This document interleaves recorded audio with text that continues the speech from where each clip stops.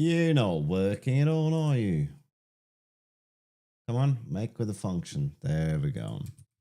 Okay, and then we just need a little bit of this and a little bit of that. And what is this thing that's playing?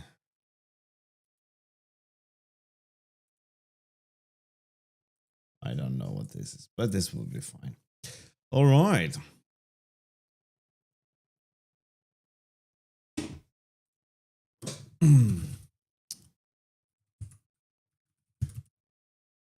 We're not doing game engine stuff today. Let's just do this instead.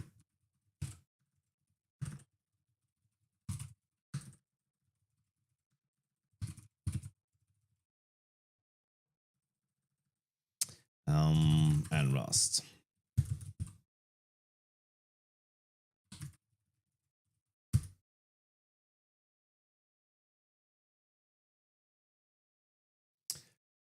Okay. We probably need some instructions for this as well. That will be on the Arch, by the way.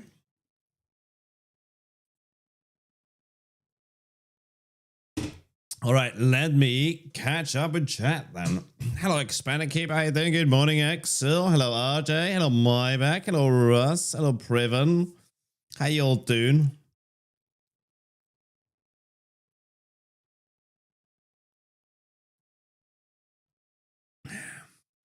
How many night noises can one make in a matter of 2 minutes? Depends how quickly you can get in and out of chairs. SIMD indeed. We're gonna look at this a little bit. I am not entirely sure what we're gonna be looking at, but we'll just poke around with that, I suppose. Are the social icons squashed? Thank you for pointing that out. Oh no, they're not squashed. You just can't see it very well. They do look squashed though. Should we fix that first?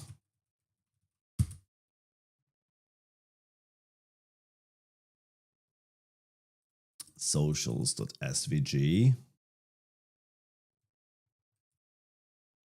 Okay.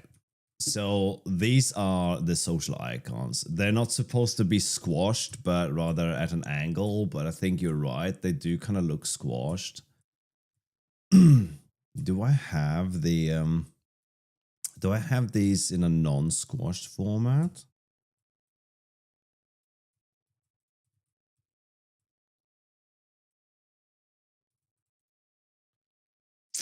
We should probably just be able to apply some path transformation to this, which is where there.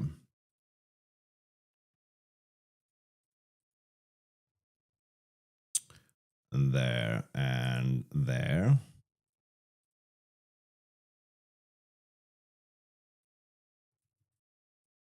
We could try this one first.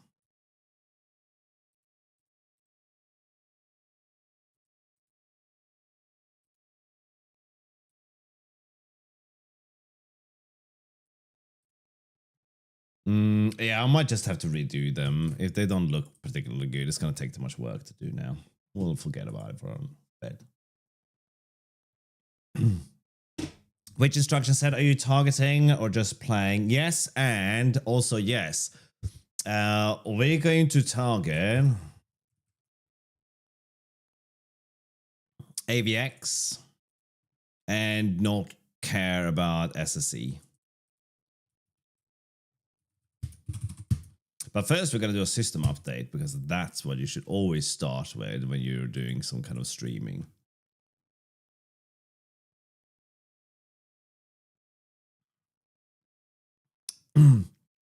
Okay, sorry, I'm missing the question. What is SIMD? Yes, so with SIMD, RJ, you can take a bunch of data. Let's say that you have a register on your CPU that can fit a very large number. Okay, so it can fit 512 bits, right? But we don't put a number, a single number in there. Instead, we're going to put something in there that we're going to treat as an array of bytes instead, right? So what we can do is we can put various values into these bytes, and then we can have a little bit of data over here. So let's say that we have another byte that is 3. And we're going to add these two together, right? So we're going to add 3 to 3, that's going to be 6. We're going to add 3 to 4, that's going to be 7, 8, 4, right?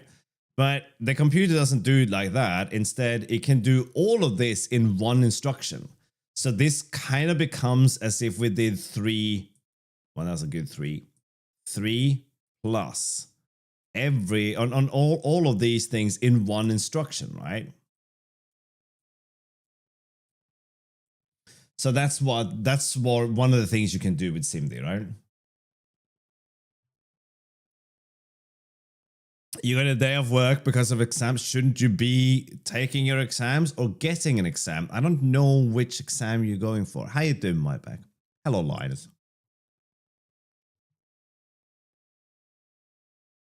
Do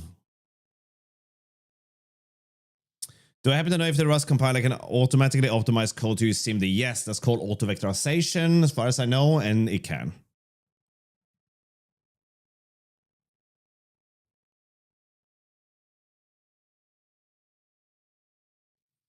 All right, Linus, I will teach you.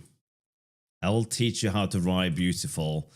Flawless, correct every time. Are you with me? Okay. B as in beautiful. E as in beautiful. X as in I can't spell.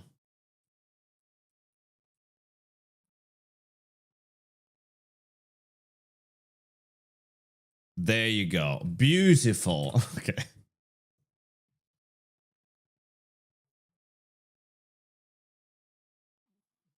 I see.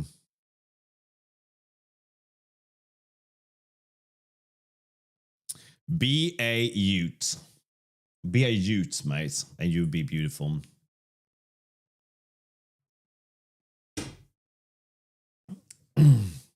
From Ace Ventura. Well, there you go, right? Speaking of botanical, check out these guys. Huh? Hmm?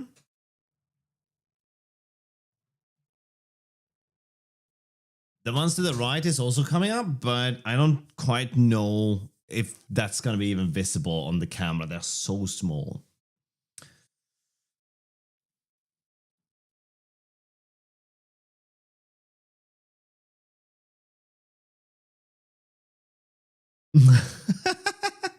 How can we have such a long-running poll, though, Cuba? Okay, now, yeah. So what are we gonna do with SIMD? We're gonna do some. We're gonna play around with it for a little bit, and as I was answering RJ, I'm saying that a single instruction applied to multiple data, but Discord polls have user defined durations, don't they? How? But the thing is, I'm not gonna kill these guys in a week, right? That's impossible. This thing is watering them automatically. I could just leave this for a week and they'll be fine, right? So it'll be a very long poll. It's like a zero maintenance thing. The only thing I have to do after a couple of weeks is start adding nutrients to the water, right? Speedrun it. Yes. Anyway, so what else can you do? Well, you can compare data, right? You can compare data with CMP. Okay. So we can compare packed 8-bit integers in A and B for equality. Okay. Now, these two are a little bit on the large side, so we're not going to use these. I would like the...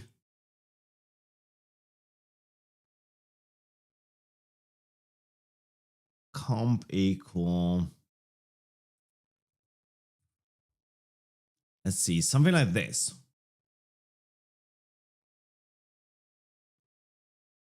Is that not what I was just looking at? As nightly only. We're not going to use anything that is nightly only. But what we can do is we can actually do string search with SIMD, right? All right, this is definitely gonna go well. But let's do it.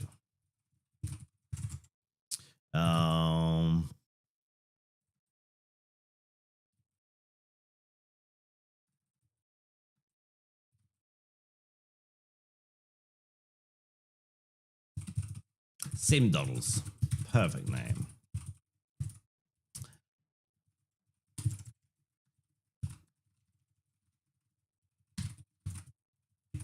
Right, so we can have this as our haystack, and our needle could be A, right? So we can search through a large chunk of this in one instruction, right? Oh, amateur superhero, you're too late. I have already named it, but if you're faster next time, I'll definitely pick your name. You're too late, you say. We've already made that comment.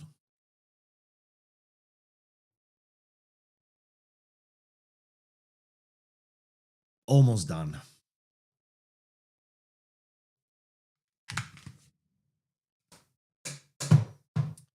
Ah. Ugh. Okay.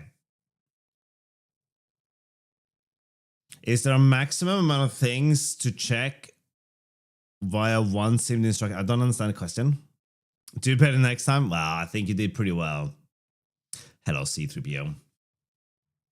Okay, so we could effectively look through this byte sequence in one instruction, right? As long as we can fit all this into one of these registers, right?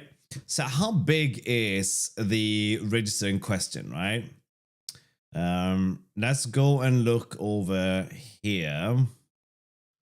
We have this guy. Whoops, you're done. Okay, cool.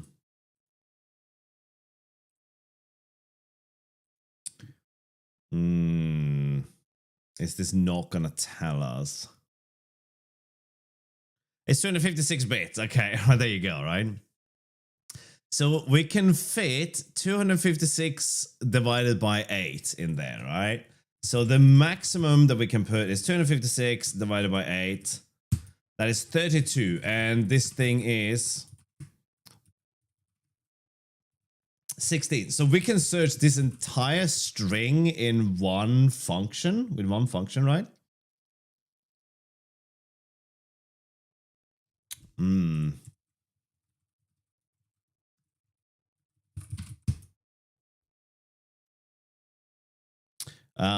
Axiom Verge. It wasn't really a guess, was it?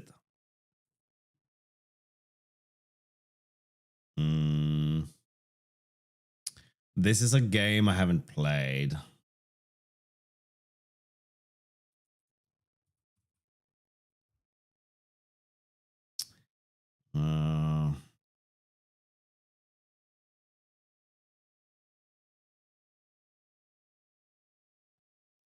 No, I'm looking for a name. I can't remember the name of it. Let's skip a little. Jagged Alliance? No, why would that be there? It's not a Metal Gear name either. I don't even know what year to place this in.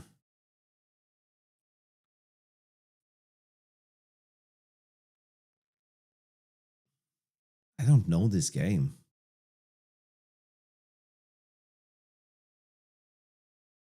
No, I have no idea what this is. Metal Slug?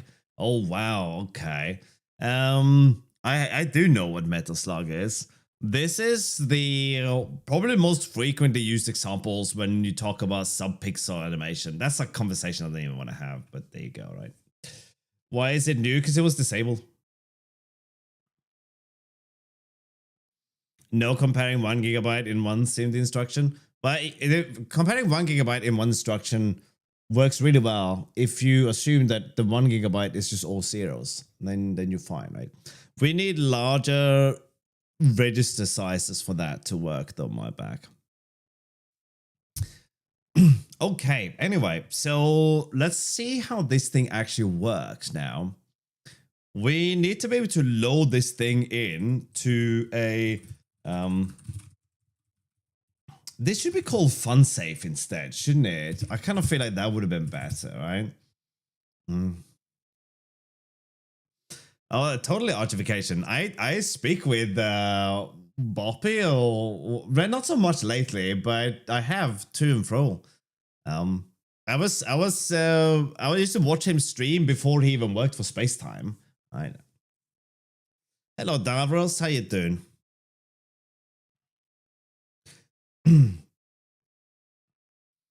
I think if you're convincing enough, my back, and you have the technology to back it up, then yeah, maybe.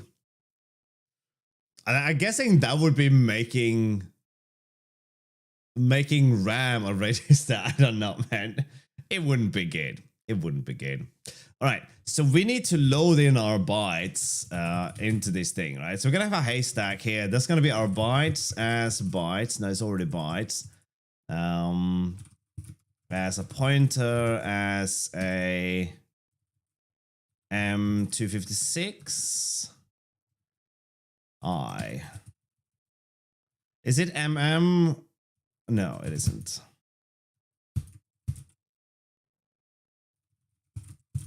There we go, right? Hello, Tempe, how you been? Received on news I never thought we'd receive in our lifetime. Hopefully that's good news. What a fancy type name. Yes, it is pretty fancy.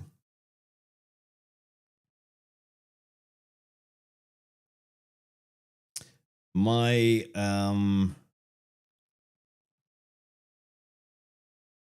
yeah.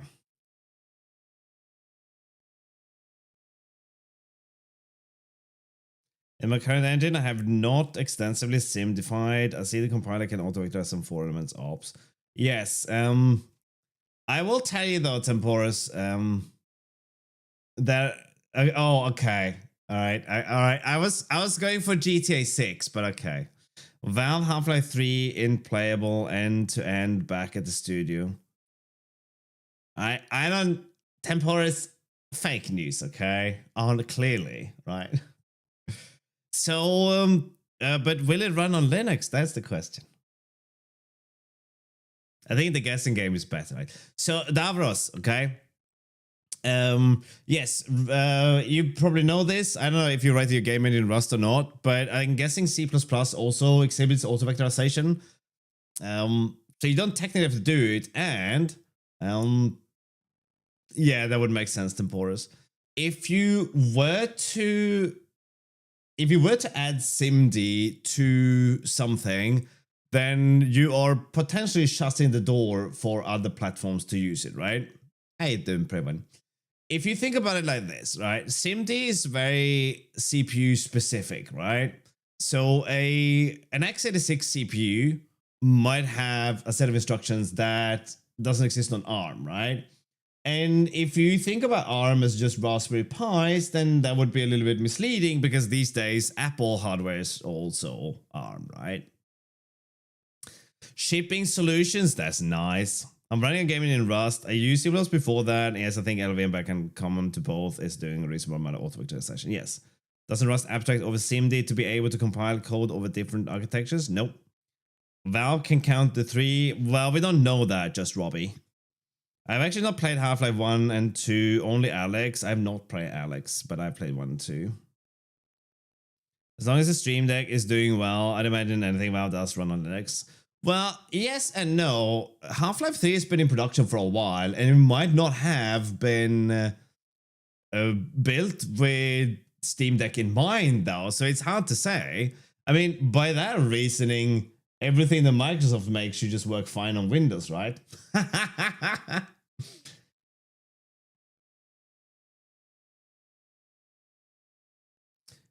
Behind a config flag, you get the best of SIMD where it's available and still compile otherwise. Could you link to this superhero where this is true on stable? Actually, that was a flippant and dumb comment on my account because obviously it's a config flag, so no. It's been in a production last iteration of Half-Life 3 started after Alex. Cross-platform, SIMD belongs in things like maths libraries and physics engine as explicit code path. Right? Or, you know, here on my screen where we are going to do SIMD-like things, right? Also, I didn't get around to stream yesterday. I do apologize for that. It was a very long day of soul-crushing depression. No. That was supposed to be a joke, but I realized that depression isn't as funny as one would think it is. No, it was a joke. I wasn't depressed, but I was frustrated and I was working on a video idea again, getting far and then hating it. It's a repeating pattern in my life. Hello, Chris. Is this playing with SIMD for the game engine? No, this is not game engine design. Only a lunatic would add SIMD to a game engine. Is that right, Davros? Well, it was supposed to be my back. I mean, I haven't thrown it out yet, but I just don't. All right, so I watched this guy. Yeah, we're gonna get into SIMD. Just give me a minute to rant, okay? I watched this video the other day, and this guy's talking about being a content creator. Something that I kind of cringe a little bit at, and maybe that's one of my problems is that I'm not embracing what I actually do. So he mentioned like as a content creator, we have to be a little bit narcissistic because we are making something that we think is good enough for someone to watch, and that kind of landed pretty hard with me because I don't.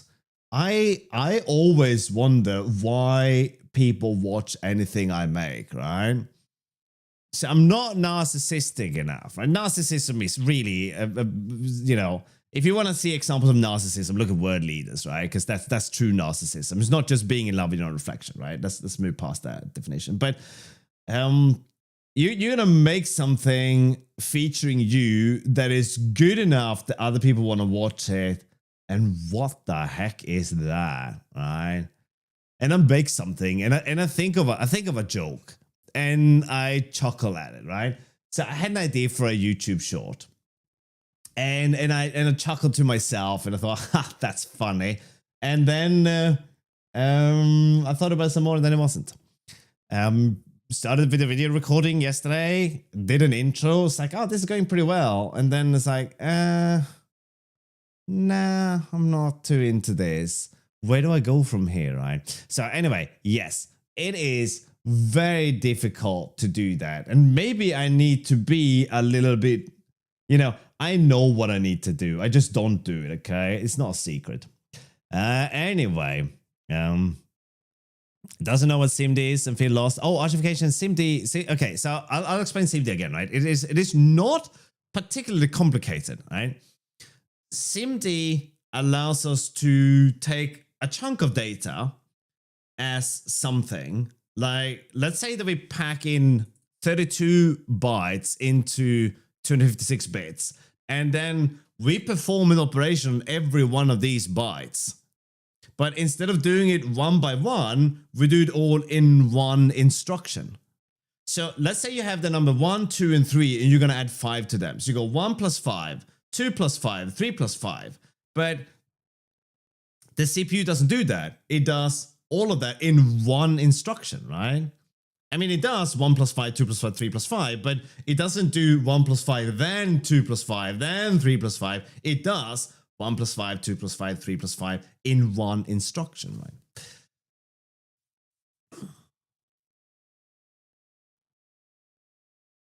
Oh, that's nice of you to say, my bag. There is something like that in GCC, I think, as well. Some cross-platform SIMD-inspired intrinsics, things like 4-element ops that are probably available on most platforms, yeah. Why would you not want to? Well, there are many reasons, my bag. Maybe it's boring, right? I mean, I don't know. I don't know what other people think and what other people like. So I'm only focusing on what I find is funny and what I like. but I don't find it funny after 2 seconds. Right? There's a difference between people who watch this, and we'll find out if people watch this. Both mentalities are viable, right? Maybe, but for the second one, you have to come up with something new, and I find that incredibly difficult to come up with something new. I think ARM Neon only does 4 times F32 and similar size types. No idea. Wasm only does this. Oh, Wasm isn't even on my radar here. YouTube Shorts, that's it though, right? I found that tomorrow another YouTube Shorts coming out. But if you're a sub to this channel, you can watch that YouTube Shorts if you look in the sub lounge on Discord. You don't have to. It's a link to a Patreon page, but you don't have to sign up or even sign in to watch it, right? I just needed to put the videos somewhere. SIMD versus GPU versus NPU fight. Well, the GPU can obviously perform a lot of things at the same time. We're talking about SIMD and how impressive it is that you can add a number to a bunch of other numbers in one instruction. But then if you look at the GPU, you're basically executing a program thousands of times per pixel on your screen. That's just mind-blowing, right? Last year, we sat around watching your chair. You estimate our standards. Fair enough. It's absolutely boring for some, but interesting to others. You do it first and find your audience after. Maybe, but that's a good way. You got a very interesting mentality, amateur superhero, right? You're kind of pendling from ligma to profound. I don't even know where to put you, right?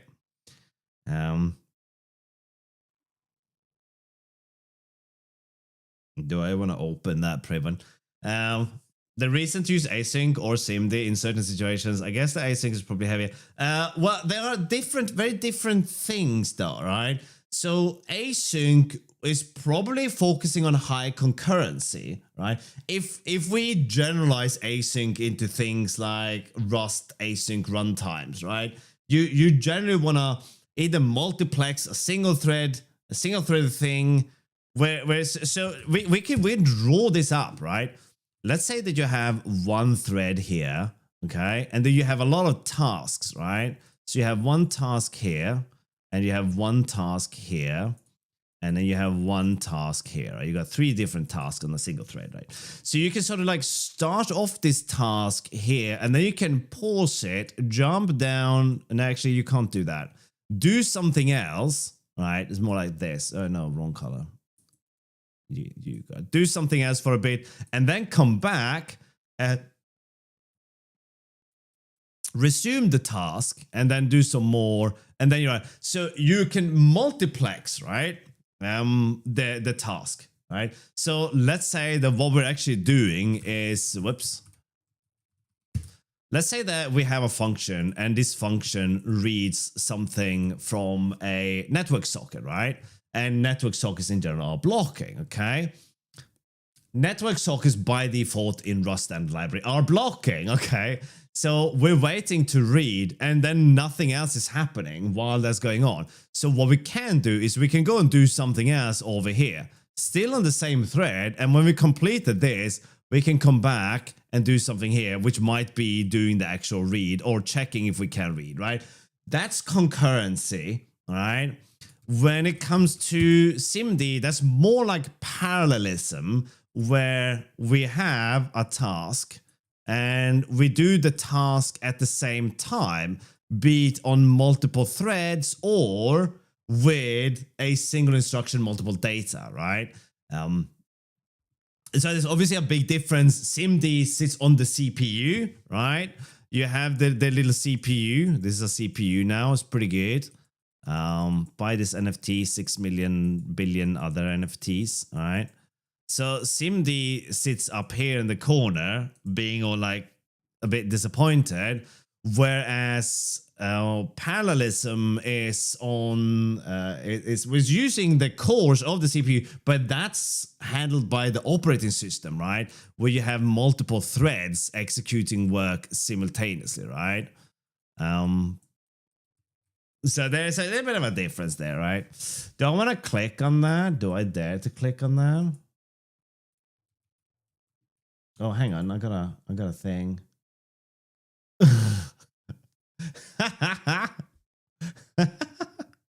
Oh, beautiful. Thank you, Priven. I will heart your post there. But then something stopped working. There we go.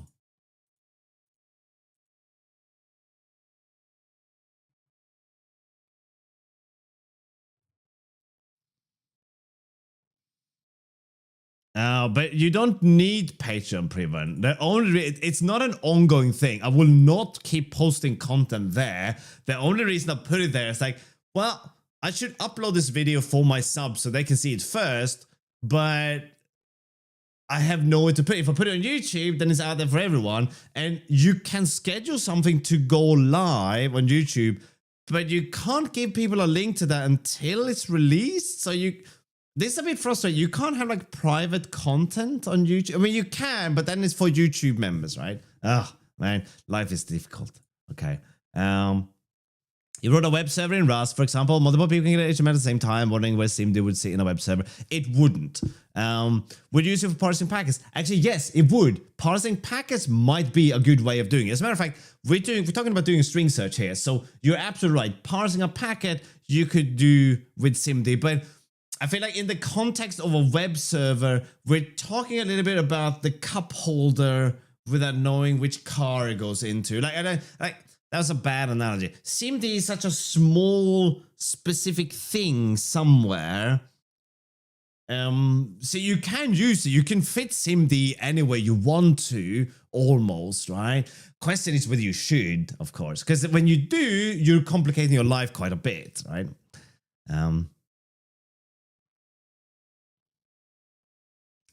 You will find out tomorrow, my back, if you are following my YouTube channel. Only fans, but for Twitch only. No. It shouldn't be for Twitch only, right? I just want somewhere to share videos with the people who are subscribed before they go live, right? It shouldn't be that. We shouldn't have to make something for that, right? What was I doing? Const n is not a thing. Okay, right. So we're getting a pointer to the bytes, and then we're casting this as an M256, right? So this is going to be our haystack that we're going to perform the search of in. You're searching in a drawer. Yes, search in. Right. You're searching in a what's in my drawer? Nothing of interest, right? Okay, so we're gonna have a needle. We already have a needle, so a needle has to become. We have to do something with this haystack. We have to upload this thing to the CPU to register. Actually, now that's my GPU brain talking, right? It is my back. Okay, let's see. What SIMD instructions do we have? There's supposed to be a whole bunch of functions here. There's one for loading, which is like an LDD function. Here we go, right? So this would be unaligned, maybe. Yes, load 256 bits of integer data from unaligned memory into result. This intrinsic may perform better than load use when the data crosses a cache line boundary. Now, here's the thing. Is this going to perform better than load U? We don't know, so we can write some benchmark to try this out, right? So we get both of these in here, right? We get that guy and this guy in there.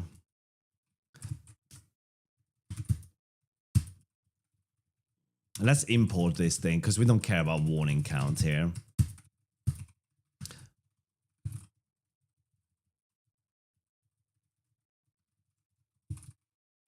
So this will be our new haystack now. And this is then going to be... I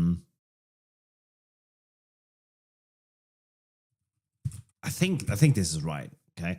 I've just briefly read about this. I played around with SIMD last year, I think, at some point. Maybe it was the beginning of this year. I don't remember. But my memory is just... So we don't know, right? Haystack is blockchain. Now, haystack is generally what you call something that you search in, right? So you're finding a needle in a haystack, right? So it's not an uncommon set of terms. Speaking of which, what would you guys call? What would be alternative versions of haystack and needle when it comes to what is it? Search, source, and the thing you're searching for. Like, do you have any names for these things? Hello, everyone. That's a weird set of names, but I guess we could go with everyone and hello. Thank you for suggesting, Keenan. It's pretty good. How you doing? So I took that joke too far. It was dead before I even left, right?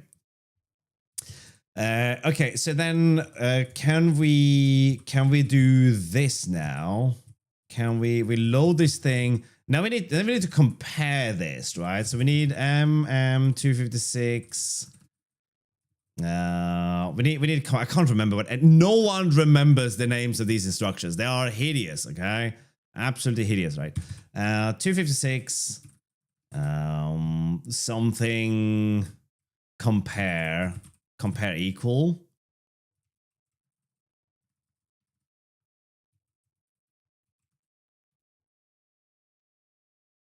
No. Compare. We need something in. Oh, there's too many of these things, right?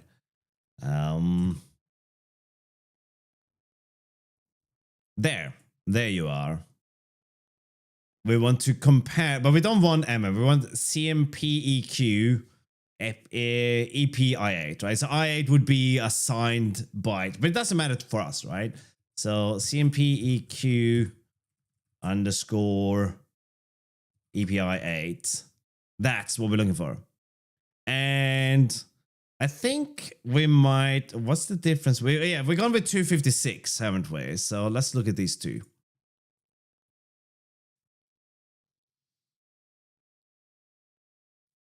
Yeah, you probably used none my back, right? So when you're saying that X is none, we don't really know what it is. So you can write something particularly awkward like this. You can write that if you want. Oh, I see. Okay. Right, so this one will give us a mask back, and this is nightly only, so we're not going to use that. But we do want to get a mask back, so we can do something like let mask equals whatever, and then we can say mask dot trailing zeros, which will give us the number of zeros. I am jumping the gun a little bit here, but this is going to give us the position that we are searching in, right? So let's say that we have some data here, okay? And then we're finding this guy here, okay? Can you, brain? We're finding this guy here, right? That means if we were to look at this as a mask, as a set of bits, right? That would be the bit that is set. So to find out the position of this, we just have to count the number of trailing zeros, which would be 2. And since this is position 0, 1, 2, 3, that would point to that position. So just looking at the trailing zero is going to give us the position. We're going to have to add some offsets and everything to this, of course, right? For that to make sense, right? But you know what? Are you guys impressed with how well I am managing to pretend to know what I'm talking about so far? What kind of martyrs give back? Abusuma? I don't know what that is. If you would have said Plague Doctor, then it would have made more sense.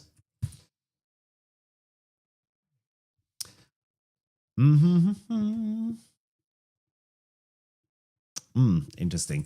All right, so now we have to do the comparing, though, right? So we're not there yet. How do we do this thing? We are going to call this. Yes. So this is gonna give us back something.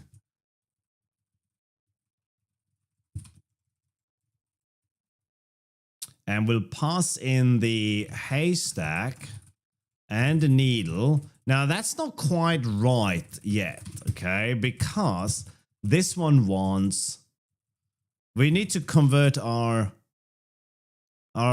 integer into a 256 one.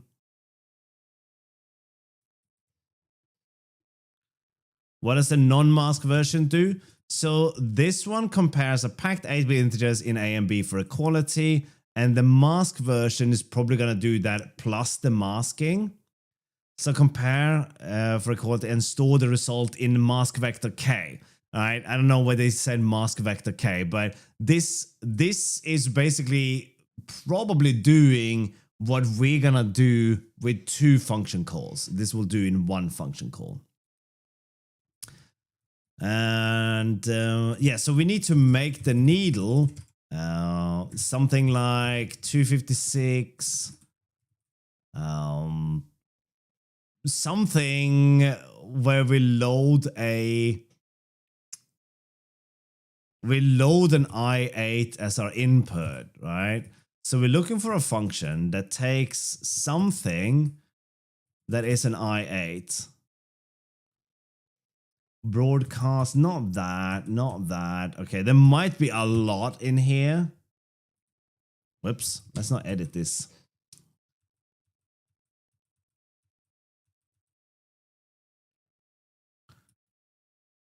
Copies A to result and inserts the 8-bit integer into result. No, we're looking for something that just takes, well, maybe this is it.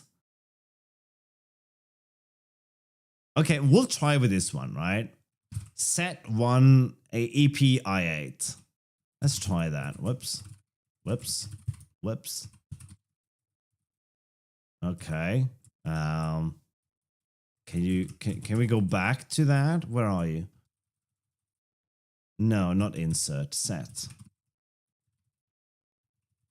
There you go, right?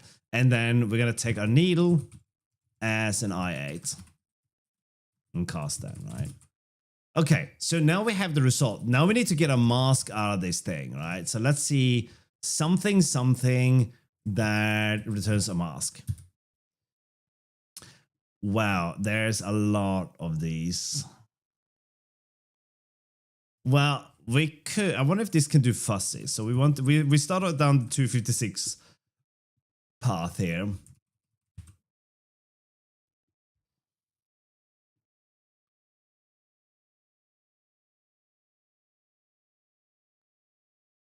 Okay. Well, we can look at the input of these.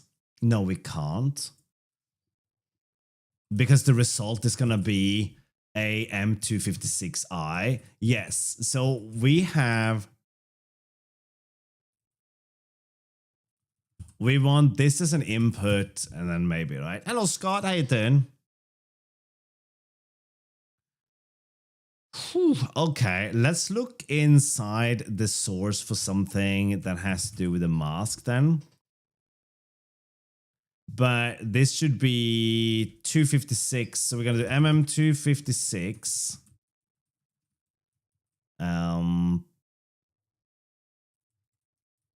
Mask. Wow, there's so much of this.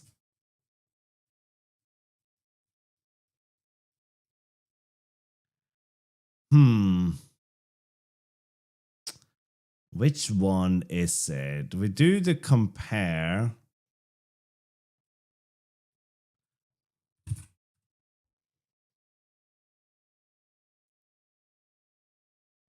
Yeah, there's so many of these. Loads pack double precision single. Okay, we don't use float. It's not square root either. It's really a lot, all right?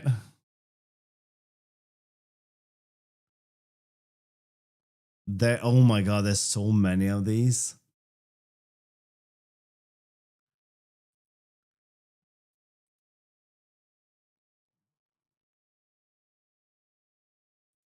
Okay, let's do this. Let's do a bit of a search, right? Rust, then mask the result. Let's see what happens, right? Now that's nightly only.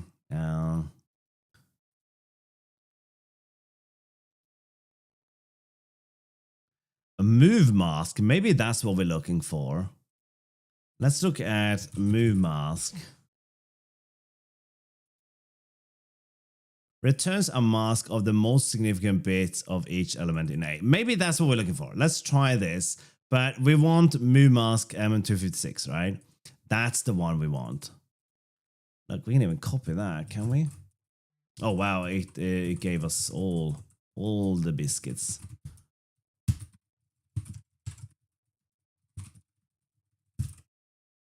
Okay. Will this actually work now? Can't find. No, we have to import that. Right. Okay, I think this is it. So if we are looking for let's make this a little bit simpler to read to start with. Oh, that's very violent music. Can you convert to a slice of bool? Kind of. That's what we do with the mask, right? Let's print out the mask as bits, maybe, right? Actually, that's a very long. It's very. It's an I32, so it's 32 bits, right? So what we could do, right, is we can say let x be 1 I32, and then print out the x value in binary form, right? That's 1. But we want to see this as a slice of, it's not a slice of bools, but as a list of bools, a bunch of a set of bits, basically, right? So we say prefix this with, we want 32 of these, and we want you to put zeros where there we go, right? So if I make this thing 8, we'll see a new placement of the value. Now it's there. So if I make it 9, that one and that one should both be set, right? And there it is. So this could effectively be our list of bools, right? But then you would have to iterate over these things to make sense of them if you wish. However, like I said, we can, if we find something, we can just look for the number of trailing zeros, right? So if we look for trailing zeros here, that would be 0 because the first bit is set, right? So if we print out x.trailing zeros, that would be 0, right? There are no trailing zeros. But if we change this to 8, now we'll have 3 trailing zeros, right? There's 3, there's 1, 2, 3. And that's what we can use as an index or as an indicator whether we found something in our haystack, right? Okay, so now here's our mask, and then we're going to print out the mask.trailing zeros, right? And how many zeros should we have? We're looking for A, okay? So if we go from here to A, that is 8. So we should find 8 in there. And there it is. All right, how anticlimactic. There it is. Hey, there you go. Another job well done. Right? So so we've now made a pretty fast string search function, right? Where we can search for a needle in a haystack, right? We are looking for A inside this thing, right? So let's make a function called search mm256. And we're going to get an input. Thank you, Russell. Thank you. A string and the... Now, we could try to be cool about this, but we just want an ASCII car in here. So we're going to pass in a byte instead. And we'll return a usize. That will let us search for some kind of value in here. But what happens when the string is longer than 32 bits, right? The most we can have is 32. But that might not be enough. We might be looking through a pretty long string. So we're going to have to break this up into a for loop with an offset instead, right? So here we can say if the mask is larger than 0, then we're going to return mask trailing zeros plus an offset. Okay? And the offset is going to be how we do this. Okay? Let's say that we have a, what should we have, right? 32 is the maximum length, right? So const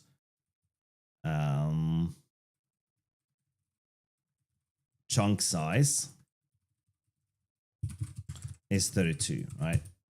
So we can search on a 32 UTF-8 max car long string. No, Chris, we can do better than that. Right now, yes, but we're gonna do better than that, right? So first we need to get bytes. That's gonna be input as bytes. And then we're going to get our needle. That's going to be our ASCII car as I8. So then here we just have to pass in the needle. Technically, we only have to do this once. And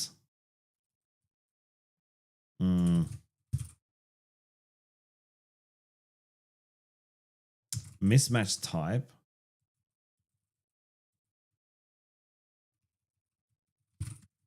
Is that what you're griping about? Yes, there we go, right?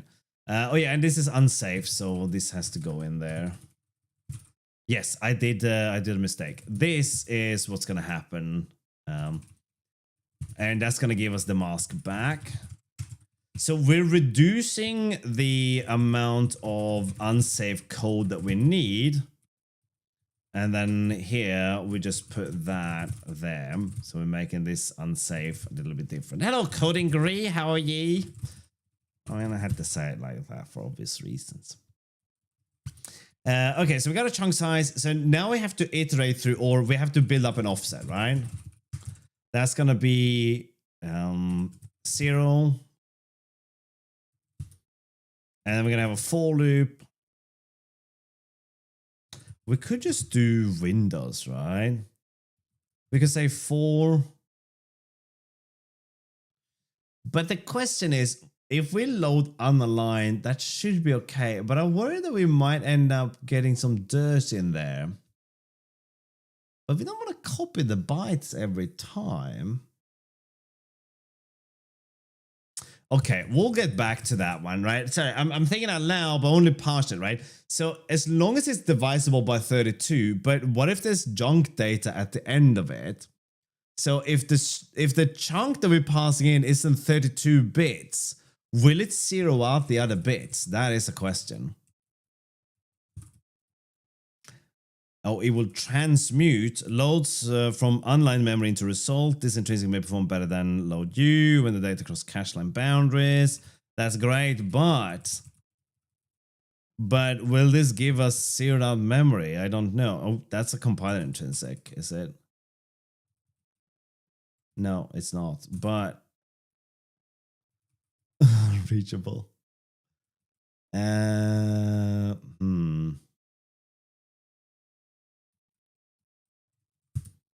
That is a question I don't know. Hello, only having fun. Okay, does anyone know what happens with LDDQU? If we do this with something that is smaller, a pointer to a smaller size, will it maybe just blow up?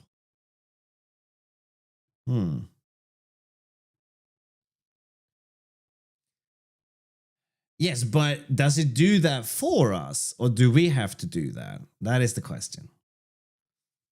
We do need something there, right? We can't. So what happens when we load this, right, into the register is going to load what is at that address. So as long as there's no other data past that, because this is unaligned, right? Wanna mod fix the size you want?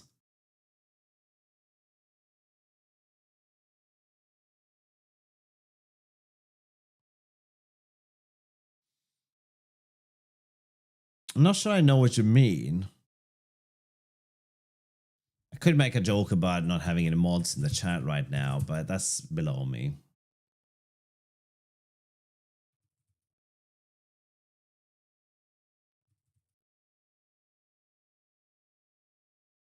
I have no idea what you're talking about. I want to fly. But I think you know that. Okay, so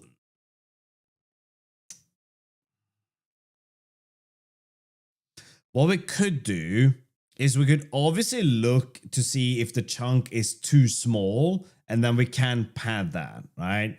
So that could be done, right?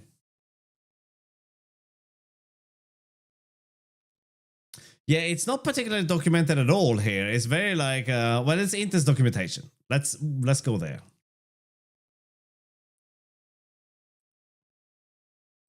I feel like I might regret looking at this now, but okay, this was not better. Oh, there we go. It's like, is this the documentation? You're taking the piss. Create a mask from the most. Oh, no, that's not the mask that we're looking for. I'm looking for LDDQU, right?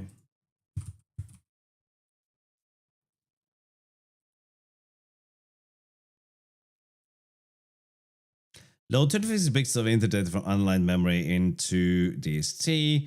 This intrinsic may perform better than the. Okay, this is literally what it says here, right? No, it's not. It's not that one. Anyway, it's exactly what it said in the previous one, right?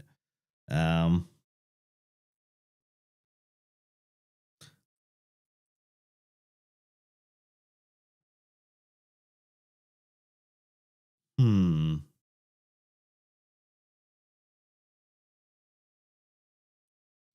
You only need to pad the initial input. We only need to pad if we don't have enough data. So what we could do is we could have a chunk of data prepared for this thing that we load the data into if the chunk is not big enough, right? We could do that. So the haystack could be, we could do something like, let's say we do for chunk in, and then we're gonna have our bytes. We're gonna get chunks, not chunks exact. We're gonna get chunks. We're gonna get the chunk size. Okay, so this will give us chunks that are 32 bytes long, right? And for every one of these things, we're going to say, at the end of this offset, we just add the chunk size to the offset. It's a little bit wrangly to do this, but we can do it this way. And then here, we'll say if the bytes length is equal to chunk size, then we do this. Otherwise, we'll do the, and this is only going to happen once, right? So we can zero out chunk size, and then we can do pad dot copy from slice, and we can pass in the bytes here, but we have to make sure that this is the same size, bytes.len, and we're going to copy the bytes into there, and now we can do pad as pointer, right? Hopefully that made some kind of sense. So in this case, we have guarded ourselves for possible bad data, right? So we're going to just fill it up with zeros, and then we're going to read the first, this will only happen on the last chunk, right? But we can probably do better than that. We'll get to it, right?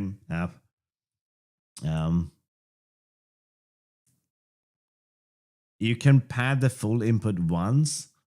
Not without allocating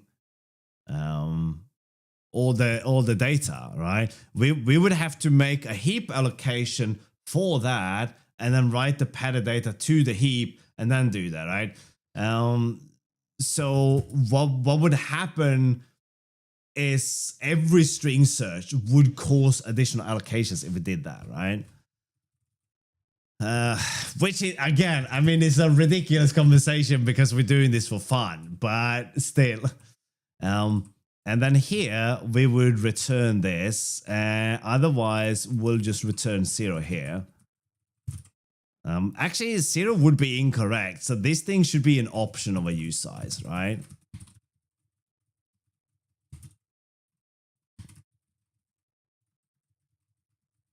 And then this would just be none. Okay, why are you griping at me? Mismatch delimiter. Oh, I see. There it is.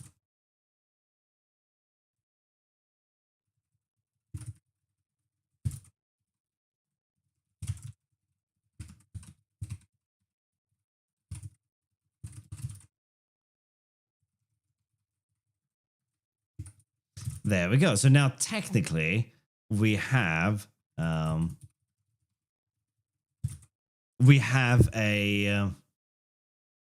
wait, where is the offset used? Is this a U32? That's why. Okay.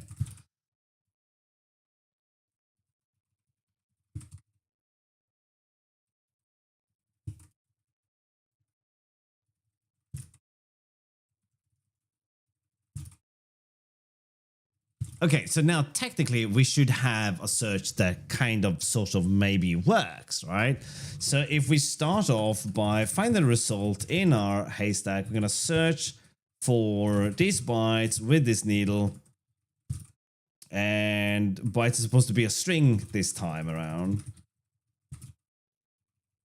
And that's not how you spell result. All right, we got sum 8. That makes sense. What if we find an X? Well, somewhere else. Let's put that at the very end, right? So that should give us 16 back, yeah? Yeah, and what if we find a set? That's a none. Okay, so we now have a pretty fast string search implementation. Now, I do believe that the string search in Rust is already, well, I say string search. Actually, this is not a string search. This is a character search, right?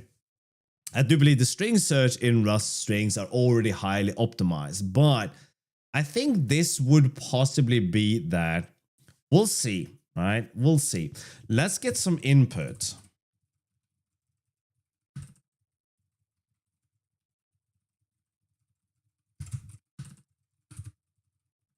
We're going to get the environment args that we pass in. We're going to skip the first one. That's just going to be the name of the program. And our source or our haystack is going to be args.next.unwrap. And our needle is going to be args.next.unwrap and .cars.pop. No. .next. This is kind of grody, isn't it? No, we do as bytes 0. Bit of a brain fart there, right? And that's it. Okay, so now we're gonna pass in a haystack here. And so now we should be able to build this cargo build, target debug, SIMD, and hello looking for O. Okay, hello looking for L, hello looking for X. Okay, this seems reasonably all right. Now it's not particularly good. Again, we're only searching for a character. This is not a particularly good program. So let's say that the needle is specifically the letter X, right? And what we get here is going to be the file path instead, but we're going to skip that. So let's say that our haystack is going to be read to string data.txt. Okay, and then we're going to unwrap you like so. And the needle should be a byte. So let's just do that, right? And give it the follow. I probably should have brought some tea or water. I can feel my voice is already going and we're only an hour in. New data.txt. This is a text. No, this is a string inside a document that contains words, and I like these words, but they are not as good as the other words I saw the other day, which had a flag and some pom-poms and possibly a badger named Jeff stuck in it. I bet you would be well jealous if you saw this. It was extra cool, right? So now we do have an X in there. So let's run this and bam. There we go. So the padding. All right, I'm using bytes, not chunks, so that's why. Oh, so that was never a problem.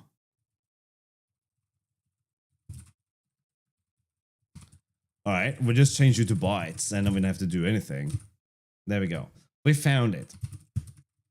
Okay, so let's see how quickly does it take to do this versus using the built-in search then, right? So we throw a bit of time instant in there. We do a little bit of the old wall clockaroo to compare this. We'll do it first in debug and then we do it in release for fun and non-profit, right? Okay, so for I in 0 to a million.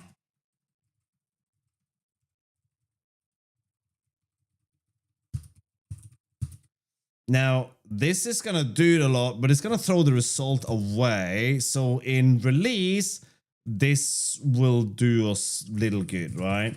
So let's make a total here that is 0. And then at the end of this stuff, we're just going to print out the total, right? We're just doing this to make sure that it's not being super fancy about everything. We can black box this thing as well. Actually, that probably won't do much for this. If let some, actually we can do let some result else continue. Wow, my voice is so going. Total, bump that with the result. All right. Okay, that took a while and here we are. So let's see exactly how long did it take to do this.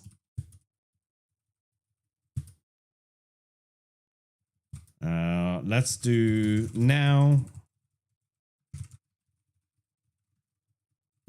Okay, and then total time is going to be now elapsed. And then total, and then we put total time in here. All right, so it took almost a second to do this. Okay. Let's do this again, but let's change the search for something else, right?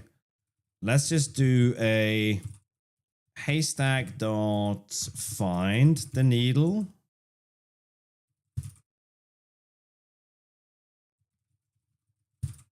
Okay. 57 milliseconds. That was way faster. That was way faster than our SIMD code. Why is the SIMD code so slow? All right. Now the fun starts. Why is the SIMD code slower? 27.9. Yeah, that's almost 10 times, more than 10 times as slow than 27.9. So the result is correct. Okay, let's run this in release mode now.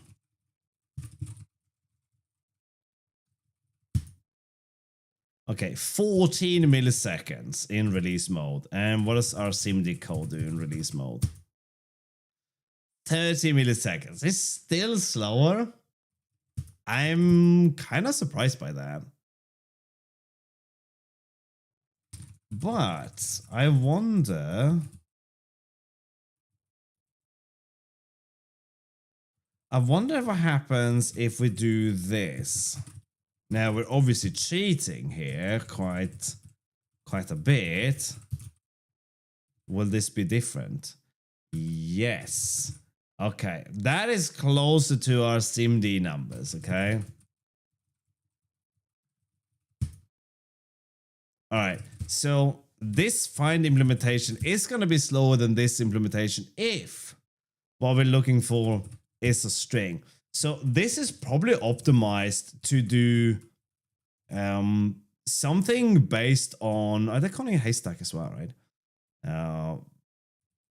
What is P in this case? Pattern into searcher.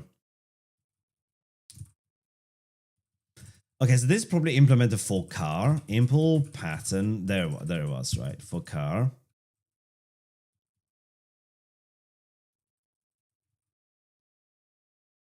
How do you figure that? Car searcher. Finger back. Okay, I'm sorry you had to see that. I didn't know the code base was that rowdy. All right, so a character searcher. Maybe this is even using SIMD. We haven't even gotten to what I wanted to look at, but safety invariant must be valid to have 8-byte indices. That's fine.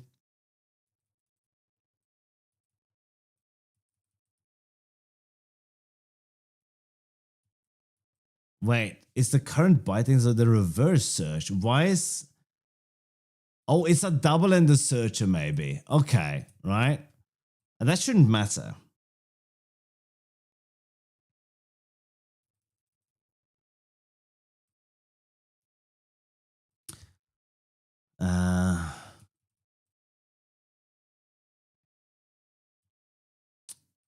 Get unchecked. This is getting the slice. What is this slice? I've never looked at this. Okay, it's a string slice.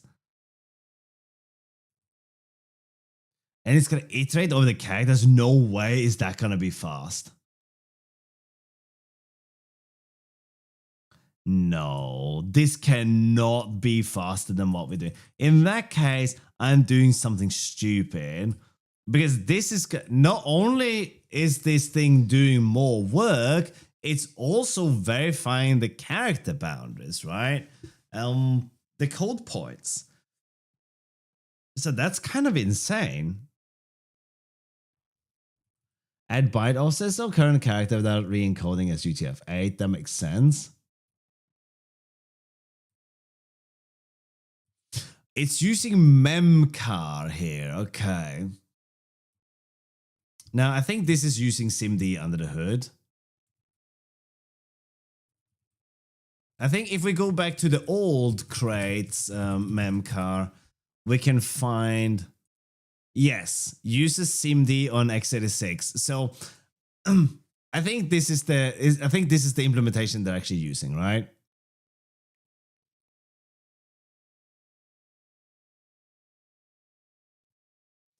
So we're kind of...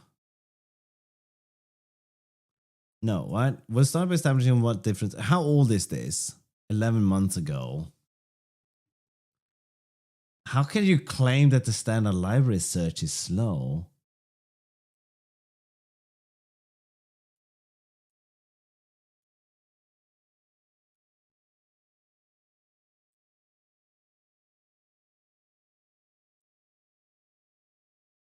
Okay.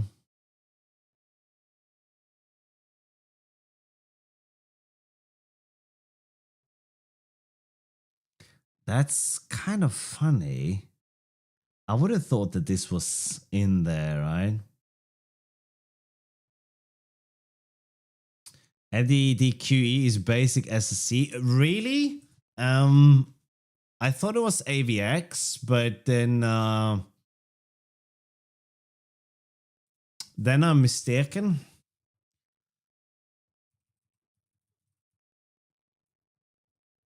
This is not using that. This is something else.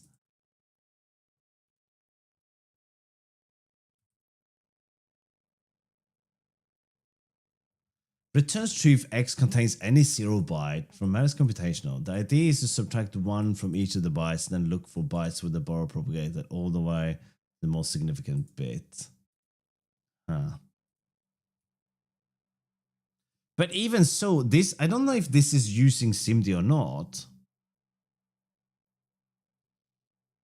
No, it wouldn't use threads here.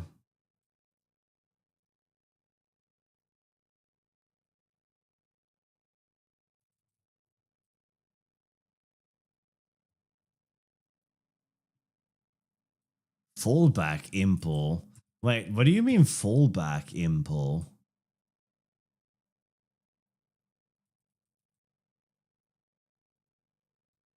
Huh.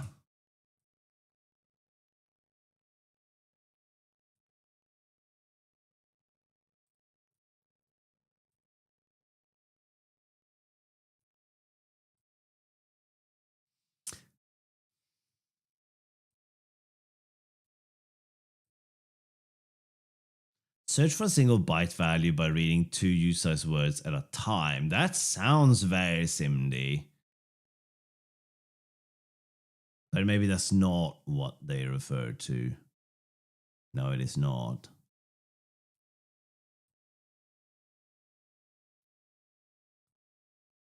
And that's going from the right. It can't be that they're reading from the right. Okay, hang on.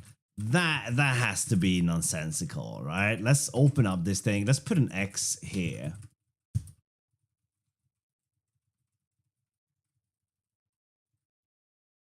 $74 milliseconds.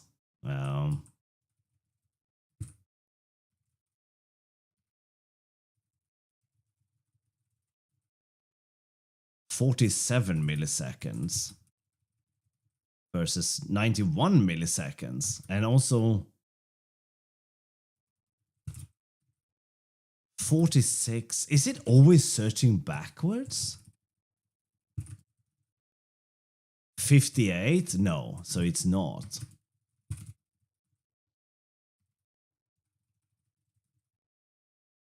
Oh, that's super slow. Okay, but let's see what we can do then.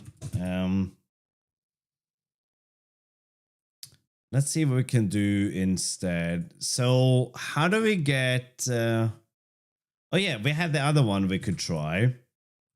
We had... Did I not keep that comment in here somewhere? Yes, this one, right? No, that's not what I was looking for. Where are you? There you go. Right. Load you. Okay, that's the one we're going to try. So we comment that out. Replace that with load you. Nope, still slow. Okay, so that's...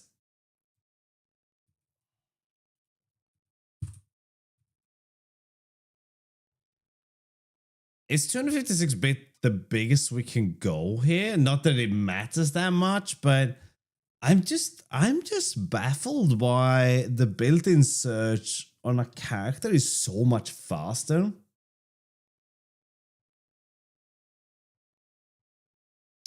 Wow, thank you, System Crash. Thank you so much for that.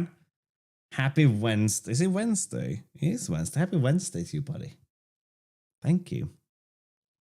We're just getting lost in the weeds here, which is obviously where we enjoy being. But how disappointing. I can't see anything in here that... Okay, let's try to throw the black box in here now, right?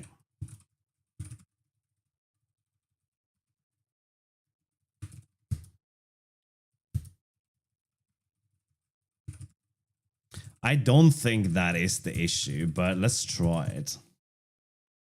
Hello, Tanak. How you doing? No, it had no impact whatsoever.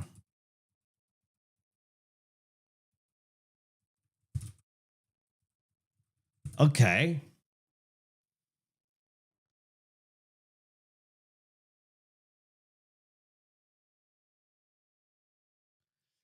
The haystack, no, the haystack is just a byte. It's supposed to be very small. We're just looking for a specific byte, but we're using SIMD to find the byte. But having a look at Rust built-in string search on a character, I don't see it using SIMD, but it is still significantly faster. Let's look at the code here. Does this one use? Oh, the bottom line is the core substring search is limited to making use of SSE2, not AVX. Okay, so the standard library is using SSE2.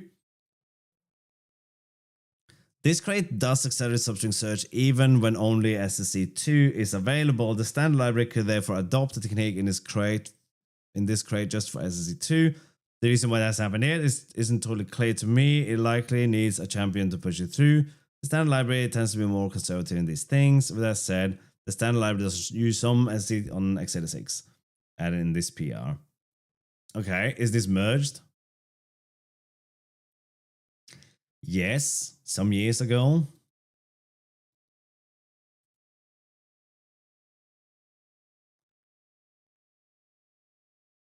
Two-way strategy, reject and match.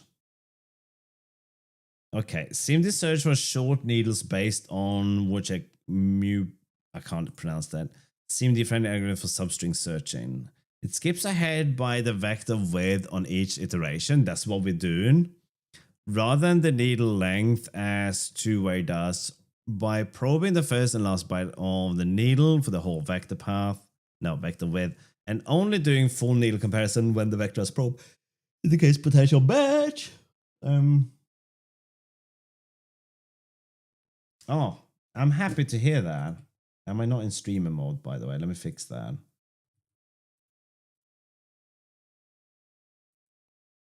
Hello, Ma. How you doing? There we go, streamer mode.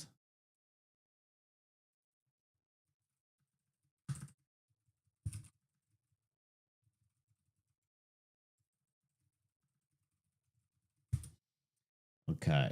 Yes. For those of you who don't know, I did the discipline challenge again. It's on the, as a matter of fact, forget the Discord. But if you want to join, here's the link to the rules. But it's not a complicated thing, right? It's very, very simplistic. And I did that for a couple of days. I'm good, Ma. I'm good. How you been? I did that for a couple of days, and if you struggle to be productive and focused, then this thing is gonna make you feel amazing, right? Because you'll get something done with the intent, right, of getting something done. So you kind of pre-commit to getting things done, and it feels really good when you manage to sit through half an hour, 45 minutes, an hour, wherever you are in the challenge, right? Just being productive with no distractions, right?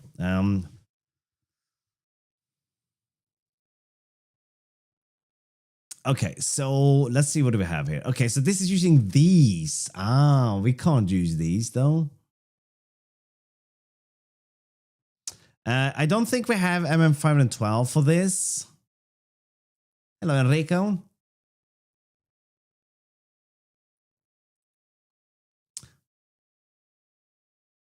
Yeah, I've been filming in here, so there's a whole mess to the left of me. There's a thing hanging for sound improvement. There's a light in the corner. I moved some things around. Yeah, it's a big mess. Which is why the camera angle is a little bit different as well. Okay, let's see.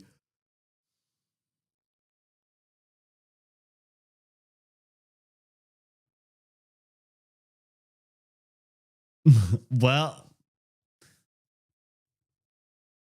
I wouldn't call it a mansion though.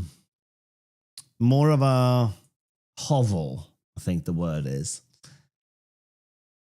But I'm moving. I can't wait to move. I hate moving, but hopefully I'll get a room that will be my real studio. I said to the wife, my dream is to have my workshop and my office and my streaming place all be the same thing. And I would just mount the computer somewhere in the middle of the room, and then I could just move the camera around the whole room anywhere I want, right?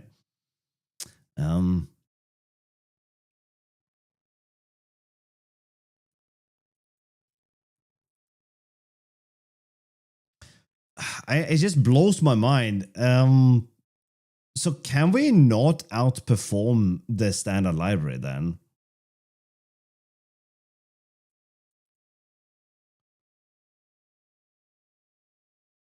I don't think so. We can't use a block. No, we can't use a block. Because this is nightly only. That's so disappointing. Why is it so much slower? And there was no difference between LDDQU and LoadU.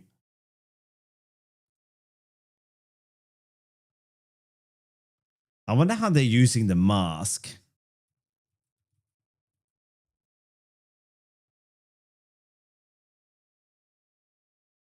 This code is load bearing benchmark before removing it. That is a bit funny. And so is this. Optimizations are weird. They're doing the same thing. They're counting the trailing zeros, adding the offset.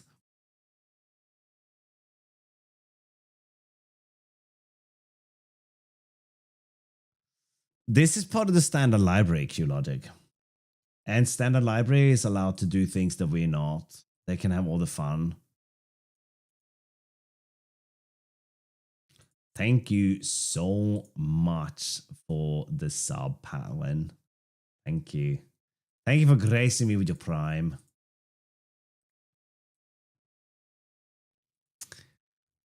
Okay, so we're kind of doing the same thing. We're doing the masking. We're counting the zeros. And I don't know. I mean, maybe it's something really stupid, like this code here.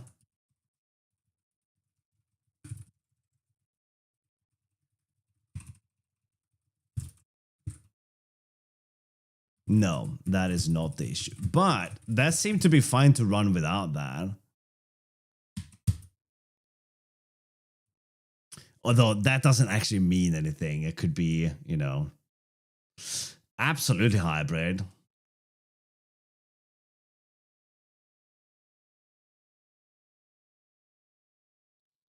Three-meter ceilings? Listen to you, Mr. Moneybags.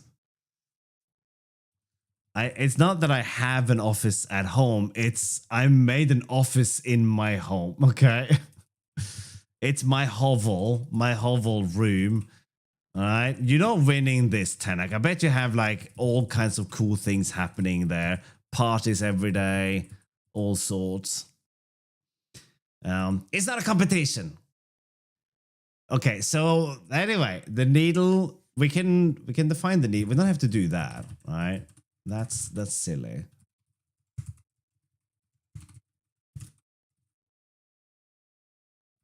All right, so there was no performance difference there either. No.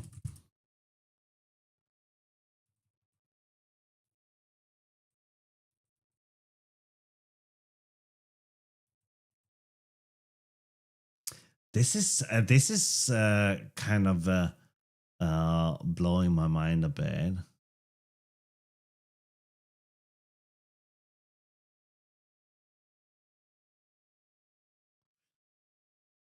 Okay, can we do this in a smarter way? Let's see what they're actually doing here with Memcar then. Let's look at the source for this to see if we can understand what it is that is different.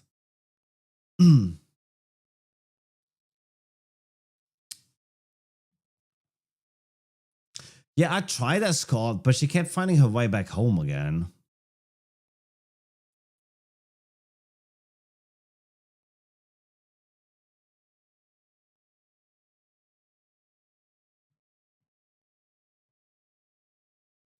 There are so many mem cards in here. I don't even know where to start.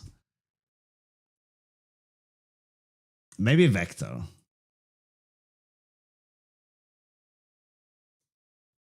No, that's a trait.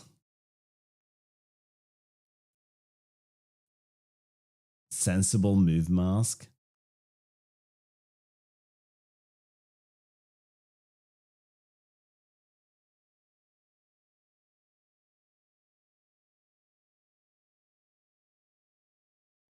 Oh, this is something, isn't it?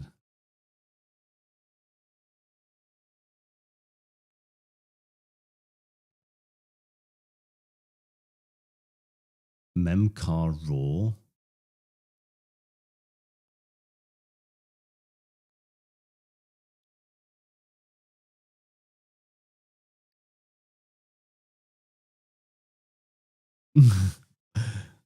They moved, and so was it because of that, or did it just coincide with that? Yeah. Oh, by the way, Scott, my parents moved and they didn't give me the new address. that was not when I was a child, though.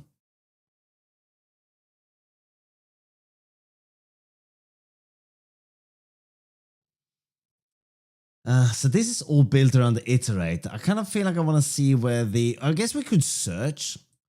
Let's search for MM256 maybe.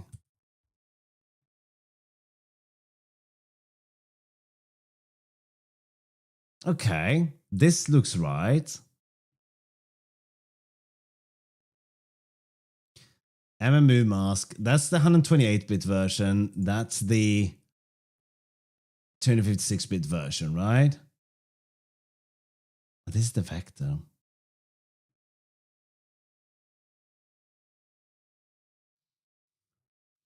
Step that was angry your mom gave you the new address. He's a trooper, right? He's a keeper.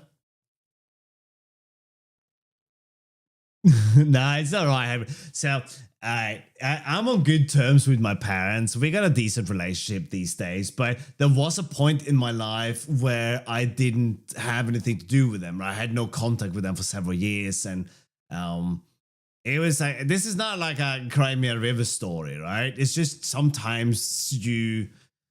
My brother put it in a good way. Just because you're related doesn't mean that you actually have to do anything with them, right? You don't have to have anything to do with them just because you're related, right?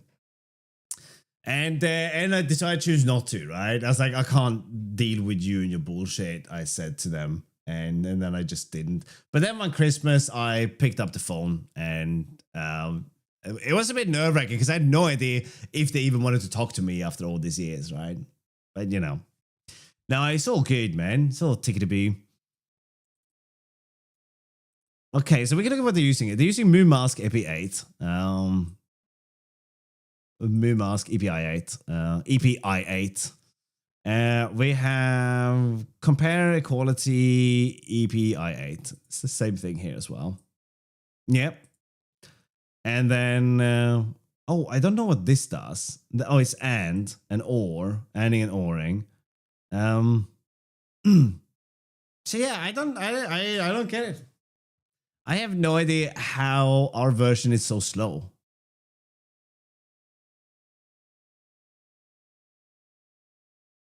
Thank you for the follow, Hector.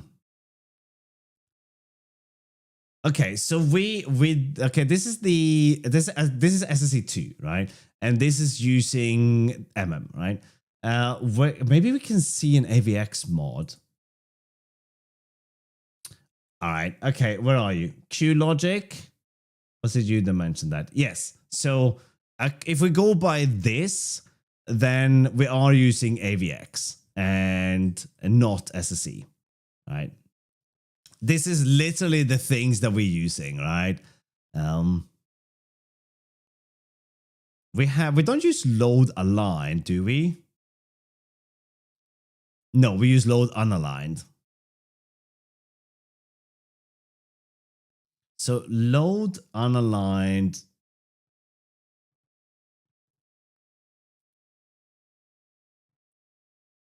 Yeah, that's it. That's the haystack.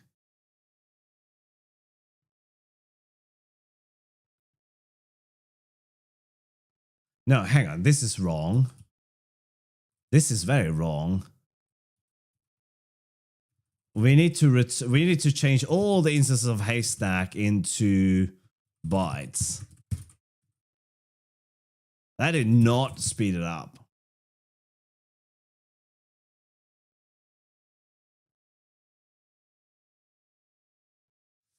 Yeah, but I think I'm gonna be one of those pants, Tenak. My kid's always gonna be welcome home and have her own room kind of thing. It's just how it is. Whoops. We're just using the bytes.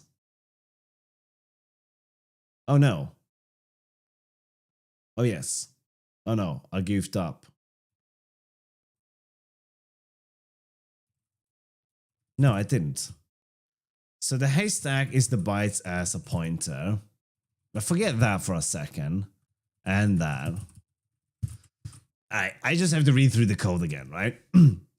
So every chunk of bytes that we have, we are going to create the mask by making the bytes in the chunk into a pointer. I guess we could just keep adding an offset here, couldn't we? So that one is sort of nonsensical.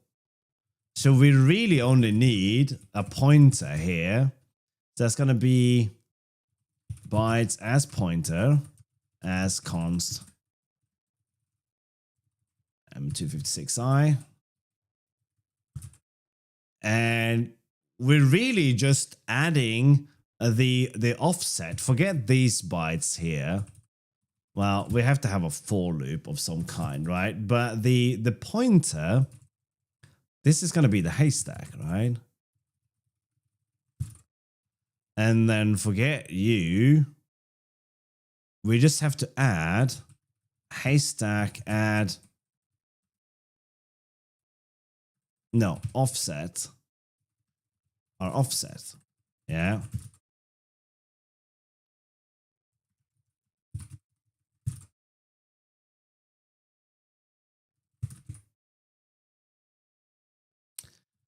Okay, I might have goofed something up there, right?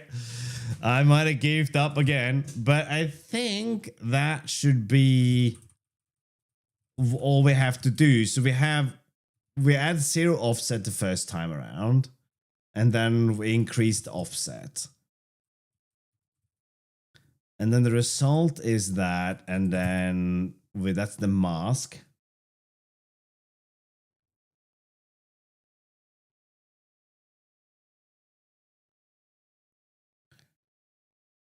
But this is what we really don't have to do. All right. So we have to get the length of the bytes. And then we'll say for offset in 0 to length. And then offset is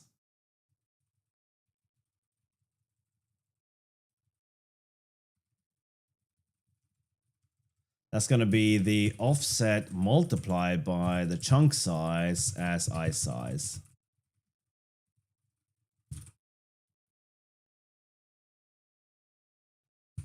Then we don't have to keep that offset around anymore.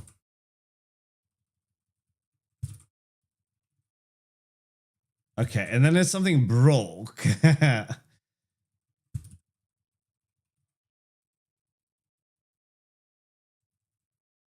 Okay, so the offset is 0.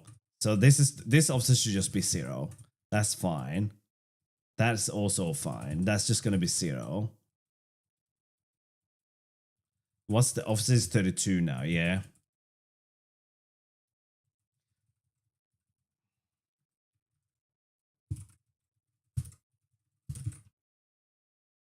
But it is just as slow. It doesn't matter what I do to this thing. It's still going to be slow. 69 milliseconds is the fastest we can get. And that doesn't sit right with me. Like, what is it that is taking time here? Is it time to flame graph this thing?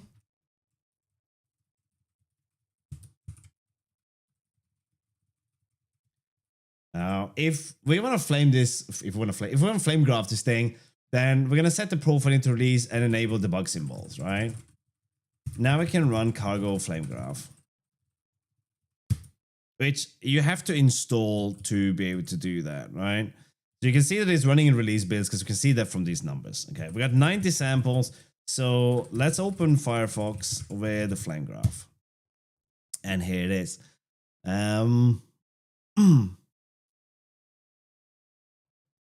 This is apparently where we spend all our time, in these two.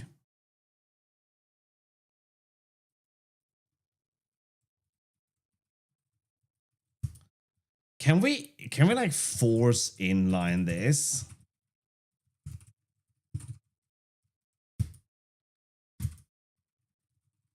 And then we say don't inline this. Holy, that's wrong data, by the way. But by Jove, was that faster in release mode? Although, of course, it is wrong. But yeah.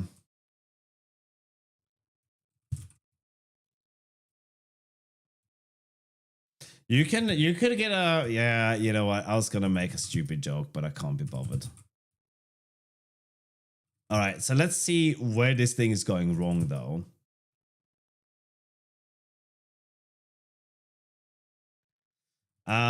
Yeah, that wouldn't be a problem. That would have nothing to do with the with this, right? I think what I'm doing wrong here is, let's see, where's the haystack? That's the haystack. That's not wrong as far as I can see. Oh no, hang on. Yes.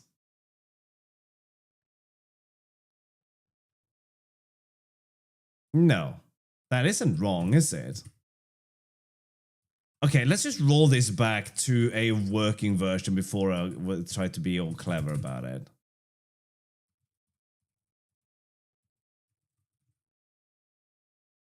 Okay, there we go.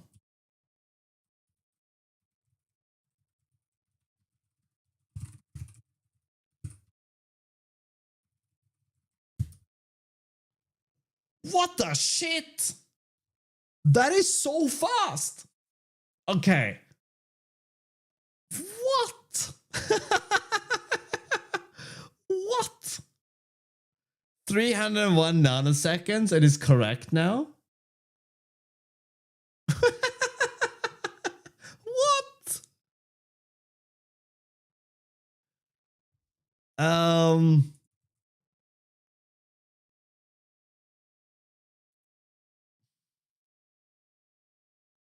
Thank you so much, Robo. I do love subs. That's very kind of you. Thank you so much. That is so fast. We are beating the pants out of the standard library. Look at this. 13 milliseconds versus 201 nanoseconds. All right.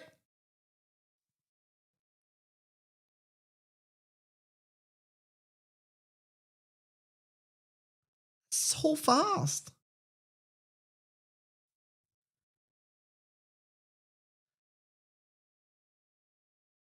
But is it correct? Yeah, you can see the output is the same though in decoding.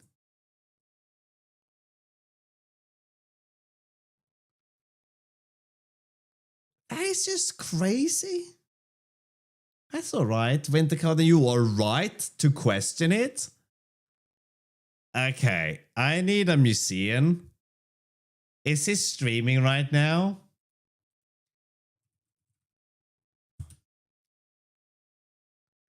He's not.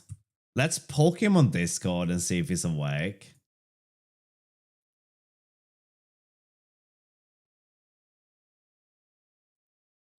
You got 1,000 nanoseconds in one millisecond, right?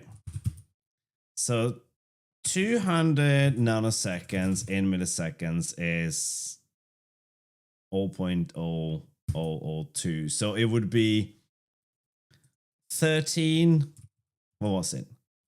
13.7 divided by 200 nanoseconds in milliseconds.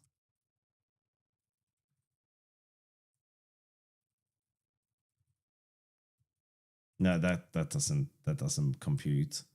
Hang on, I'm doing something insane here. Like that, maybe.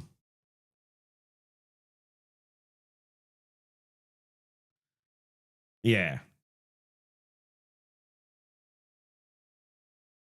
Is SIMD free performance? Are there some downsides to it? Definite downsides. This code would not run possibly on Apple hardware.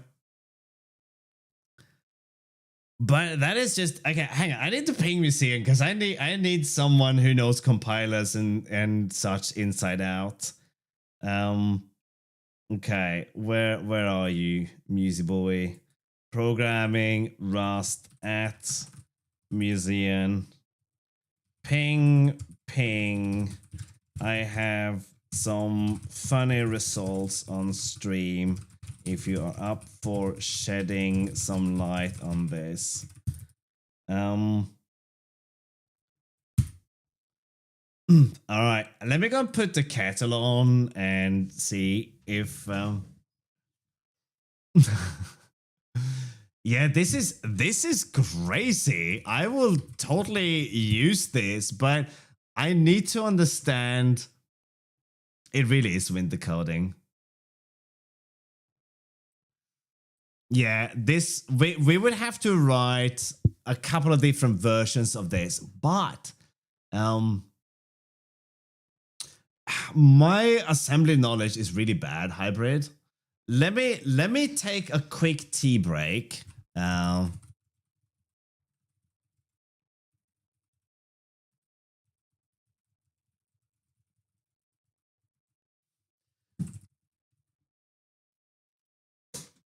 Let me just go and grab a cup of tea. And it'll be like a 1 minute.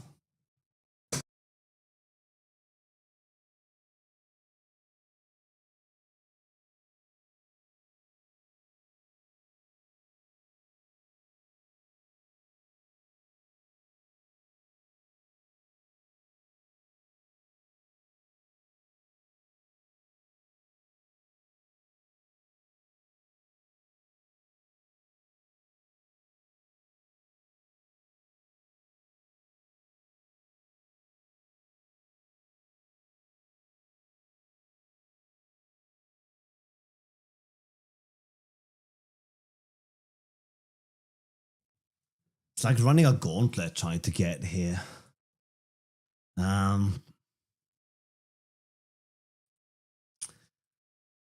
Yeah, why would this do that? Okay, let's grab this. Let's head over to old wrist.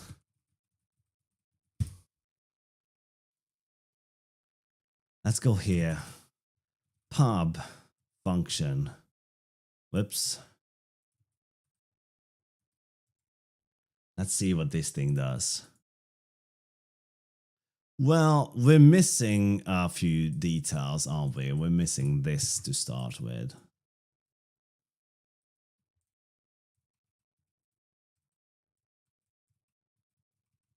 I can't see anything with this font. Yeah. Tea's boiling. Oh, water's boiling. The tea's boiling.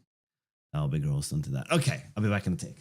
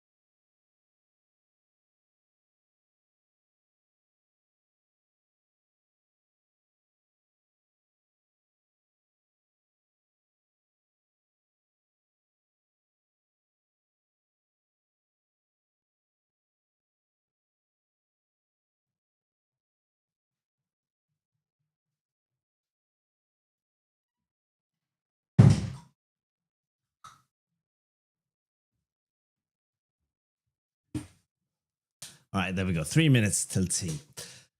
You might need no mangle. No, I don't think we're going to worry about that one yet. The problem with having an office, you have a kettle and a fridge, no, fridge, whatever.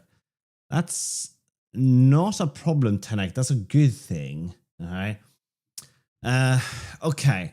There is way too much going on here, but we can compare the outputs. Here's the search, though. Yes. Yes, many RSPs and RDIs in here, yes. But no RSI. That's good, good. Okay. Let's have a look at this code here. And we'll take a copy of this. And we're going to compare that. Let's do vnew.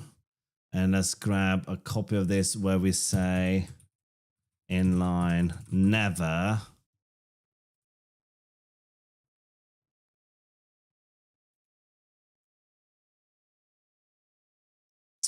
Come on.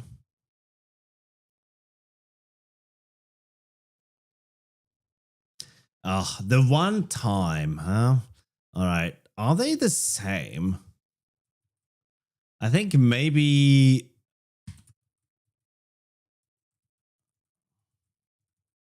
They're not quite... I might have just missed copying the last word in there. Yeah, there's a trailing comma in there.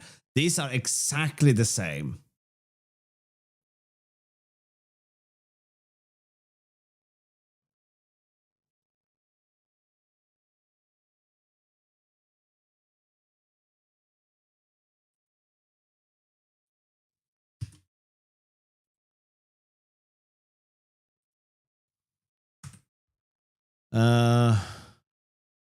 What's the flag for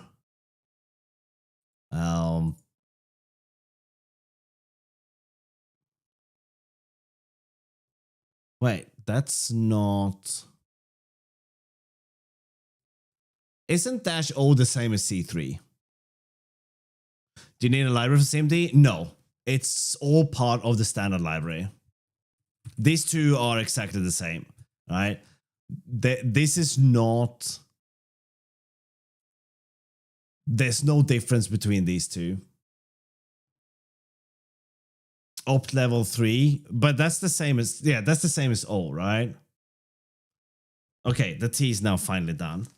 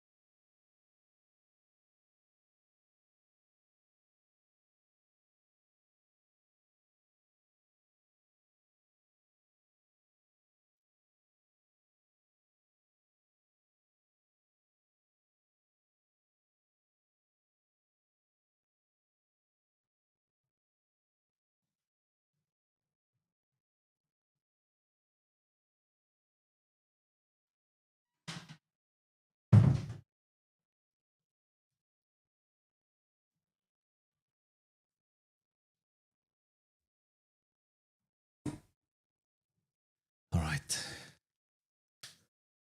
Okay, cool. So that's it, right?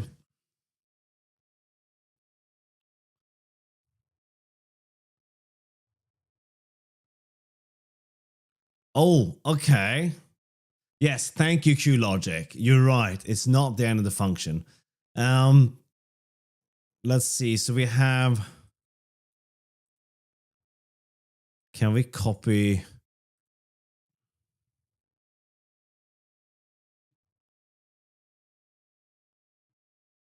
That's the end of the function.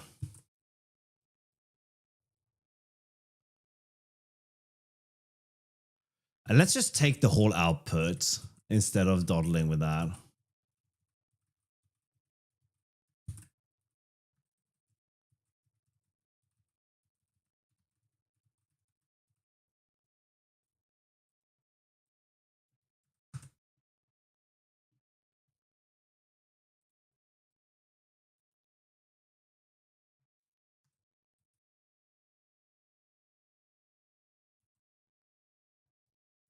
Can you break, please?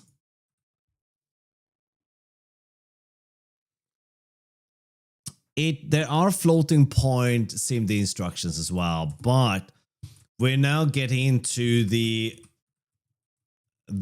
end of my. They are very much the same, aren't they?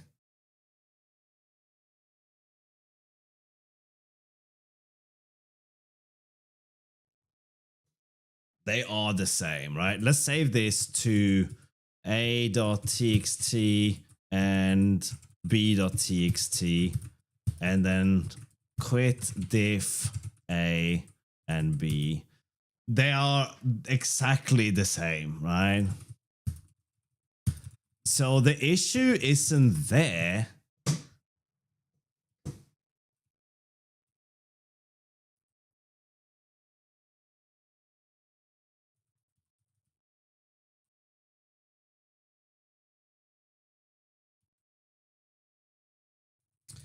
Yes, that is a point. So if we do this, right? Cargo build release. Let's just look at this thing, right? Let's do time target release simdoodles. No, not downloads. Was it simdoddle? Yeah, not simdoodles, simdoddles. Apparently we're dawdling now.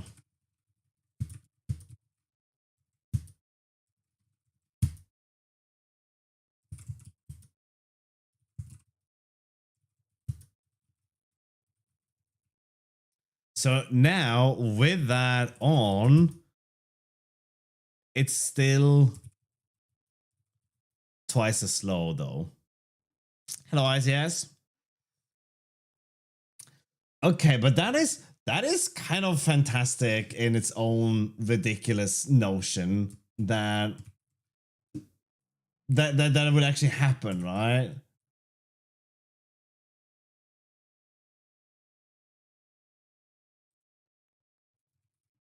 There, sorry, I just had to click away a few things and then some.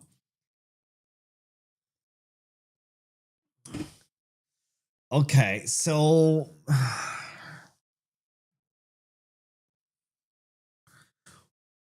it is so difficult to run this. I mean, should we set up an actual benchmark, right?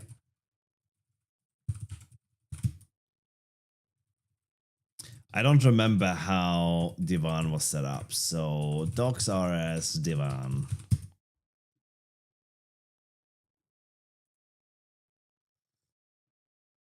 People say it's absurd to believe in magic. Yeah. All right, we're just gonna copy this in there.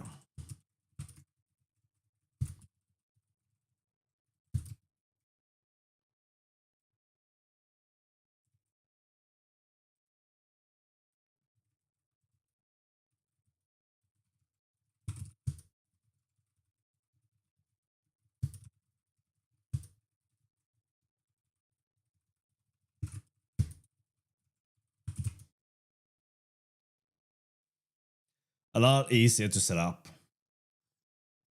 That took me, what did that take me? 10 seconds to set up? Yeah. Okay, but we're gonna actually test this now with actual benchmarks instead of just doing it with wall clock, right? Okay, so we'll have a benchmark with one argument. No, we don't even need any arguments, do we? Oh yeah, we do. We need one argument, and that's gonna be the text, right?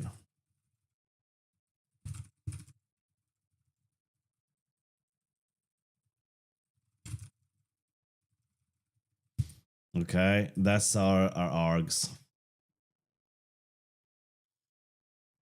Yeah, criterion is annoying to set up. Nobody wants that.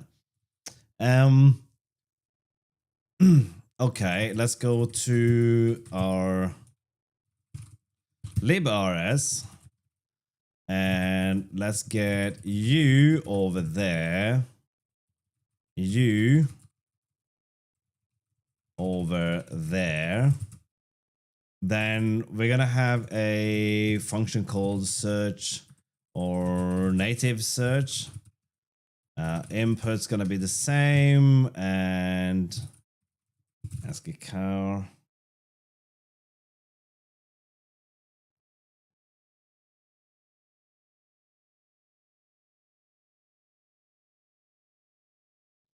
Oh man, I know how to speak to the Digma guys again about doing something.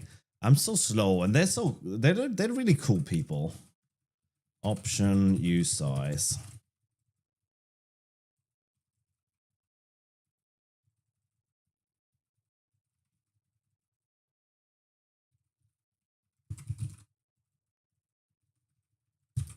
Okay, so we have two searches that look the same, right?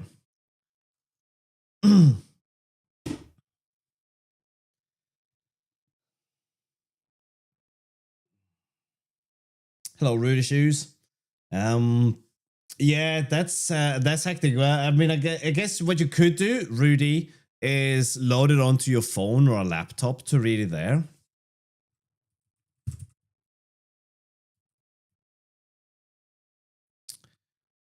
Okay, so we're just gonna use the crate, which is sim. You know what? We're gonna rename the crate as well. Sim doodles.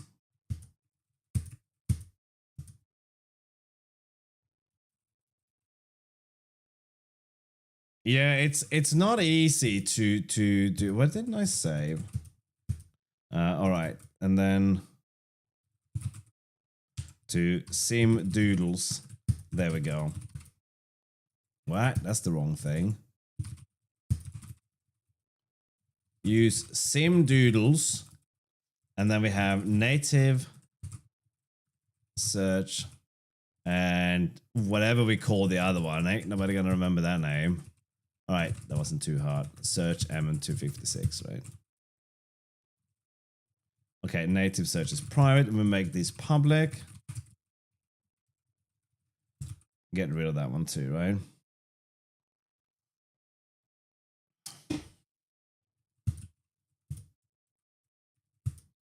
Okay, so the inline never is probably we'll try with that one, but I don't know. Okay, let's see what this looks like. Now we're not seeing anything because we're not printing the output, but now we can actually test this. So let's do a search here. We do search SIMD, and then we do a function for search native, and we are gonna pass in the haystack, which will be a string slice. We're gonna return an option of a use size like that, and then we return none here. Okay, so search native gets a haystack too, and returns an option of a use size and none as well. So if we run whoopsie, cargo bench. Okay, I bungled this somehow. What did I miss? Stir is not an iterator. Does it have to be an iterator?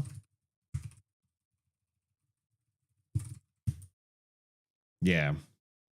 Okay. Wow, are you gonna print the output every time? We might need more screen space for this. Okay, let's bring this in now, right? So use simdoodles, everything, and then here we do a native. What do we call that? Simdoodles.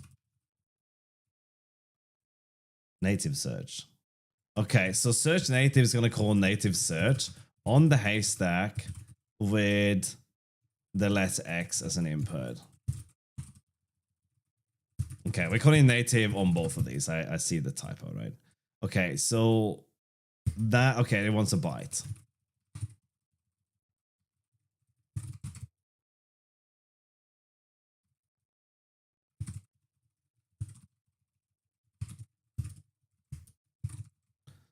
Okay, there we go. Now, this is a little bit sketchy.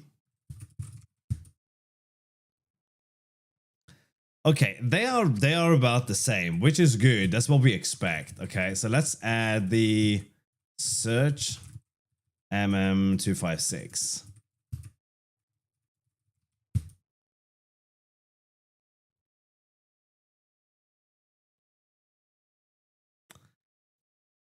That's all good.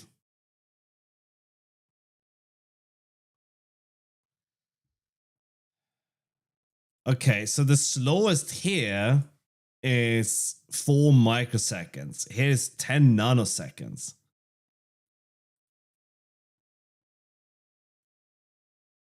Why does this one have so many more iterations? But the SIMD one is faster. It is faster than the native search, and that's kind of good.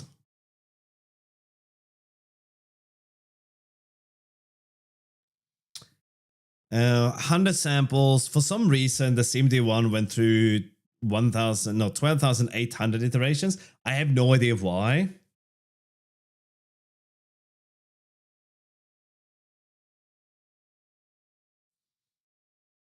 What am I benchmarking? I'm benchmarking SIMD versus native search, right? If it's quicker, more iterations will be run to get more stable results. But there's so many more iterations. Right?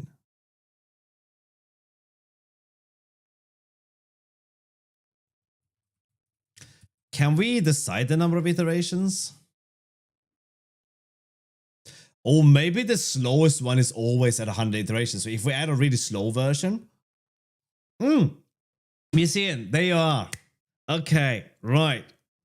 Okay, let me back up. Thank you for the follow. Let me back up a little bit, Museum, and show you what I was observing. Okay. So this is a normal string search from Rust standard library, right? This is calling the standard library's find function, okay? And we're going to print out the total time, okay? The results are the same. We verify that. So the results are going to be the same. We don't have to print those out, right? So cargo run release. Oh shit. There we go, right?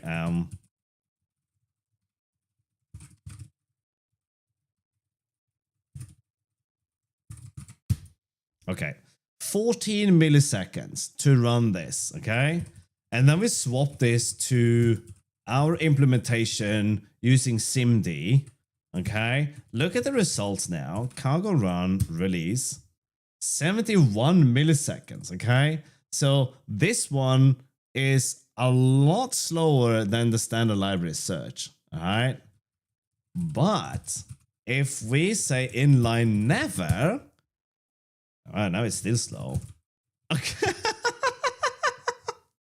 What? No, we're not even getting the same results as we got before.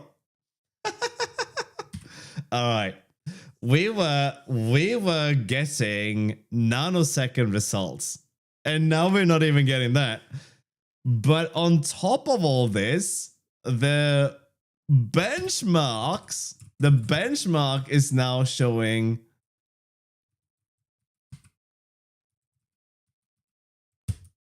that the SIMD version is faster. This is the SIMD version, which is now faster than the standard library. Now, black box has no impact on this. I tried that and there was no impact. But when I added inline never, it could be optimized in the coder if you don't black box it. No, because we print the result, so we couldn't optimize that out, right? Is the function a different crate? No, but I just moved it into a lib file instead, right? So if we do this,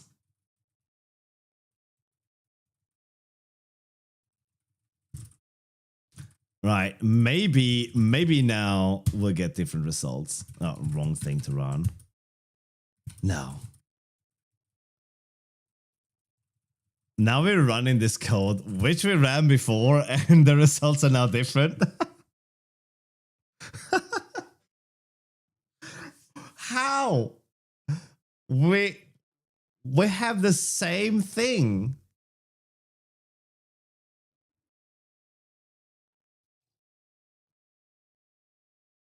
Oh yeah, no, we're getting that from the actual benchmark. So what was happening was that when we added inline never, the search MM256 became significantly faster. It is faster than native, but it became a lot faster, and now I can't replicate that. Oh. Yeah, but we could reproduce that many times. Okay, let's just do this. All right, to make sure that this is the same. Oh, we have the debug thing on though, right?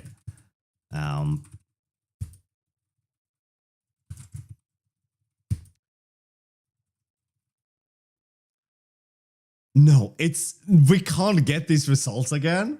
That's insane.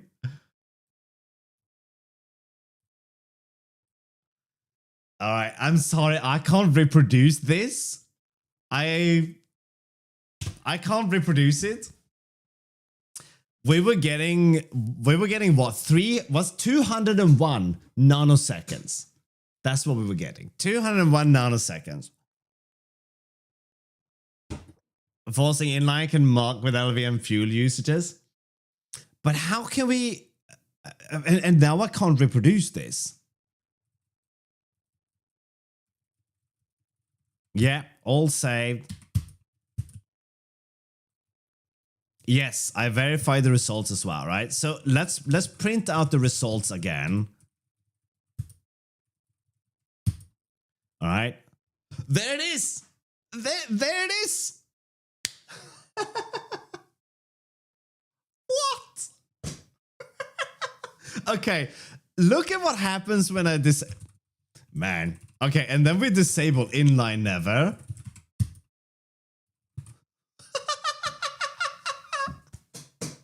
What? What? How are you supposed to work with this? Printed the result, change this? Yes. We changed it by measuring the outcome, okay? Some nerds will get that. Anyway. Here lies the magic, Museum. Could you shed some light on this versus this? Oh, definitely some arcane stuff is going on, right? But what that is, you know, it's always quantum.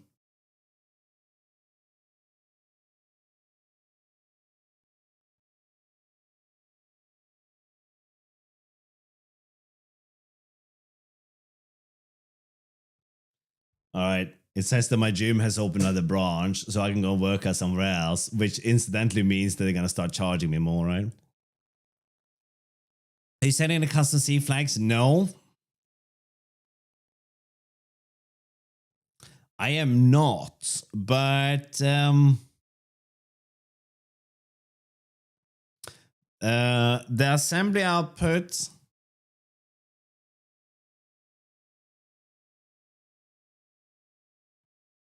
It can't do the search compile time, Skylar. It's reading the input from a file. Instruction ordering definitely could be like I would not take that off the table. We're not passing any flags in. No, okay. Let me show you guys a little bit more in here. We read in this text file, we set the needle, and then we go to town, right? Inlining can bloat the heuristic, right?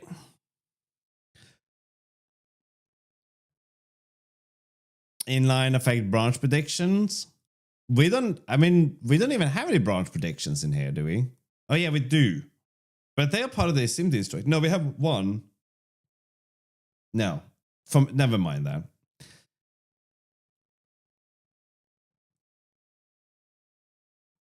Inline can affect branch prediction if the function body is much larger. That for loop has some.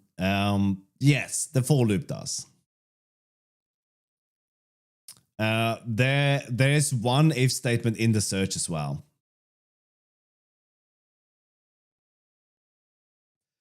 But my question is now, how do you work with this? All right. It seems impossible to optimize code when the performance of the code might change if it's a full moon and I'm out of tea. Okay. These seem to be just as valid a determining factor as this. Okay. Why is printing the result changing this? Why is it 201 nanoseconds when we print the result? How can it be so much faster?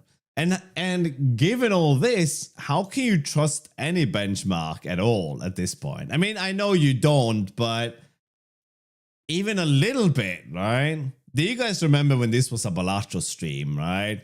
How easy was life back then? We'd be like, yeah, this is easy. Pick a card, any card. You trust regressions. At this point, would you even do that, right? Would you trust a regression here, right? Look at this. 69 milliseconds. Okay. Oh, look, 200 nanoseconds. But wait, there is more. 200 nanoseconds. Same code bar one print statement. 70 milliseconds. What's the regression? Is it a performance improvement to print more? Right? I mean, that's a massive regression in terms of numbers and scale, right? How do you even deal with that? I mean, yes, I understand the futility and the ridiculousness of this, but still, right?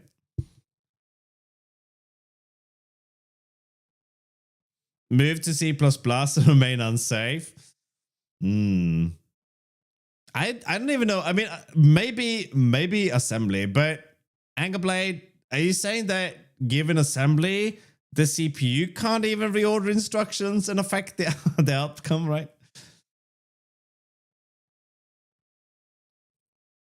Oh, I'll show you. I'm not using stud SIMD. I'm using stud arc because stud SIMD is nightly only. I'm using stud arch, by the way.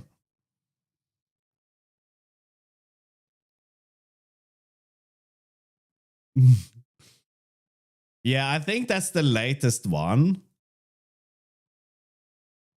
So there's been attempts to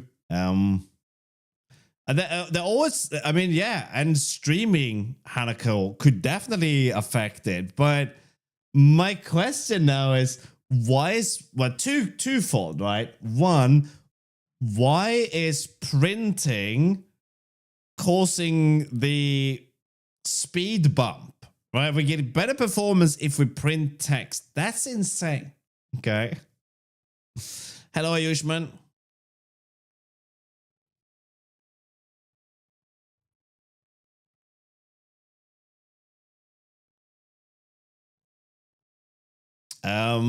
If you say so, Musean, I just looked up the SIMD instructions for building a simple search. That's all.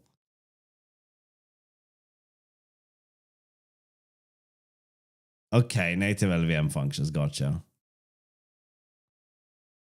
Instincts of LVM.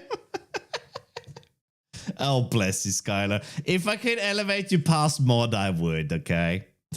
Can you paste bin the code? I think we could tinker with this. Yeah, if you guys want to tinker with this, by all means, right? No, they're the same, Skylar. Well, actually, that's not entirely true. They are not necessarily the same.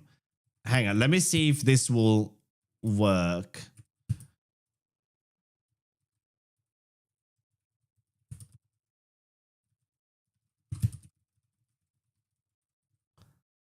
All right, let me cargo run this in release mode and see if we can get, if we can still get the 200 nanoseconds now.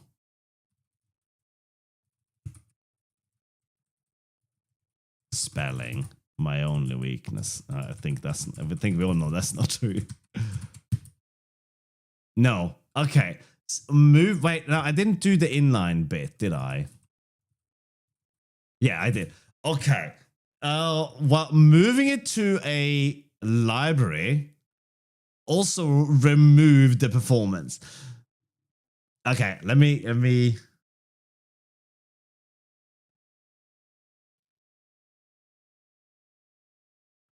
Let me drop the code on you guys. Use the GPU to do the search, load the data into the VRAM and do the thing. OpenGL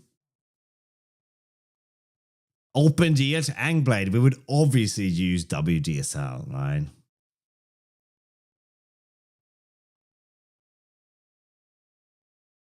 Yeah, I'm gonna get you guys the code, all right? But the question is, I need to get you guys the code that's in the main that has the actual output. So let's get rid of this. Let's bring this in. And now we should see the speed improvement is there. Okay, right. So let's do a curl data binary at source main.rs2 p.modprog.d, and then make sure this actually works. Wow. What the actual fudge? Hang on. I hate Google Chrome with a passion. For some reason, Firefox stopped being my default browser.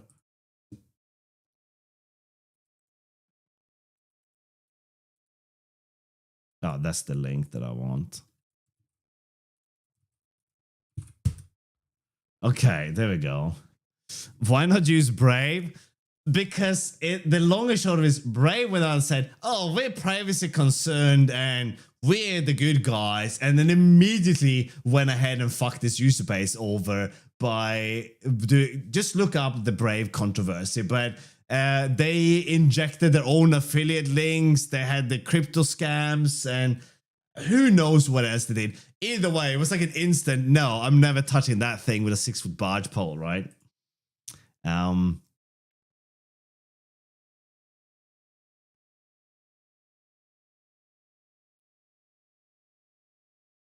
Use Vivaldi. I don't know if Vivaldi is any better.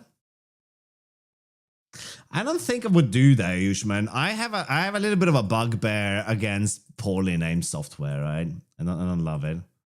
Why can't we just have a browser? I don't know, Codingry. It's because it's the gateway to your personal information. So every grubby little asshole's trying to get their hands on it, right?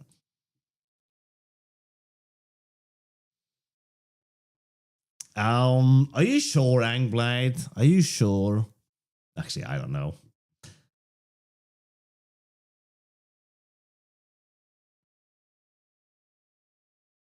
Firefox is the best we have so far when it comes to privacy concern, right? What's the? Oh yeah, sorry. I need the data as well, right? So that's gonna be data.txt. Maybe, girl. Check out this hot data.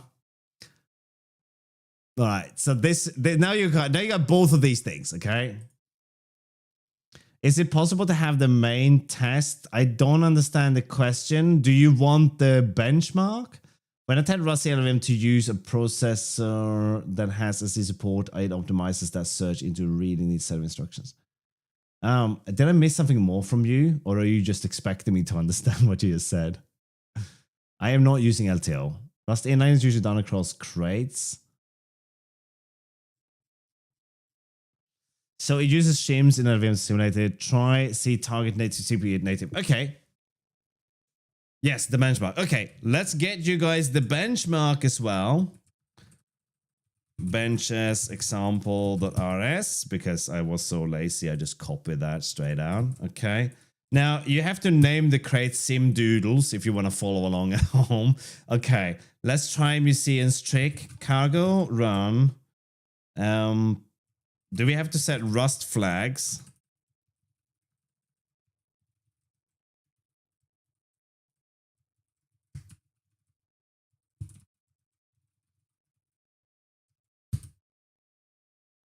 I should probably done a release build.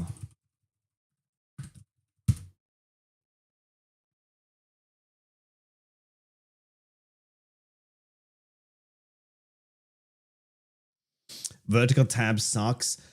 Vertical tabs are fine on my laptop and they're fine on my when I'm not streaming, but I wouldn't want vertical tabs when I'm streaming.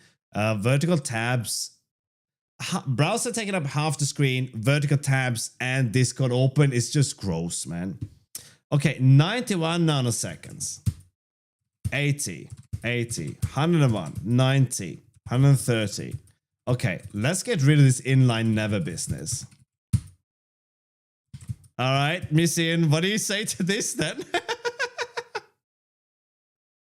So, yeah, we still get a lot better performance with inline never than if we take it out running with native, compiling for native.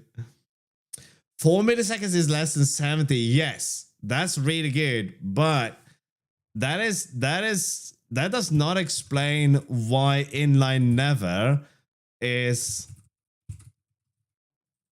I'm guessing inline always is meaningless here. Yeah. Okay, let's see what happens when we take this out now. 4 milliseconds.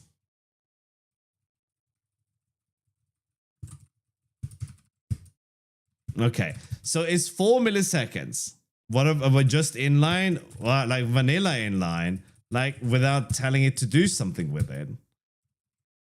That just seems uncouth, man. Ah! We accidentally opened an SVG file there. Oh man.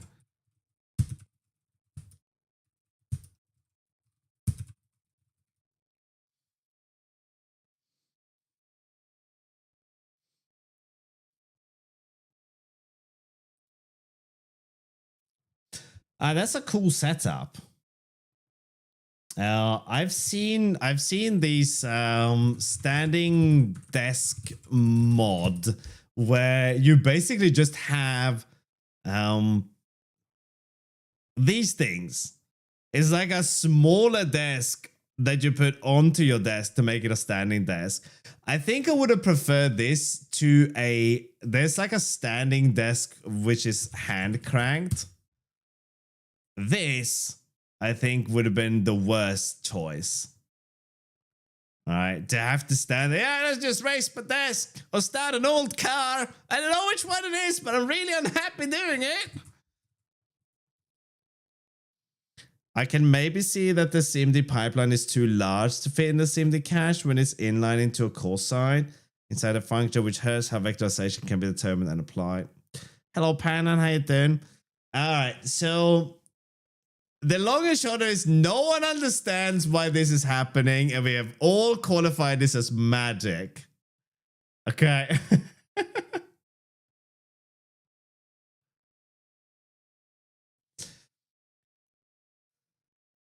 Can be limiting. Probably very limiting if you don't use a laptop, Robo. What is my cargo Tomo?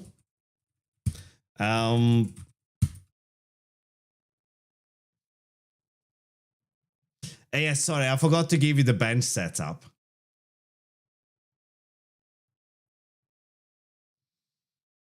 So the long and short is that no one knows why this is happening.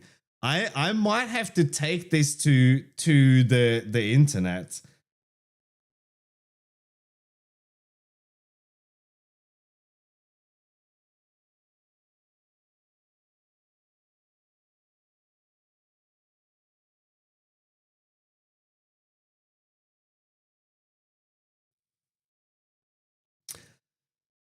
Yes, I know, but none of that explains this, right? Ask the stations, but I them. We got one of them in the chat right now.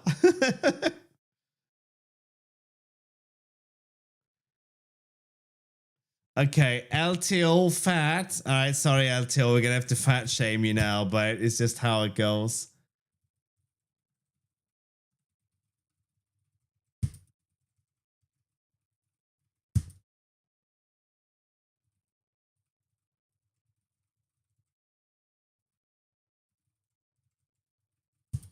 Like so.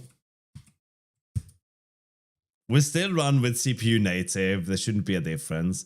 Probably 4 milliseconds again. Yeah.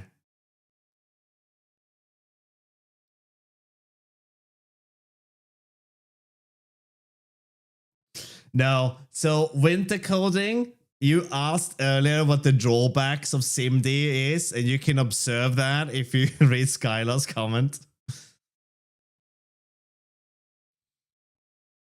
Cats are not to be trifled with.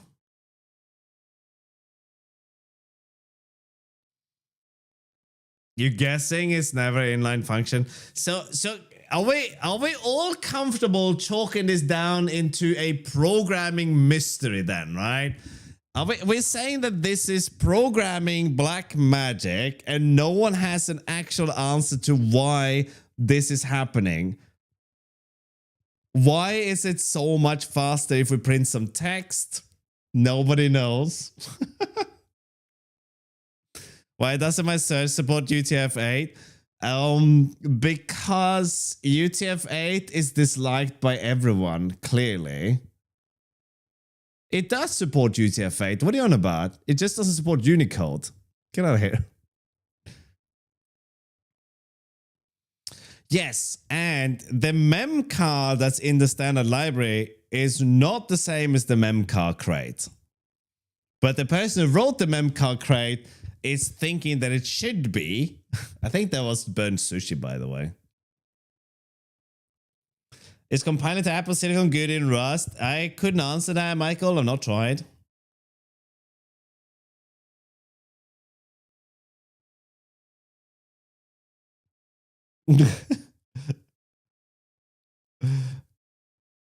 There you go, right? This is delightful magic. Okay, I have thoroughly enjoyed our little adventure. I think I'm gonna put together a post for the interwebs. But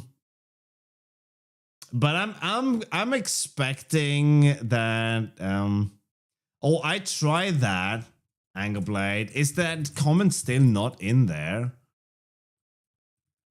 Yeah, see, we already have this in there. I don't think we're gonna see a difference though. Maybe. Not really.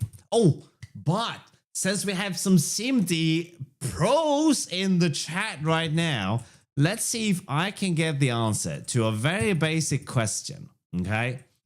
This data is, oh shit. Yeah, I never rewrote the code, but this set of bytes might not always be 32 bits, okay? If we do this,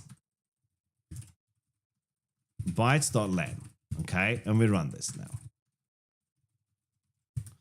All right. I'm running the wrong code. Okay, this is the drawback of having too many of these. Let's get rid of you. Where are you? There you are.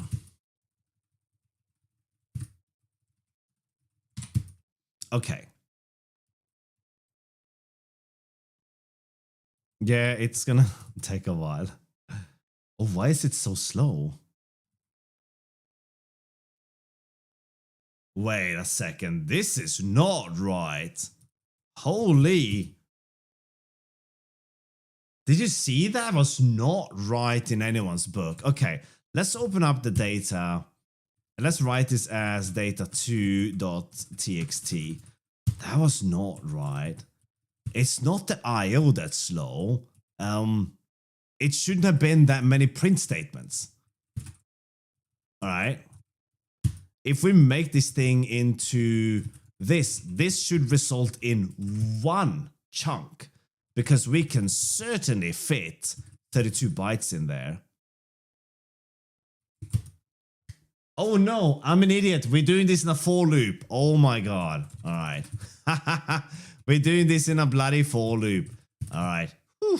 Man, I thought I had a bit of a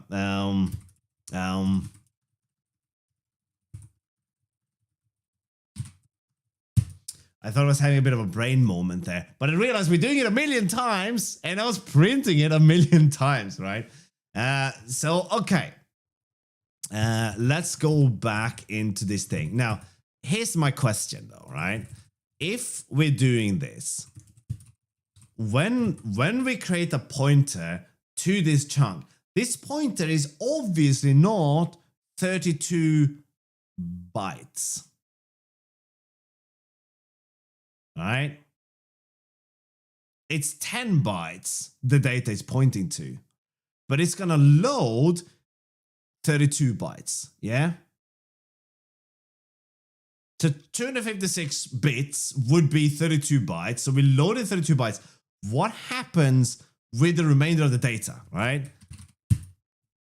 If these are 32 bytes, and we're loading in just a little bit of data in here. This is what we're loading in. What is over here, right? And is it performing operations on these bytes as well?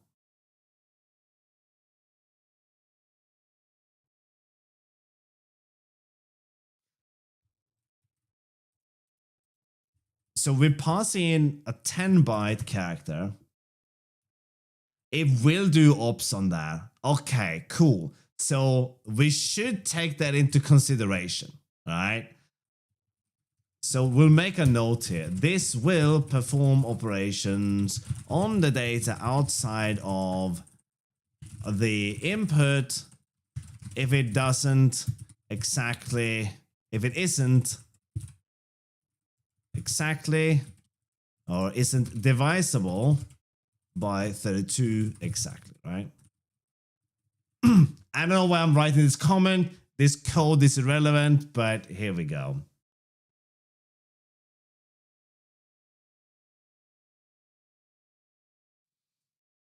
Okay, let's look at the string search code that I wrote and see if there's some scrutiny to that, right? We get a pointer to the bytes. We load that into the register. And we're getting, actually, what is it that we're actually getting back from there? Is this loading something or converting something, right? Whew. We may have an answer here. Where? With inline never, it runs once and multiplies by... really? Okay. Ah, nice one. I take your word for it, QLogic. I'm not good enough at reading assembly. That's really clever. Also, that is really smart from the compiler's perspective. But yeah. Oh, do you have that 2020 hindsight, Skylar? Is that it? Okay. I'm joshing you, mate. I tried that. Did not have an impact, but we can do that again.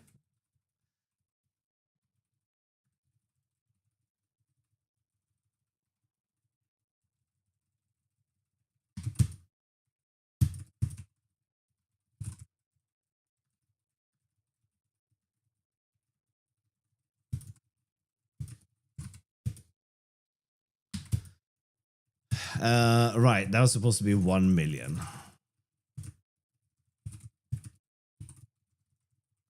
And we do a cargo, we do the Rust flag cargo run. Okay. 1.2 milliseconds.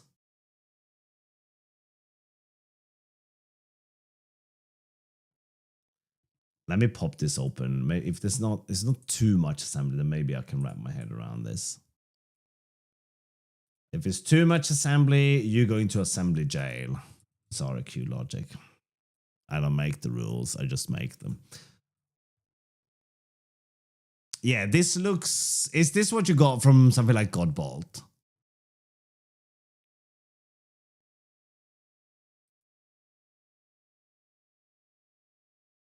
Yeah, look at that.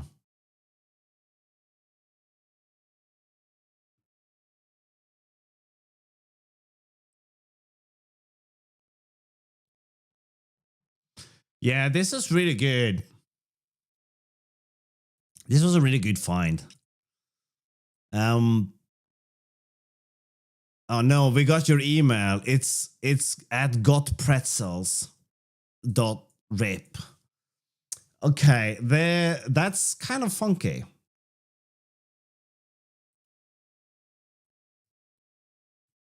Okay, so what's the takeaway here? My first comment. Fine, maybe I'll give you that. But what's the takeaway here then? If you do something in a loop, but this, no, no one would do this in a, the only reason we're doing it in a loop like this is because we want to add more work. If you were doing this in a loop for any other reason, you would do it because you have different inputs, right? So if we do this then,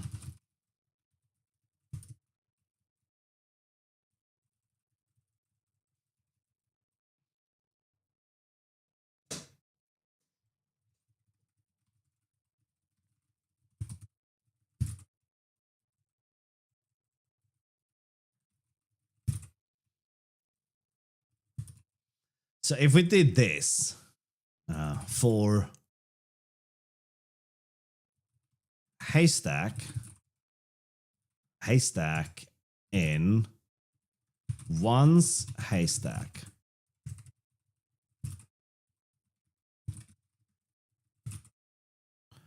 Can we not? Oh, okay.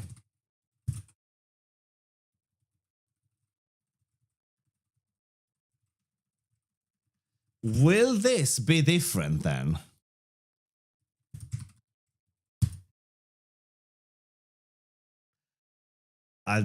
Very much so.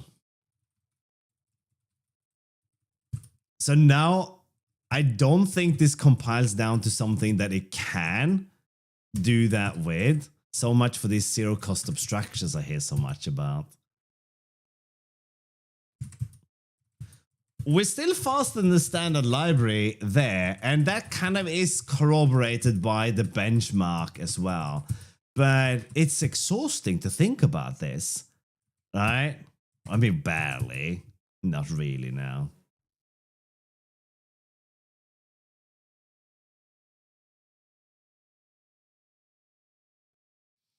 Bench everything, code can be magic, and just accept it.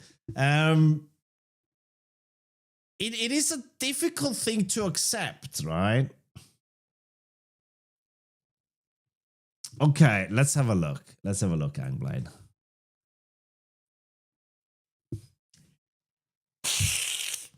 All right.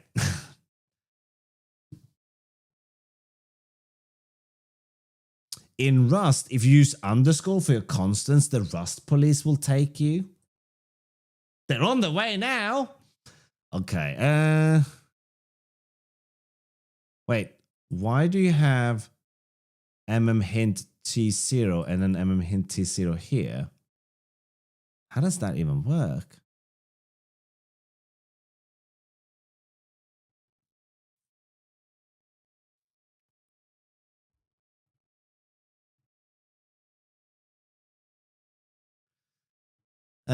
Okay.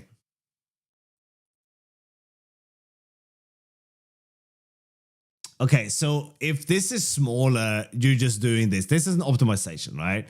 So if the length of the byte is smaller than the chunk size, then we never load the bytes into the register and does that. So is it really faster to do this because you're still gonna go through all of them?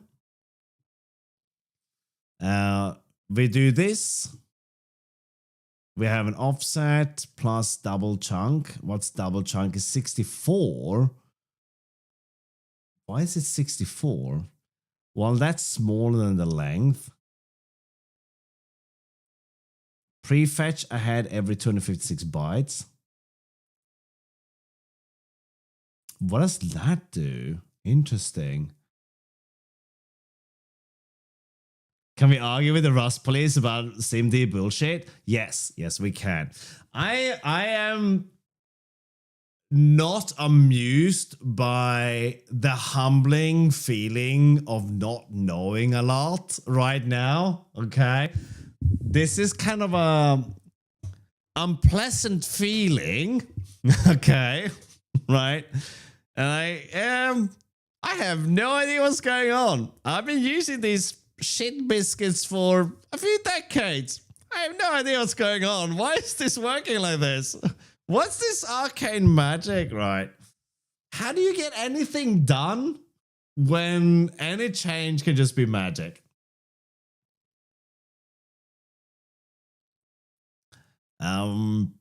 Well, it has been over 30 years ago since I worked with C#, so it's all good, Angler.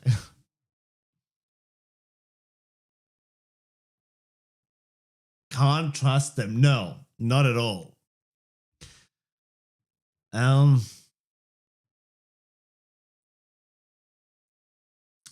Do you guys think that an LLM could have figured this out?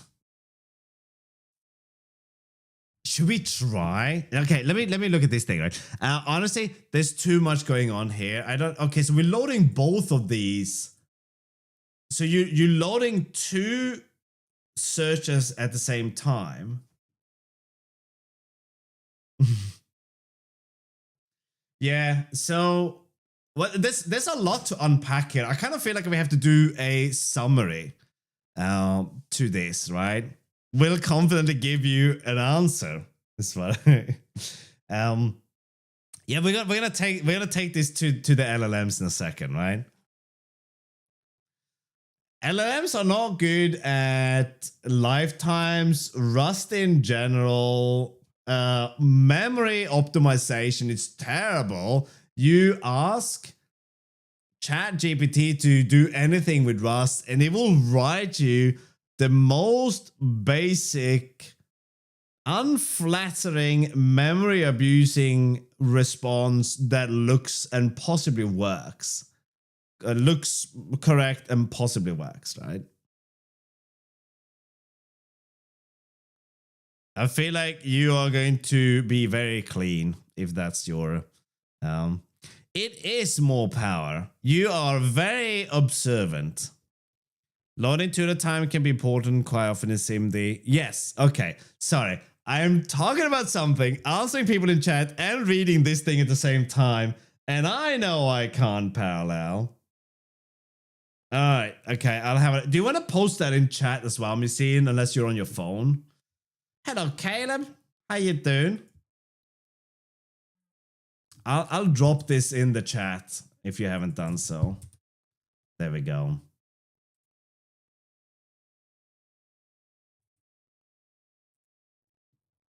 Okay, so we're loading two haystacks here, right? I mean, that's a good enough excuse, though. I realize that there are some people who are watching on YouTube because they can't watch Twitch through work and stuff like that, right? So I'm trying to be a bit better to stream to YouTube, right? Okay, yeah, so this code, load, compare, and masking, that's the same as we're doing here, right? In our sim doodles, yeah? We're loading, comparing, and masking, right? So that's the same thing. And we're doing two here. This, intuitively, this just feels super weird to me. But I'm not denying that this might be better. It just feels weirdly kludgy to do ignore the confusion. There's no confusion here, right? No, I don't think there's a confusion here. You're comparing two haystacks at the same time, right? Or you're comparing two haystacks per iteration, right? That does not feel intuitive to me at all, but maybe it is, right?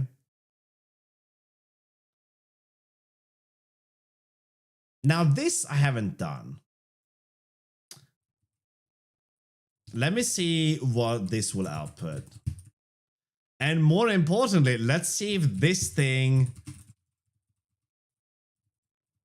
has the same. All right. What was the issue? Oh, man.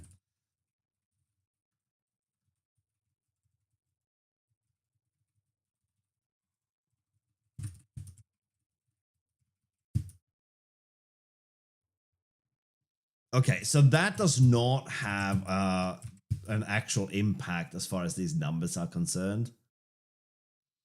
But what can we conclude here? Well, the original for loop could be executed once and then multiplied for better performance. That makes sense. And that's very clever. I don't know why that didn't happen here. I don't think it happens if we do it the way it was.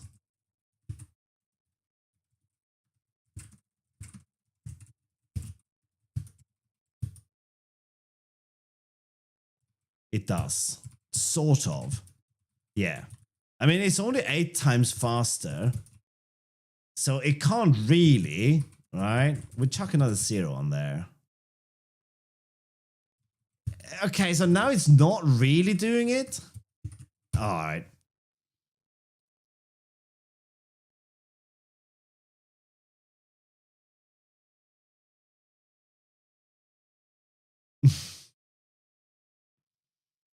But I find it really hard to conclude this experiment, right?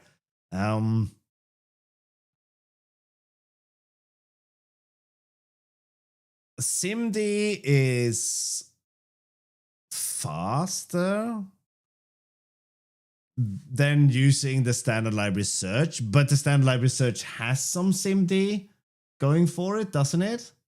But only SSE. Is that right? Oh, right. Thank you, Hybrid Low. Forgot about that. Forgot about that.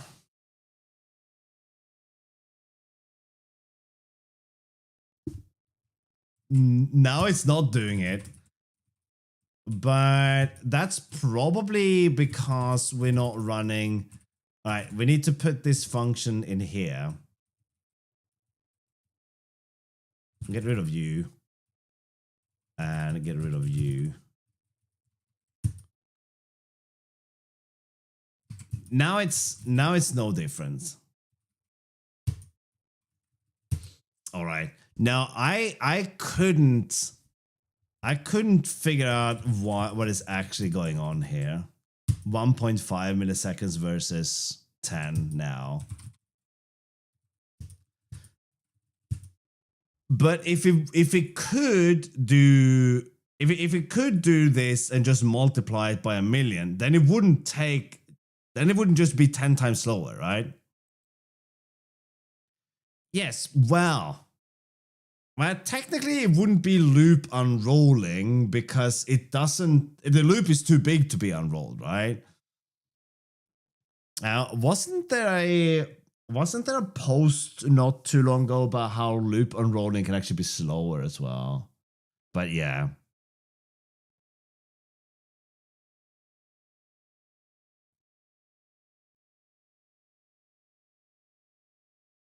No, you mean extract if, okay?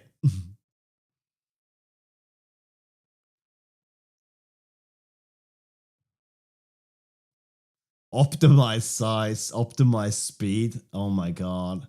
I can see how that's going to be used everywhere without any kind of good grief. I can see how that's going to be used everywhere without any kind of like forethought.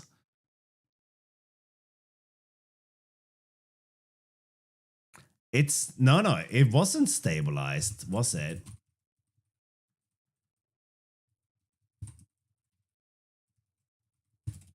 I think it was still. No, it's still nightly.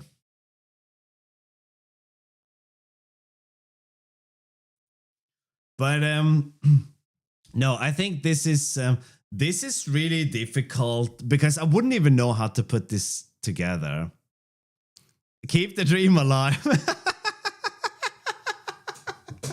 Too right, buddy. Too right.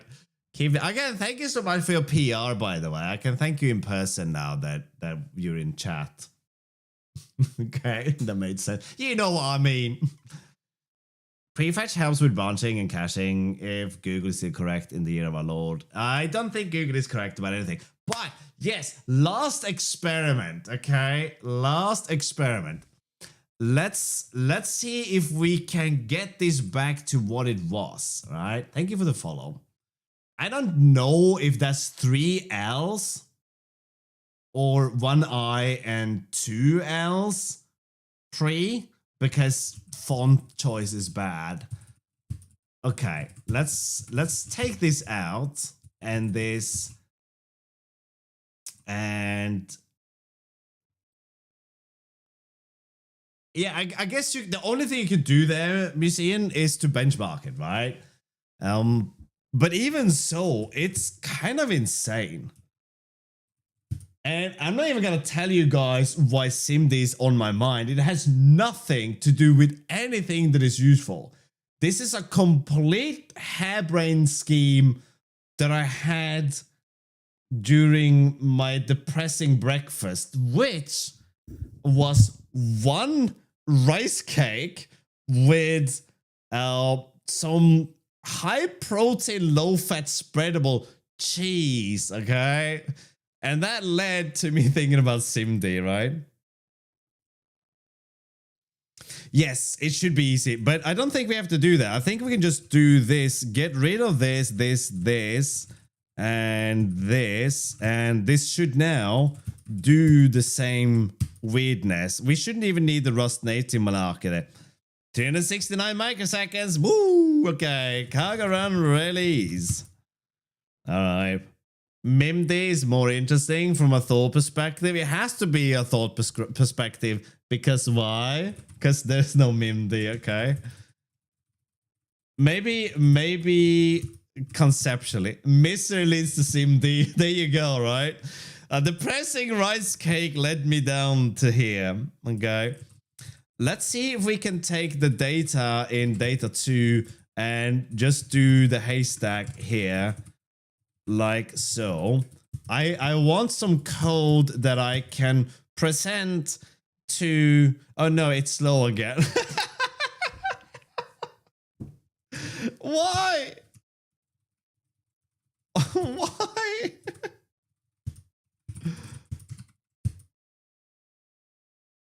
Okay. So glad my SIMD code runs only about 1% of the time. Yeah. A real-time audio pro. Now, obviously, if you're doing things like DSP and stuff, totally get that. I am just I'm losing my ship over here over this stuff though, right? It is insane. Oh no, I forgot to add inline never. Sorry, it might be. Okay, we want the microseconds back. 8 microseconds. Museum and Q Logic. Thank you for that find. The loop. Okay, 18 nanoseconds. That's pretty decent. So if we take away inline never, 3.4. Okay. Now, how should we present this to an LLM then?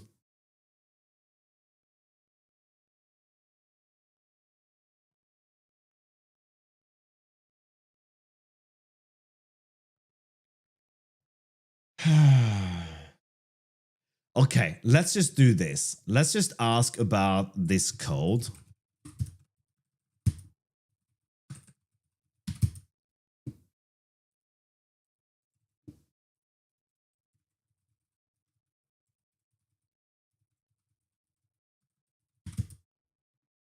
Okay, why is this code slower or faster if we enable inline never?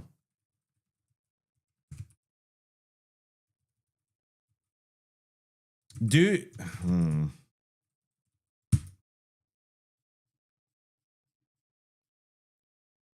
where enabling inline never makes the code fast can be attributed to several factors related to how Rust compiler optimizes code.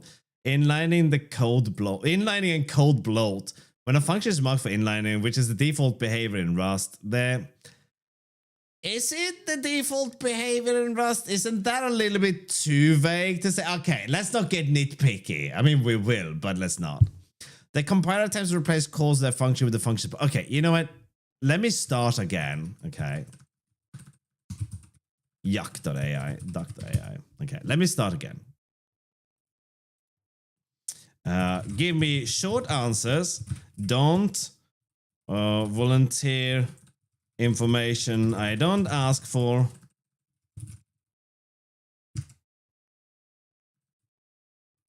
Okay. Why is this code faster if I enable inline never? There we go. Faster code because it prevents the function from being inline, which can reduce code bloat and improve instruction cache usage. This is particularly beneficial for functions that are called frequently or have complex logic, as it allows the compiler to optimize the surrounding code without duplicating the function's code multiple times. Additionally, it can help maintain better branch prediction and reduce. Okay, I feel like this kind of lines up with what you guys were talking about earlier, so I don't know if this is it's all lies. Is this all lies though? Oh, unless you're saying that Rust always inlines the code, yeah, right?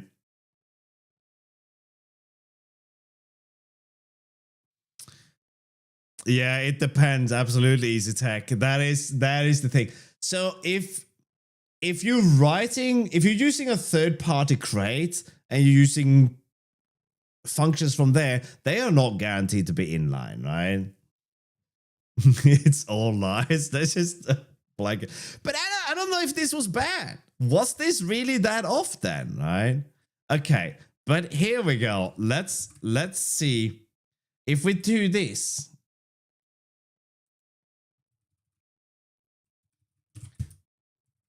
Nearly always. Okay, here we go. 321 nanoseconds, okay? And then we take away the total.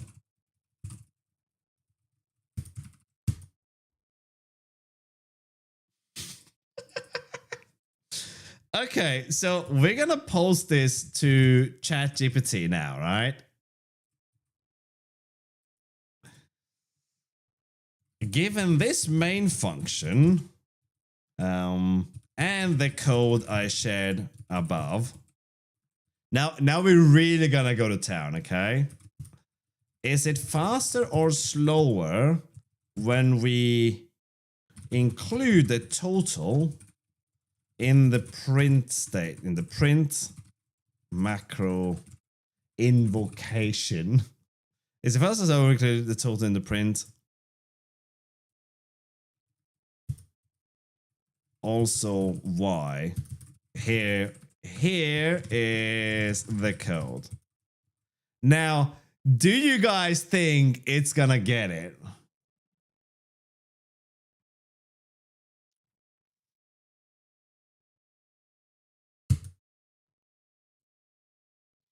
Including total in the print invocation is generally slower. Oh no, it's wrong.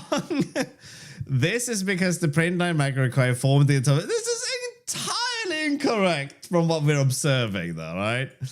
Which involves additional computation and potentially more memory operations. When you print total, the program has to convert integer to a string.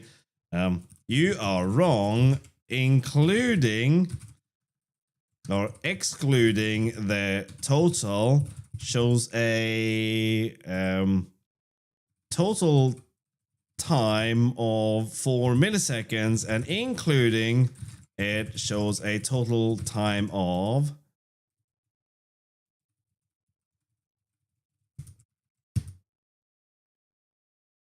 150 nanoseconds. I apologize for the confusion. They do try to gaslight you now and then, don't they? can lead to faster execution times in this specific case. This is like arguing with a child or someone who doesn't know something. Well, I mean, yeah, you could do it that way, you know. It's like someone mansplaining shit to you at the gym, right? Some bro dudes coming up to you and tell you something that is wrong, and then you go, nah, that's not right. Here's some scientific proof, 5 studies and a badger that agrees with me. Well, I mean, it could be in this specific case, right? Of course, this is a ridiculous thing to do. I did not expect this to be able to give me the answer to why this outperforms the other one on my machine, right? That would be a ridiculous assumption, right? The print macro can load to fast execution times. It is likely due to the way Rust compiler optimizes the code. When total is included in the print, the compiler may optimize the loop more effectively, potentially inlining, I mean, within one inlining, right? Or optimizing the search function better due to reduced side effects or improved branch prediction. So this is kind of not wrong, but the only reason we got this answer is because we told it that it was wrong. So why didn't we get this answer in the first place, right? Rerun the prompt with the O3 mini model. Hello, Bonin, how you doing? Additionally, the compiler might be able to eliminate some unnecessary calculations or memory access when it knows that total is being used. But it seemed to be a lot to do with the loop, right? The hell is it talking about? In contrast, with total is excluded, the compiler might not optimize the loop as aggressively, leading to longer execution time. This behavior can vary based on specific context and optimization applied to the compiler. And your bloody computer as well, right? That's also in there. Okay, should we try this so you guys have told me a few different models. We kind of concluded this so let's take this to another GPT then, right? We'll start with Doc.ai. Dick.ai, completely different thing, right? New chat. Which one do you want me to use? Hang on. Am I a joke to you? Yes. that was O4 Mini. O3 Mini. So this one.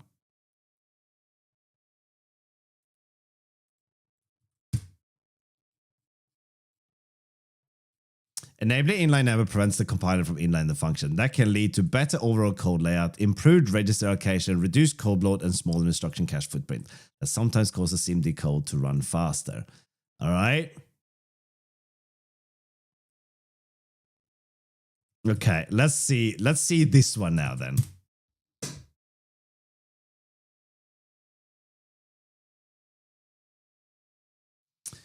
Include the total in the print statement forces the compiler to keep the accumulation logic, whereas if you omit it, the compiler may be able to optimize the way some of the loops work in our measurement. Okay, when you print only the lapse time and never use total, the optimizer might see that total isn't used and remove parts of the loop or simplify it, making the measured time lower. No, you got it wrong, buddy. You got it wrong. It's the other way around. Okay. Oh, Lond, I'll show you this just for fun. Look at this output. 150 nanoseconds when we print the total, and then we don't print the total. 4.3 milliseconds, right? Okay, am I going to have to sign up for this winter coding? Because I'm a little bit allergic to signing up for Google shit. We use cookies, reject all. Yeah, I have to sign up for that. I'm not sharing my Gmail details on stream, sadly. But it is kind of funny, right? If you print the total, loop work can't be eliminated by the optimizer. The measure time is closer to the true cost. Those, including total, typically results in slower runtime. Okay, but it's not slower. It's 4.3 milliseconds without the total and 120 nanoseconds with the total. Your move, Sherlock. Sherlock with lowercase s. Don't apologize. Including total causes the optimizer to not... this is like talking to someone who knows nothing but has rapid access to encyclopedic knowledge. All right? So it's like, oh, if you do this, is A or B better? A. Okay, but in this case, B is better. Yes, B is better because of the following reasons. But you just know B is better. Okay. Yeah, the black box doesn't work in that case. Not sure if Duck has GPT-4.1. It does not, but that model is the best one for programming by long shot. You guys keep telling me different models are better, but they're all getting it wrong. But hang on. I would be remiss if I didn't actually try it. Let me try it on another screen where I can log into this stuff without having to, share details. So it's Gemini, right? So Labs, Perplexity AI, and Find. Can I use Gemini? I'm just gonna get the output here, right?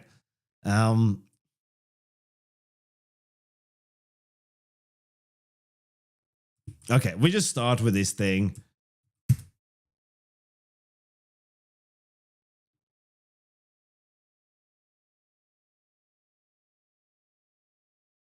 It's not doing anything. It just says generate code to prototype this with Canvas. No, I don't want to do that. Okay, it prevents the compiler from inlining the function. Okay, this was a really succinct answer, right? All right, let's see what happens here. Sorry you guys can't see this. It will likely be slower when total is included in the print line macro invocation. Okay, they all say the same thing, right?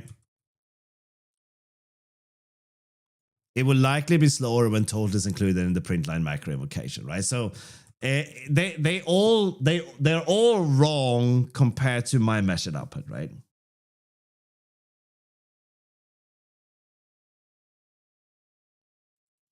No, none of them are able to get anything right, C3.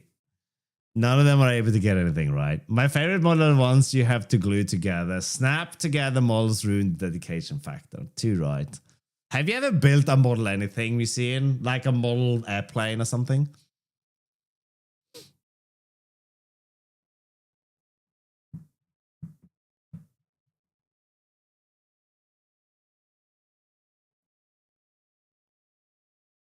I know, Spoof. I know. I could give you the output of 4.1 if you want to share chat. Okay, let me grab this. We can have a look. Okay, so this is the first question. Okay, and then second question.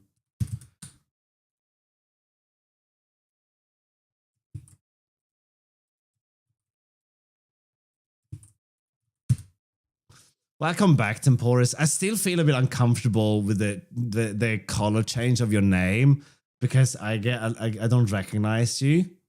You know, I had that face blindness thing, right? And it's a little bit like different and I get confused.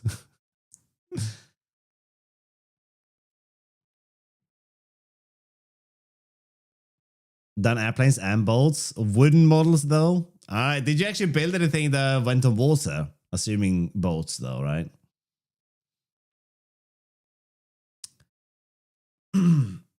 I think this has been a really funny no, but we've tried that already, Spoof. Shelf display models. All right. Now you changed color as well, damn it. Now, a friend of mine gave me an RC car. If you're watching, thank you very much for the car, by the way. He gave me an RC car once, and that was insanely fast. It had the battery life of a modern smartphone, but my goodness, it was fast. And my kid played with it a little bit, and then she wasn't super into it. Then her cousin said that he really wanted an RC car. And it's like, yeah, we have this like insanely dangerously fast RC car you can give to your kid. So we gave it to him. And the day we did that, my kid's like, but Dad, I really one of that kind. It's like, it's been in the closet for like 2 years, okay? You've never played with it. And then one day we brought it into the house, right? Not today, Satan. No, their LLM stuff is really, I really like LLMs when I'm alone and I want to like rub a duck a little. But I always prefix it with this. Give me short answer, don't volunteer information I don't ask for. I usually also put in, don't tell me that I'm correct and don't apologize if you're not, because I find it tedious. It's not a person that I'm talking to, okay? There are no feelings in an LLM, okay? It's just a weighted if statement. Like, I know, calm down, right? Oh yeah, no, I posted it here, Winter Coding. If you look at my message, this is it, right? This is the first question. This is the second question. But no, this was kind of fun. It was interesting to go and look at SIMD.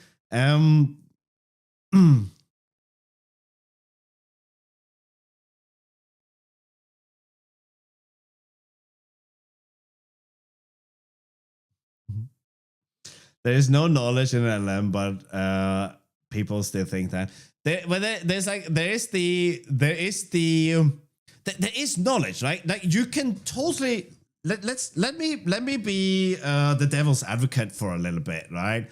And let's burn this and start again with GPT-4. Right? The thing is, I don't really care which model I use because I use them for sort of the same thing, right? So I will do something like show me an example in pseudocode for what would be a good thing, right? For parsing a web request, right? And then so I would do something like this, and I would just look at this thing and think about it for a bit. Okay, this was a little bit longer than I forgot to put my default BS in there. Hang on to your sockets. I need that to be able to live, right? I can't deal with these things without that, right? Okay, let's see. Show me a simple implementation of a star pathfinding in pseudocode. All right. This is kind of what it's useful for. Like just output an algorithm that I don't know at the top of my head. Now we could just do a star in Rust and go and find it, right? And look at this. But this is going to be vastly more. Okay, it wasn't bad example, all right? But this is kind of a way for me to just look at something. Okay, that's how it works, right? Because I don't remember A-star pathfinding, but you look through this stuff and you kind of get it, right? I don't know whether it's a reconstruct path there though, but it doesn't matter, right? What else have I haven't used it for this now, but what else have I done with A-star pathfinding, right? A-star path, what else have I done with this thing, right? I don't know at the top of my head now, but when I'm doing something and I kind of want to throw an idea around, what are the advanced? No, that's a bad question, right?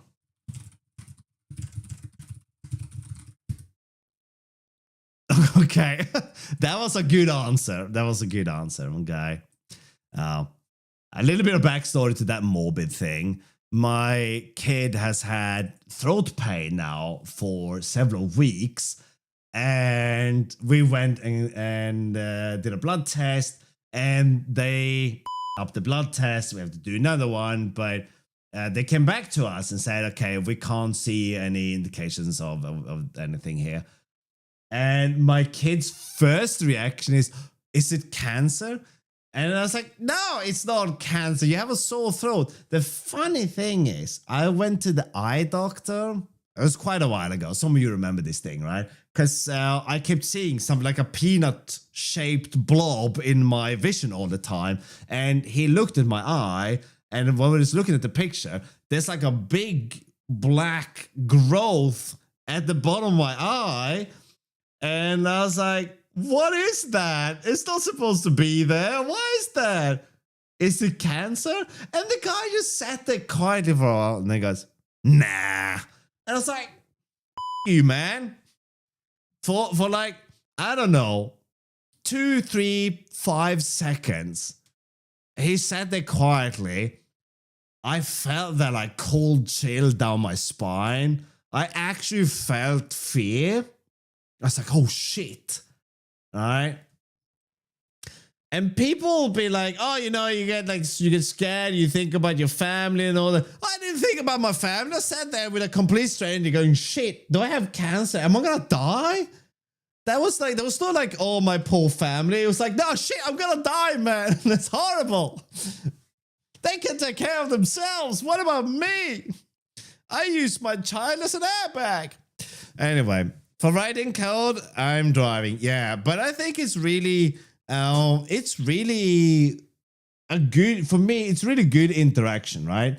But there is this separation with the LLM where you can talk to it, you can have it produce code, but whatever it produces, you're going to assume that it's rubbish and don't use it, right?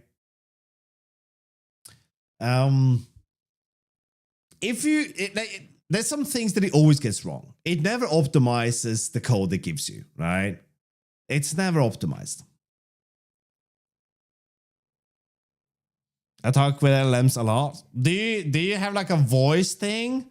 So you go, LLM, how you doing? And then I was like, I can't complain. And I go, what about you, ChatGPT? I have no idea how I got here in the first place. Right? Mostly trolling.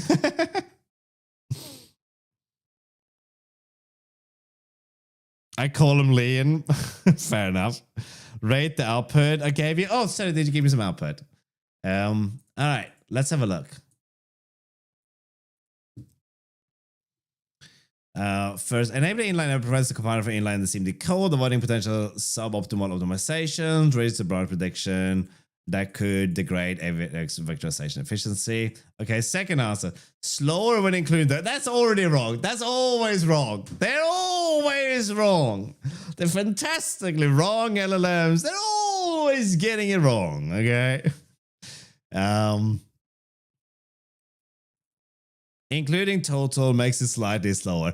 I get this though, right? If you ask someone, if you ask a human being who hasn't been part of today's stream, right? Which one is faster? They're gonna go, well, including the total would include tracking more variables that could have been optimized away otherwise, and more work. Clearly slower, right?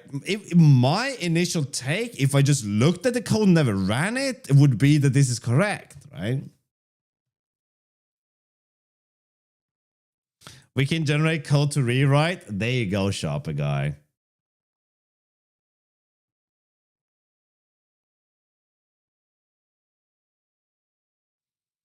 As a programmer, you never know, so always try it out first. Yeah. God, so GPT-4.1 gave me a ton of sources. I added them to the first answer, but the second one had a bunch more, but I can provide some if you want. Let's have a look. That's a good thing, Russ. Like that is but I think the LLMs exist in a time where we only want answers. We don't want to work for them, right? Known issues with AVX instruction inlining. That's not true, though. Oh, wait, is this true? We remember you, Peanut. you were there during those streams. Peanut, oh, my Caleb. We had a Dave situation in the shower today. I was in the kitchen making tea, and there's a shriek and a Dave situation that had to be resolved. Due to known issues with AVX instruction inlining, when AVX2 code for some reason I thought this was gonna say like your mom, but damaged by internet. Okay, it can cause miscompilation in release mode, especially when target features are mixed. The thing is, I don't know if this is true. This is really scary because I don't know if this is a fact or not. Oh, but it's got sources. Okay, you know what? That is not bad. That is not bad.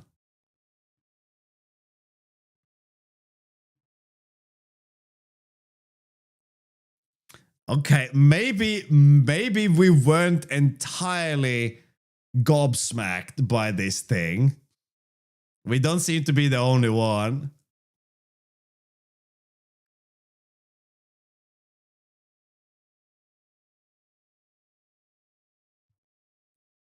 And then we have inline never.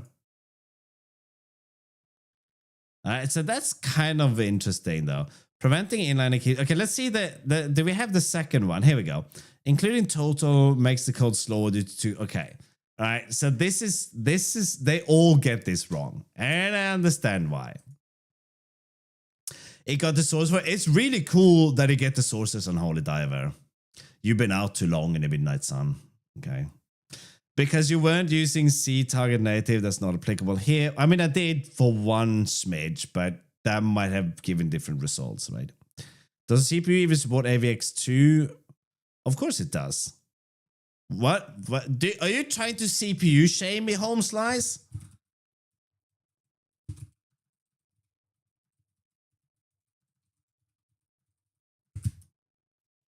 Are you trying to CPU shame me? Is that what you're doing? 90% solving language issue, 10% solving actual issue. It would crash if it's not supported. If it's an AMD, then no AVX2, so that's irrelevant here.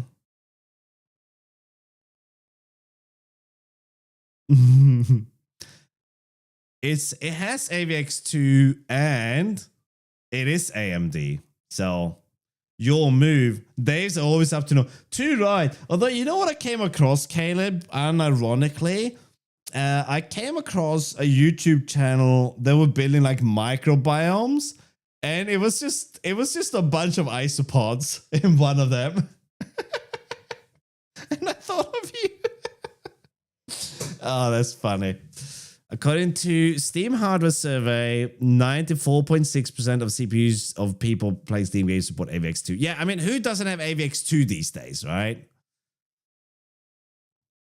But it's not about, don't worry about AVX2. Think about the SMEP, man. I've been rolling up to the girl and be like, hey, baby, I got SMEP. And that's how I met my wife, right? I'll be like, SMEP, baby. And she's like, oh, I never. All right. Your laptop doesn't have AVX2. You need to take your laptop and yeet it over a rainbow, okay? It was a problem 5-10 years ago, not now. No, I'm married, so I'm not gonna show my SMEP to anyone. I don't know what my CPU has. A bad temper. Apple M2. All right. Well, I did say that at the beginning of the stream that Apple hardware might be a little bit not. You got SMEP and RIS. Oh my god, what a flex, Russ. I'm happy you're here today. What a flex. You got RIS all up in your SMEP. That sounds like a disease. You got SMEP. It's like SMEP, but SMEP is just short for Smepotropis grosscornum, and it's a serious infliction that causes boils on your typing hand. Oh, SMAP is just like super map. That's how you can like, you know, you can mem map files. You can super map files as well. That's when you really map it, so the file feels how hard it's mapped. Is SMAP terminal? Only if you don't treat it before you die. Sounds like you were watching Red Wolf, but you always had cotton wool in your ears and heard SMAP instead of SMAG. The funny thing is, SMAG, right? I should watch Red Wolf again. It's been so long since I watched it.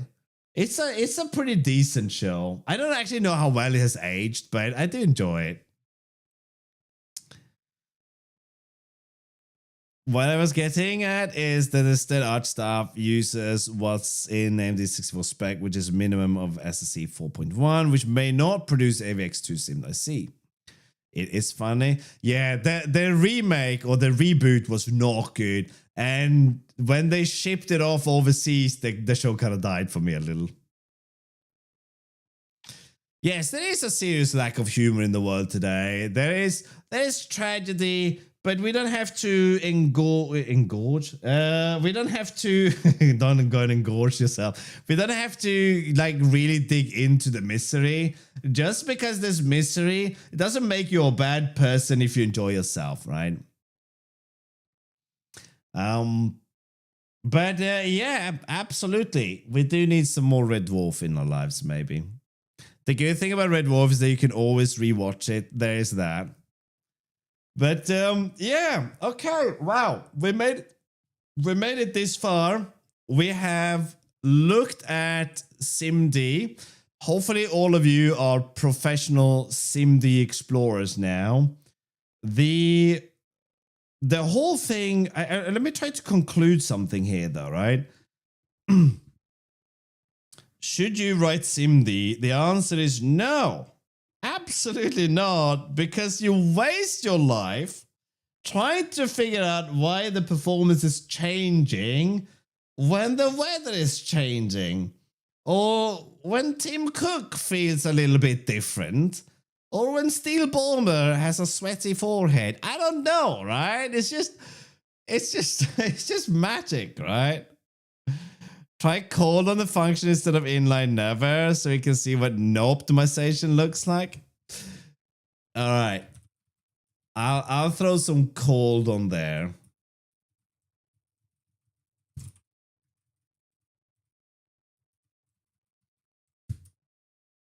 No difference. I said that before we got the answer. But hey, hang on. Let's print the total. All right. No difference.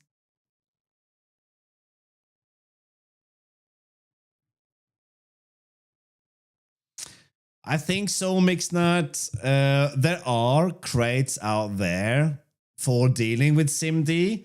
Again, my breakfast idiocy, which stems from rice cakes, which if you don't know what a rice cake tastes like, it's a bit like chewing on packing peanuts, the styrofoam stuff, okay? There's no flavor.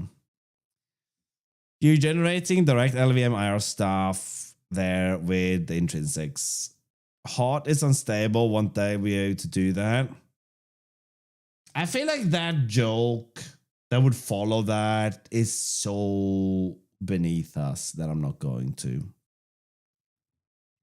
Kind of random, but have you ever made an impulse buy which was way more expensive than you were comfortable with, but bought it anyway, even if it complicated your financial situation? Yes and no, Unholy Diver. I once bought a car because I had to go and pick up my girlfriend from the airport. So there's a little bit of story to that, right? I was going out with this girl that I met on my now my wife, right? I met her in my travels, but I was traveling around on a motorbike, and she was not super keen on seeing the world on the back of a motorbike. So I sold my motorbike and I bought a car, and I just went and bought. It was like a very impulse-ish purchase, just go and buy a car, just so I could pick her up from the airport. And of course, I bought a convertible. It was not a cool convertible or even a midlife crisis dad convertible. It was just a Renault Megane, right? It wasn't cool, but it was a convertible. Saved your life by buying a car that day. I was with same girl. There's a pattern here, and we were in the middle of a city. And actually, this was in the country she was born in. And we were there because that's where I met her. And I was sort of staying at her house because I was, I didn't have a home because I was just traveling, right? And I didn't have anything to do there. So I went and spent about about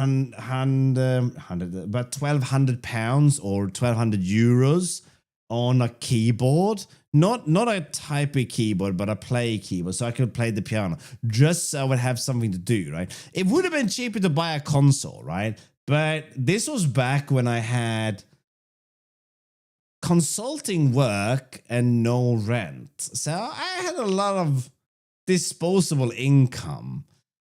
But since I was technically homeless and I could run out of work at a moment's notice, it was a little bit of a risky lifestyle, right? It was a risky life. I have since changed a lot, right?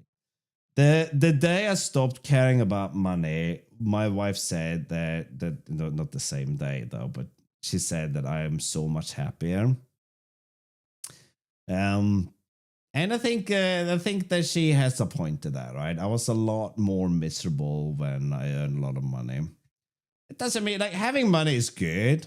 Having money can make you have a lot of comforts, but it can also be a bit meaningless. When you can afford to buy anything you want, it's really difficult to want things after that. No, they do keep in mind that it depends on what kind of stuff you want. Generally, when you give a human something, they want something else or want something more, right? But that was never really it for me.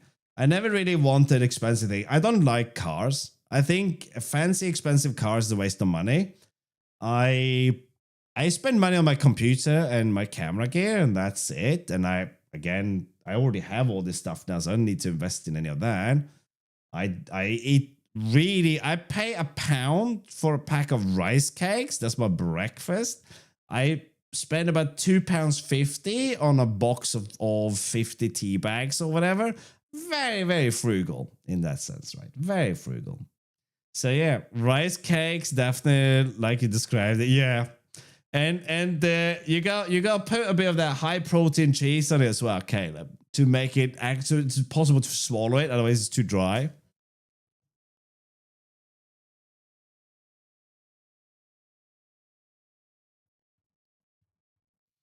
It didn't help that you refused to not ride the entire way doing a wheelie on your bike. I used to have a CBR 1100. You weren't going to pop a wheelie on that thing. Not anywhere sensibly anyway, right? You're not going to get your knee down either unless you're being silly. It's what you call a sports tourer or an old man fast bike. At least you got to play some tunes. That's right. And I do like playing the piano. My impulse I'm looking into is an electronic drum kit, but I get paid by student loans, so yeah, not too far off. Send me a PM on Holy Diver in what country you are, and if you are near me, I might send you my cheap electric drum kit for free, because I have one, which my wife bought for me one Christmas because I really wanted one, and it turned out that I wasn't very good at it, so I don't want it anymore.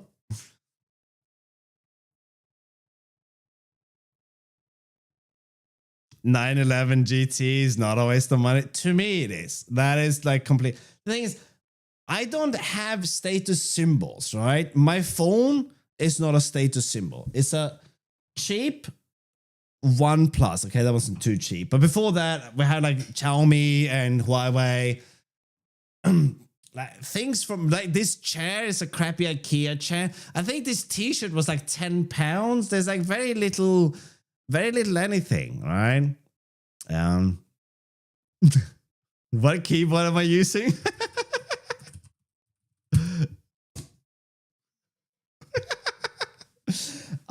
Okay. This keyboard is probably what you'd call a luxury article, maybe even, but it was given to me. I'm sponsored by them, but I am so happy with it. I am so happy with it. Right? I'm going to call it a status symbol though. Most of the time people that buy the cars because they like to take it to the track. I don't think so, Mixed Nuts. And the reason I say that, I've taken motorbikes to the track, and most people, you know what kind of motorbikes is at the track. I know that 911 is not a motorbike, but if you look at the kind of motorbikes you see at the track, it's not nice. It's like beat up old bikes, taped up lights, removed indicators, really busted, things that's going to come down a few times, right? you don't take your fancy anything to the track, okay? I think the people who buy Porsches and the likes, they are the people who are in the 60s, maybe bleached tips, riding around with the roof down in the summer, letting the world hear their tunes, right? What switches do you use for the DeFi? Yeah, you don't, Anhalita, you don't have to give me your country of where you are, of course, if you don't want to. But I'm serious. If you want a drum kit and you are roughly close by, I will send you my drum kit happily. It's a cheap one, but I will do so complete with drumsticks and pedals, and that will save you from having to make a bad impulse purchase. The switches I use are the, what do we have on this thing? Hang on, let me pop this open. It is box whites on this one. And yeah, I'm not going to take, whoops, I put this thing down wrong way around. Box whites, and yeah, I'm not going to take it anywhere public, but I do love how it feels and sounds, right? Living close to a racetrack, do you think people take nice vehicles to the racetrack, Exil? Is that what you observe?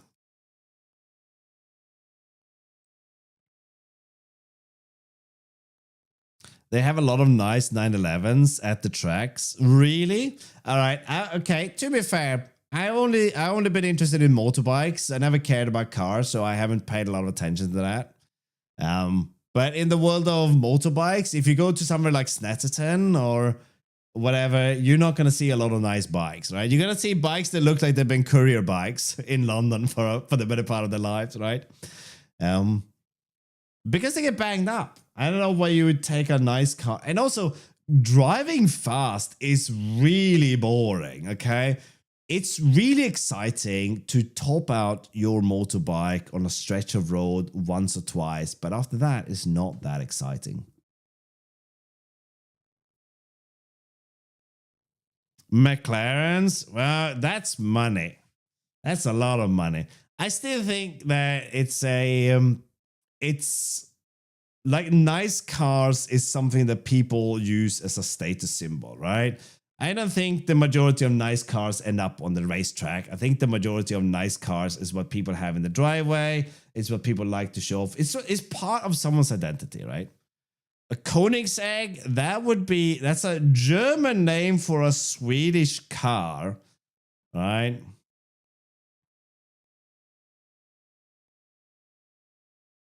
It might not be German. I don't know. I think it looks German to me. Rust driver to be slow and methodical. Yeah. No, I think the whole thing is ridiculous. It's not ridiculous. Like, don't get me wrong. If you're really passionate about cars, and you get the car of your dreams, I get you, right? That's fun. That's exciting. At one point in my life, I really wanted an MV Agusta, right? That's an Italian motorbike that is insanely expensive, or was back then. Really nice bike. I mean, it's Italian. What can I say, right? But these days, I don't care. I would die on one of those. Yeah.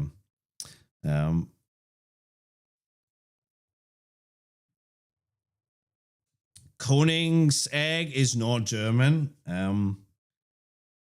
The family is German. Yeah, I don't know what language it is, right?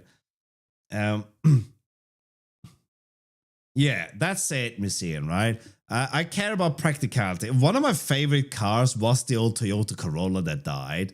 Before that, I had a Toyota Verso family car. Really practical. Loved it to bits, right?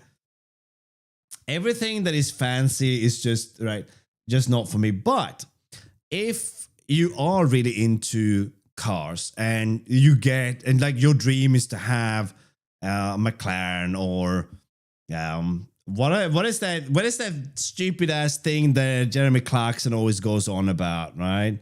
DB9, right? An Aston Martin DB9. If that's your dream, you get a hold of that, then right. You're in the US. Oh, sorry, then I can't help you.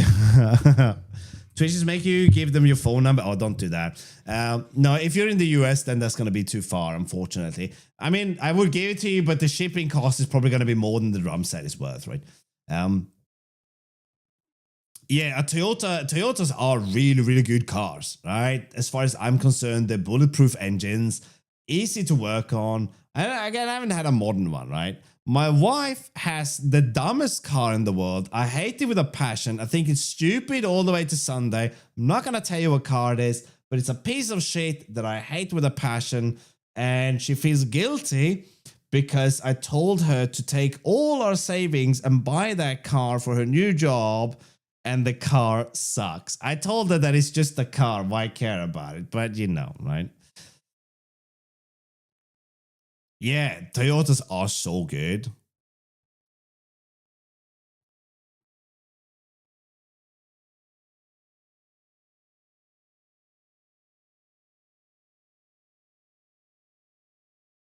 I see. Well, there we go, Bonan. The more you know. It's education, all right? Is it a DB9? No, we didn't have that much in savings, right? But no, yeah. So as I was saying, if that's your dream and you get a DB9, then I'm not gonna laugh at you and be like, oh, trying to compensate for something, mate, or make fun of you, right? If you have a DB9, you have a very nice looking car, but I'm happy for you and I'm happy that it adds value to you. But to me, that car is nothing, right? The car is not the car is not part of who you are, right? It's just something that you really want and now you have. Unless you're like one of these assholes that just buy things for the sake of buying them and you have like no idea what you're going to do with them afterwards, right? I did that. Not with a DB9, of course, right?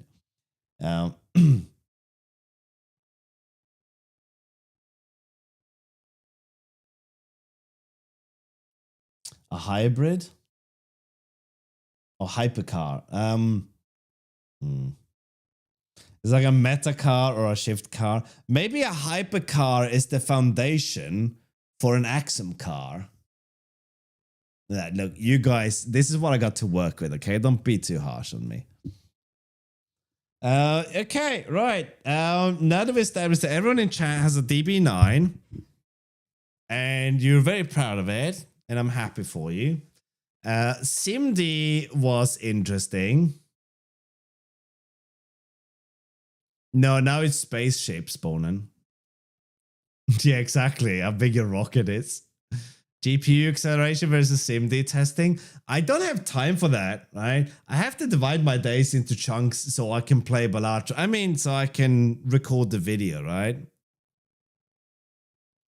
Where does the tower car fit in? Well, the tower car is no, I don't know, right? I was going to go off on something about the traits, right? But I don't know.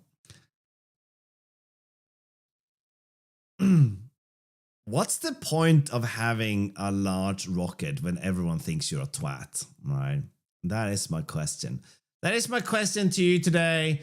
I want you to take this and write an essay, 5,000 words. What's the point of having a large spaceship when everyone thinks you're a twat, okay? Papers are due on Friday.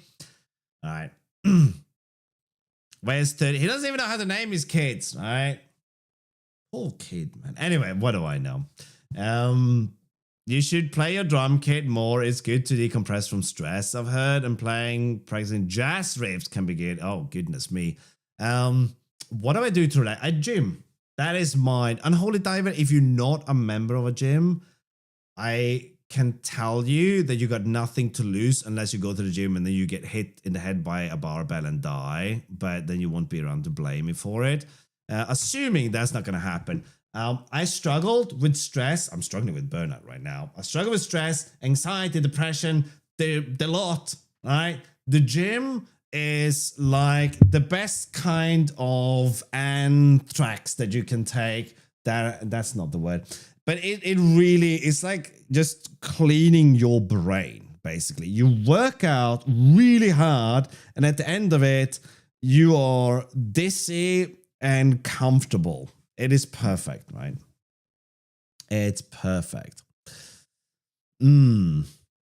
Everyone will use LMs to generate the essay anyway. I know.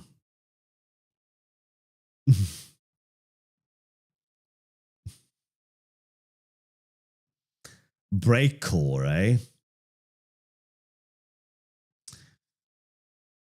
I second that. My wife pushed me to start going to the gym, and it's been one of the best things I did for my life. I imagine if you turn that around, all right? If in my family, if I told my wife, you need to go to the gym more, you guys wouldn't see me stream for a while.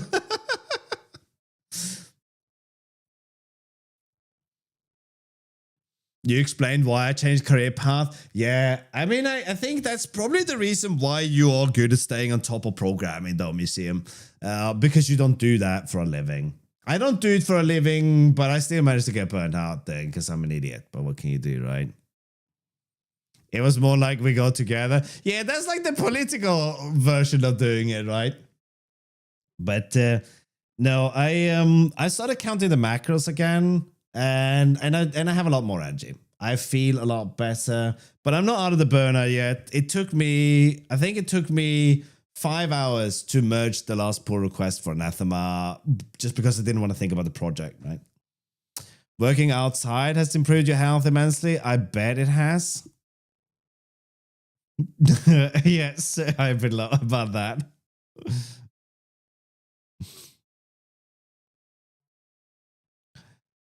Where can I find programmers to help me create a system that can tag video footage, for example, a football game? System would tag the goals and shoots the goal. I think that Stenko, you're looking for someone who is programming Python using OpenCV to do this, maybe. Someone in chat might be doing that. You can ask on my Discord in the programming channel as well. And if someone tells you not to advertise jobs, just tell them you have my permission. I started cutting out carbs from my diet, and I realized how many foods and drink products are packed with carbs. Yeah, to me, I'm a very basic bitch. It's just Kaiko, right? Calories in, calories out. I am now on 2,700 calories in my day-to-day intake, and I keep a balance of carbs and fats. Obviously proteins, but I'm not super strict. I go over my protein intake. Sometimes I might be, yesterday I was about 42 grams low on fat. It's just, as long as you meet your protein goal. But food to me, I don't eat snacks, right? And not because I'm better than you, right? Because I am, but that's not why. I don't eat snacks because it's a long and boring story, but I feel a lot better in the long run. It's like my mood is a lot more stable. Welcome to Discord, Stenko.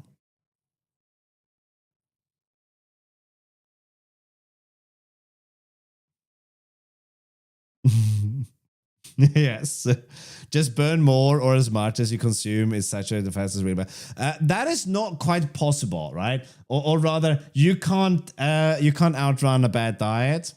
But you burn calories just thinking and being alive. So if you eat a pizza, let's say hypothetically a really chunky pizza at 2,000 calories, right? And you go for a walk of 10,000 steps. That's going to take you like an hour, maybe more, probably an hour and a half, and you're going to burn like 400 or 500 calories, right? I burn about between 400 to 600 calories in the gym every time I go. I know that from a stupid watch, but it's not really, I don't work out to lose weight or anything like that, right? The calories are fuel, nothing else, right? Speaking of burning, treadmill time for me. All right, enjoy. Thanks for hanging out, Russ. There's also OpenCV and YOLO. Yes. How would you use OpenCV to detect if someone attempts to shoot to a goal shot or hit a goal? I don't know. I don't use OpenCV, but that's probably what most people would do. Since you're interested in fitness, lifestyle, longevity, have you looked at Brian Johnson? Yes. Not his routine. I just know of him from YouTube. Not all the supplements, but daily routine and eating routine. No, that's the guy who wants to become younger, right? That's the guy who's obsessed with his age, right? I mean, you don't have to be as strict as some people. No, you absolutely should not be strict. A diet should not be a punishment. I never measured distance in steps. Culture shock. How far would 10,000 steps be? I have not measured distance either. I measure it in time, and people's step length is vastly different, so that's hard to say. But I think for me, I walk about 2.5 kilometers an hour, I think. And then you do the math.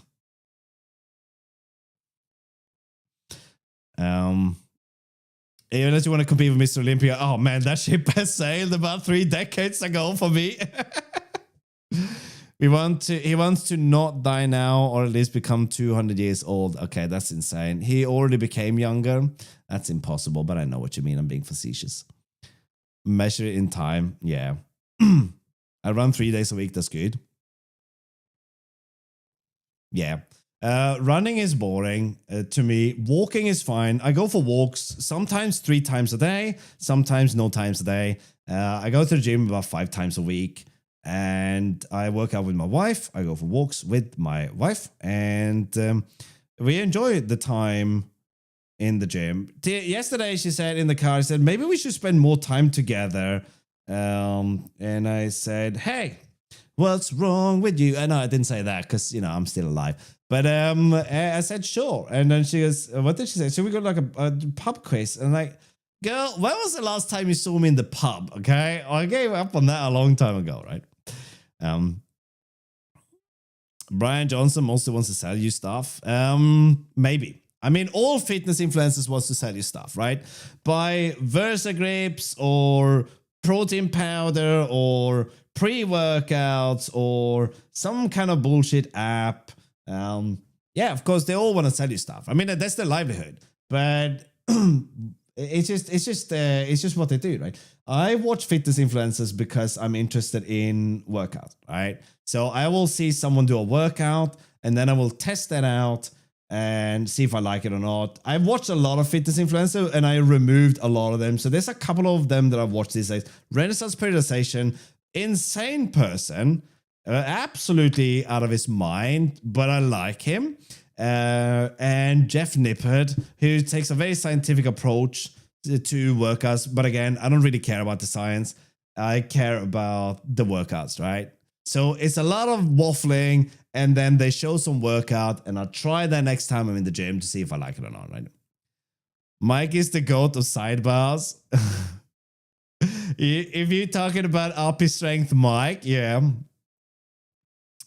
Have you seen the latest operation of Dr. Mike? I have seen the video. I saw a little bit of it, but I turned the video off because it doesn't interest me. I'm not interested in...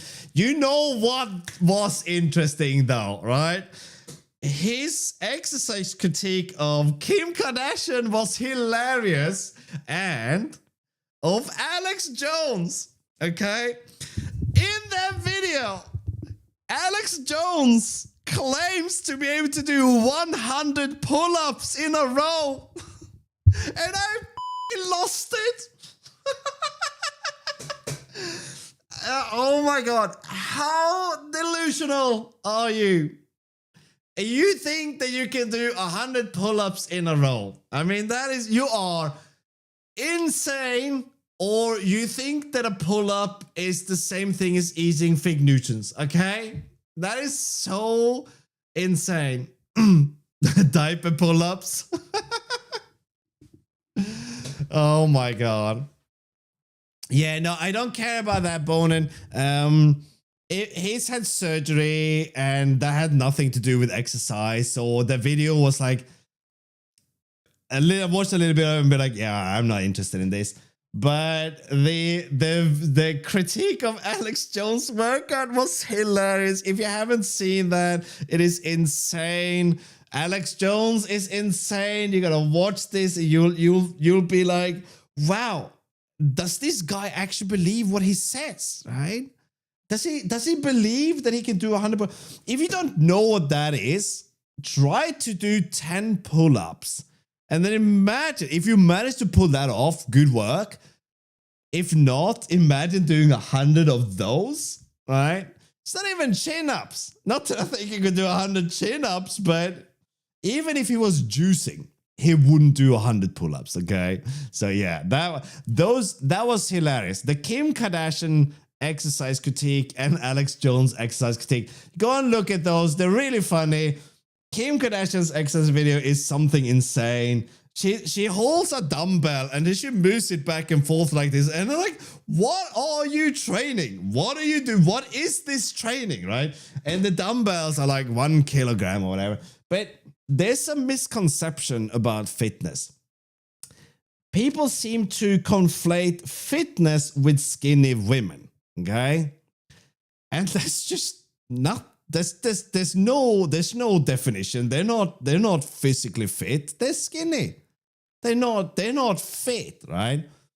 One guy I saw the other day though was the fat-free runner, and I was really impressed with that guy. Incredible attitude, and he put himself out there, and he did a remarkable transformation. Very interesting.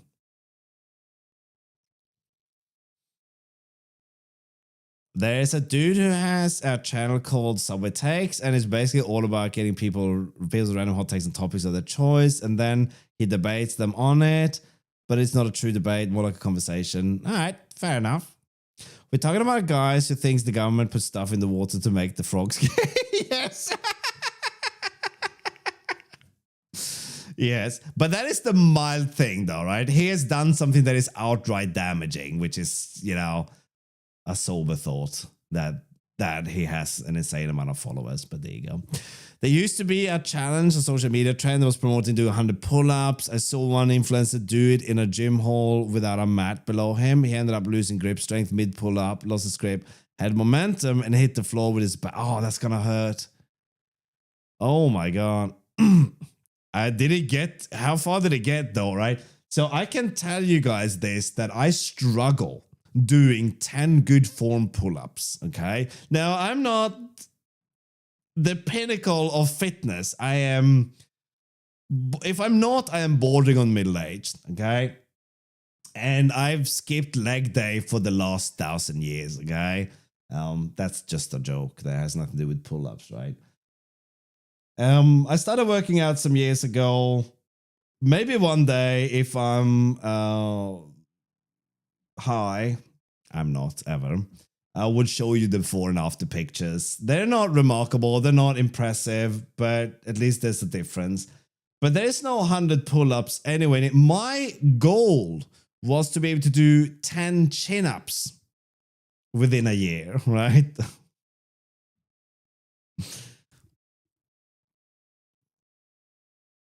Not even close to it. I mean, no, most people don't manage 10 pull-ups. And we are talking about dead hang pull-up, not right? You're not like raising the roof, okay? That's not pull-ups, okay? Hand outwards, okay? Hand inwards is chin-ups, right?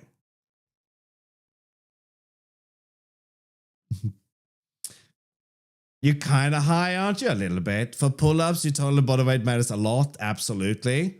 Even if you are better form and you simply weigh more, you'll be able to do less pull-ups. Yes, but yes and no, because you can go in the other direction. You can be massively overweight, and training doesn't increase your body mass.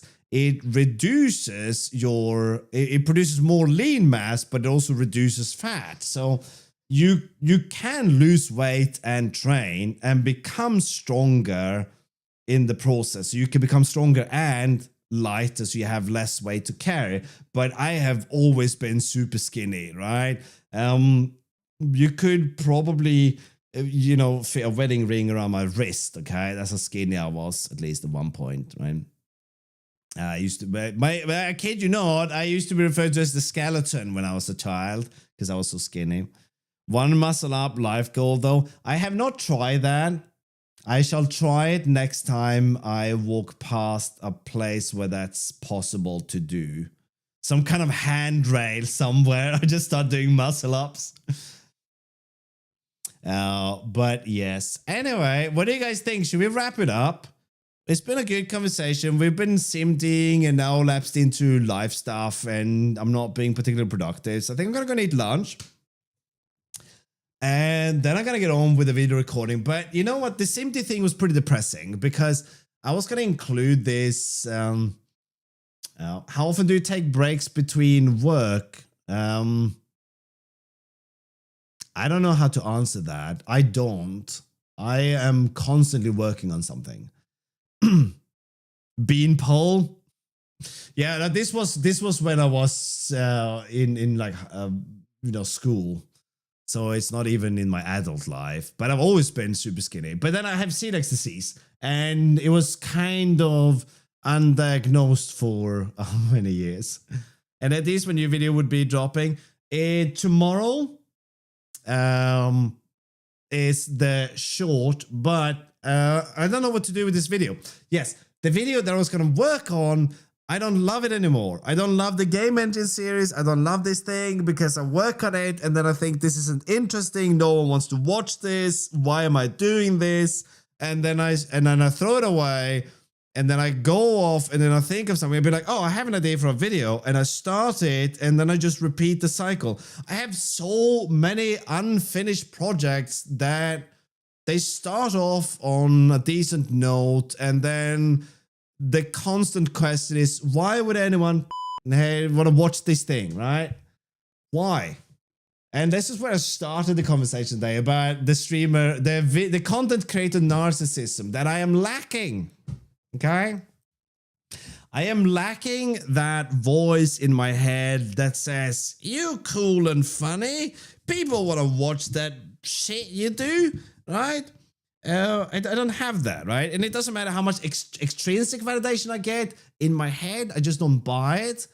And I sit there and be like, come up with something new. You can do something new, do something different. Don't just do another video on some bullshit programming stuff with a bunch of B-roll from Pixabay and the same stupid jokes that everyone else does. Do something different. And then I sit down and I draw a blank, and then I'd be like, you know what? We're doing this thing. We can like build this thing. We can do that. I'll start this thing. I'll start the video, and then 2 days in, no one's gonna watch this. This is complete bullshit. I never know why you guys are watching this now. Okay, this is also complete bullshit. But there you go.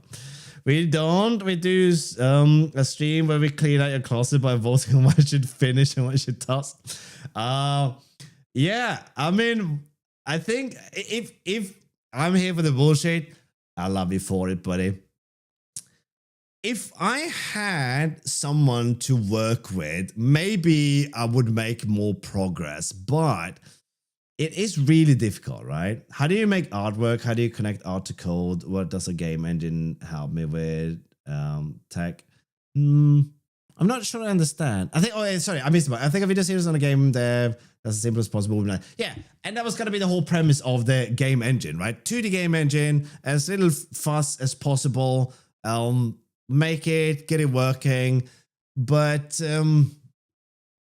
I just struggle. I just struggle to find the concept interesting. So I try for someone to watch. And I always say, would I watch this? And the answer is no. You're an idiot. I wouldn't watch this. There's like bits of bobs that could be funny, and be like, oh, this is kind of funny. This like, I'll show you the. Can I show you this thing, right? Let me preview some stuff for you. I just gotta get the desktop audio to play, and let's see if I can pop open Resolve here. Because I don't want to show like too much of this thing, and goodness me, I even have something called the graveyard where these projects end up now, right?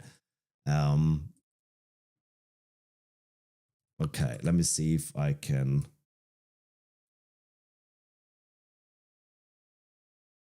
All right, so this is my stupidity. This is the dumb stuff that I do, okay? And I amuse myself doing this. All right, now can we just get single view, right?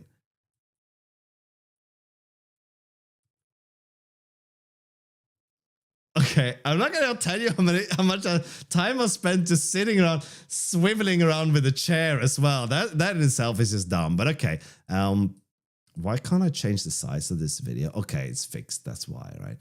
Okay, let me see if I can play this at a sensible volume.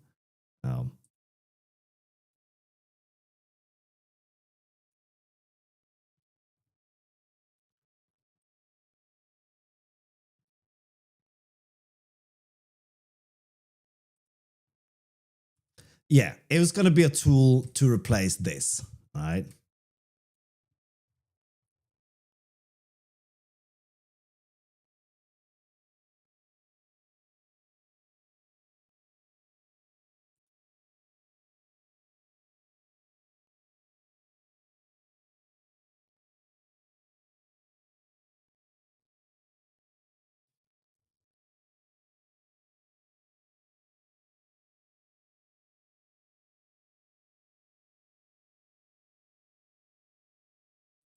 And then I just written plan on it. And I amused myself with that, right?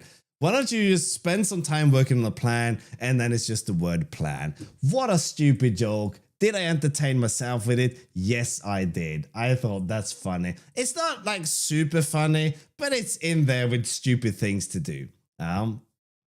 You didn't use the calculator. I did, but since I sped up the footage so much, you can't really see much of that. I also ripped some pages out of the book and threw them away, and you can't see that either. That's my notebook where I keep stupid ideas in there and write down ideas for shows as well, right? Yes, plan. It was written intentionally like that. But I had to fill in the letters because you couldn't see it in the end, right? I should have used a different pen, right? Calculators are status symbols, too right. I think these small jokes are good to keep the content fresh. Yes, but they're really hard to come up with once you get to the programming part, right? Because the programming part isn't funny, right? If you look at interesting content creators, what you see is generally someone doing something. You don't see someone program for. I mean, when I get into this existential crisis of content creation, I don't even know why I turn up here the next day because I think about it and I'll be like, I'm so bored. When I interact with, or rather Twitch streamers in software and game dev, for me, I'm watching them mostly because I'm interacting with them, right? I'm chatting to Marek or Grim or Christoph or whatever, right? And even do some collab stuff with them, right? I can't chat with Prime anymore because his chat is just too busy, right? I keep saying that, man. I'm just jealous, right? So yeah, that's kind of like I don't watch programming unless I am programming myself and I put something on in the background as background noise, right? Which is the one I imagine that 70 of the 80 viewers are right now. They're like, shut up, nerd, and then just put me in the corner somewhere, right? And that's it. SpongeBob meme with the I don't know the meme. Not like this. Can you share that? Wrong side of the brain. Interesting thought. The balance is nice, but I need the balance, right? Because I can't have 1 minute of some like, oh, this is what we're gonna do. We're gonna build this thing. It's gonna sit in the corner. It's gonna be amazing. And for some stupid idea, I'm gonna use SIMD to parse something completely nonsensical when I could have used a crate to solve it. But I'm not gonna do that anyway because I'm doing dumb things, right? And then we're like, oh, let's make with the programming, okay? Make with the programming. This is let's go now, not make with the programming. That's it's a Spanish hand gesture. Anyway, educational. I get stuck. I get stuck like a duck under a truck, right? They're funny to draw you in and the technical keep you learning. No one's going to learn anything. This is the thing. I don't think I can do educational content because either it's entertaining or it's educational. And I don't mind sharing the stuff in writing. I try to make educational content to some degree, but I just turn them into flimsy things after all, right? These are not instructions you're looking for, indeed. All right, meme of the week 11. Let's see. I have missed something in my life, you see. What is this?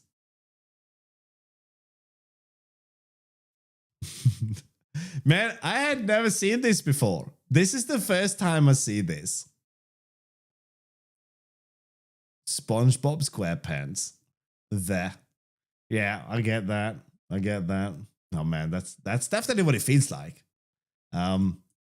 Spending hours, days, working on these, writing things down, only to sit down with the same fundamental thought every single time. Programming content isn't funny. It is not interesting. It is not funny. It is there if you want to learn something. Other than that, it's not. All right. And I thought about, what if I build something with hardware in Rust? And then I thought about people who do that. And I realized that the most boring part of their video is the programming. I mean, that's like the entire essence of who I am. It's fucking Rust programming. Okay, I'm kidding. But yeah. Programming content is not interesting. What do you think? I have existential crisis all the time, Marvin. Make an edutainment game. Yeah, it's up there, Modprog. I see that you get this, right? You get this. Edutainment is difficult. It's very difficult. It can be funny if you enjoy other people suffering. Well, first of all, I don't. I find that miserable. And I don't know if programming is enjoying other people suffering. I think programming is making other people. I mean, you guys are programmers, okay? You guys are programmers. When was the last time you went up to someone who's not a programmer and be like, hey, do you guys want to talk about programming? And they was like, oh my God, yes, where have you been? I need this so much in my life.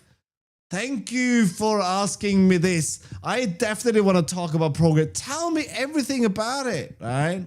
Or is this more familiar? You walk up to someone and be like, oh yeah, that thing's a bit like programming. And then you just hear a stream of and then they leave, right? Which one is closer to reality, do you think?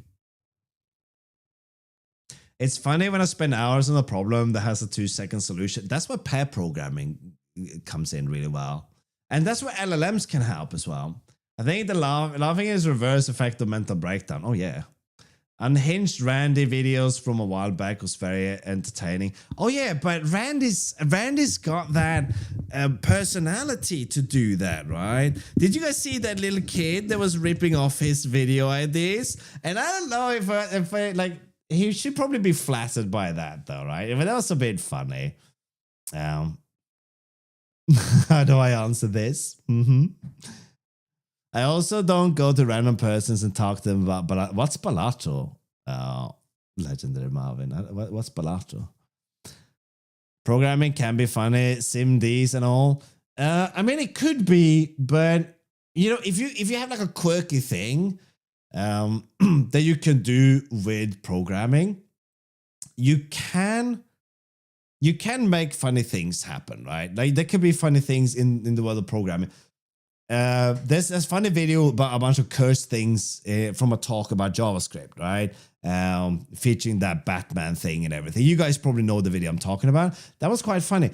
But there's not an abundance of that, right? There's a whole file an entire file in the Rust code base that features a lot of cursed code. But that's not really that funny, right?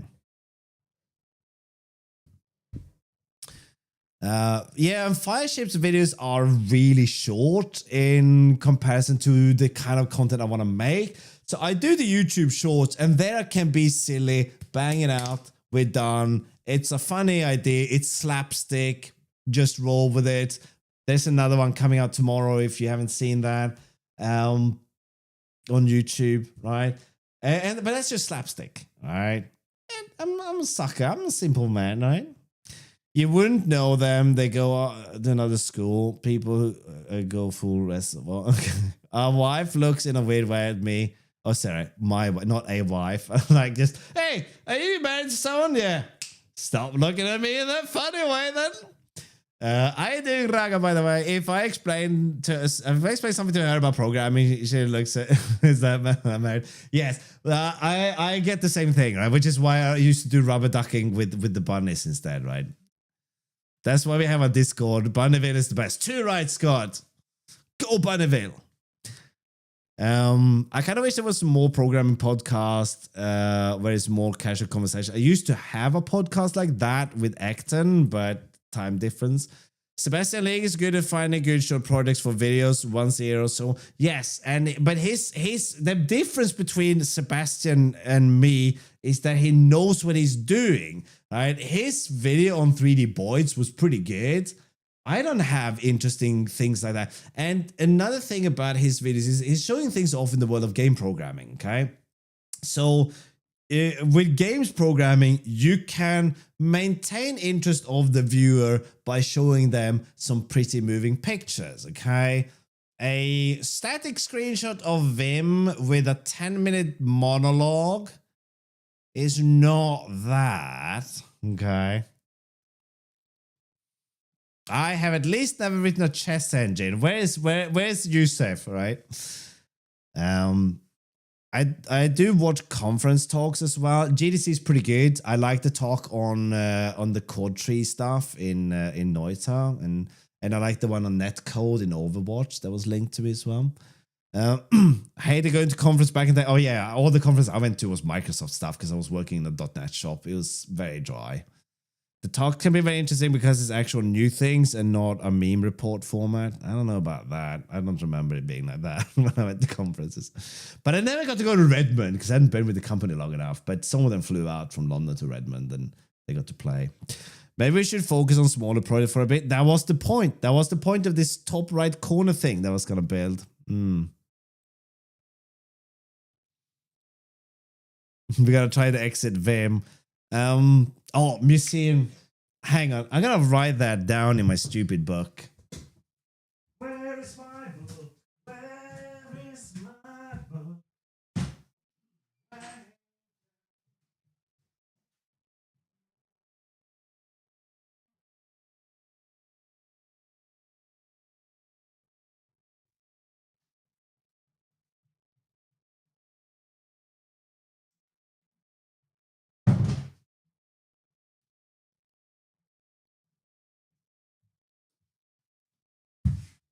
All right, I'm gonna show you guys something. I'm gonna show you my backpack.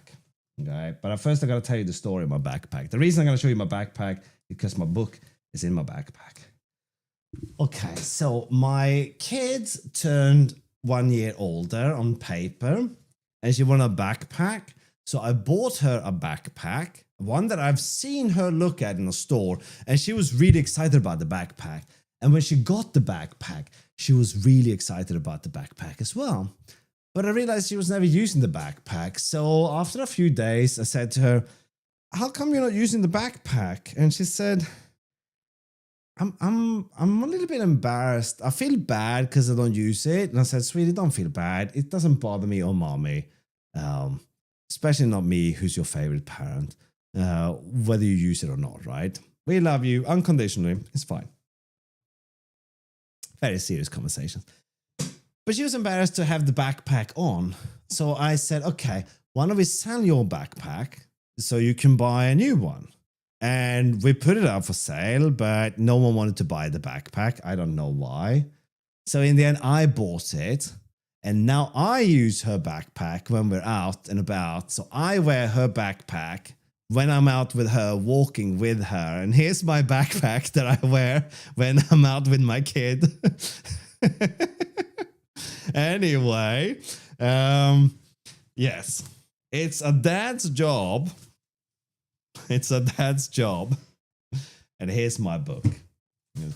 I mean, would you not be a middle-aged dad wearing this, right? Look at the little paws as well with the clasps on them, right? As a grown-ass man, I would wear that. I mean, who wouldn't, right? If I was gonna be Hello Kitty, well, we're not far off. But Museum, you gave me an idea for another YouTube short. Here, by the way, is the plan. But you can see how hard it is to read the word plan on there. So I had to fix that a little bit.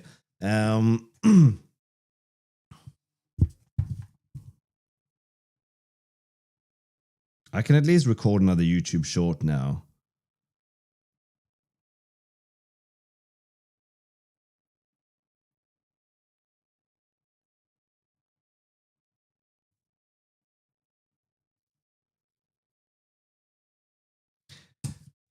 Thank you for that idea. We don't need... Where are we going? We don't need ice. When was the last time you guys saw Event Horizon? Single strap goes across your chest. That was such a popular bag when I was in school. Aren't you in school still? I don't know. Old single strap backpack. Let's see. Oh, yeah. These ones, right? These things. I remember these. What was wrong with those? This seems like a good idea.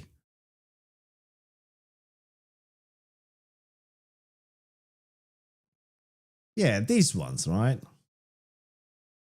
Have I turned off desktop audio so I can play music again? Yes, I have. Welcome back, guys. Yes.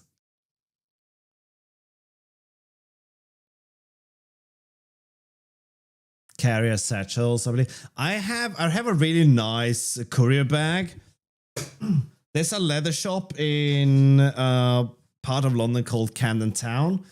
Camden Town says a lot of weird stuff, but there's a leather craftsman there, and I spent I think £150 on a leather courier bag 20 years ago, and I still have it, and it's really good. Single strap doesn't distribute weight well if the bag is heavy. To be fair, I think my backpack would probably just collapse if I put something heavy in it. It was not an expensive backpack. Those backpacks are nice when you're doing parkour, something I do on a daily basis. Can cause shoulder fatigue, but only if you wear it and you go places. I feel like that already has a solution though, right? You go camping on purpose? I got myself a blue that show. Less French, please.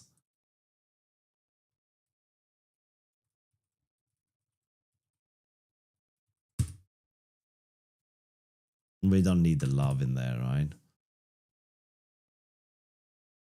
Is this it? No, I don't want to go to shopping.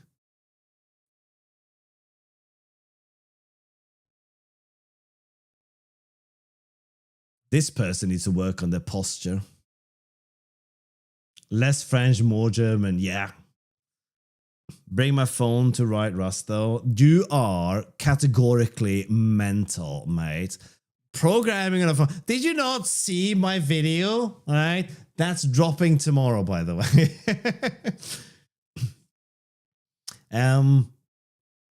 Yeah, no, I actually have, jokes aside, I have programmed the joke in the video aside. I have Termux on a tablet that I've used for programming. Right? Okay, I think we've kind of lost the plot a little bit here, haven't we?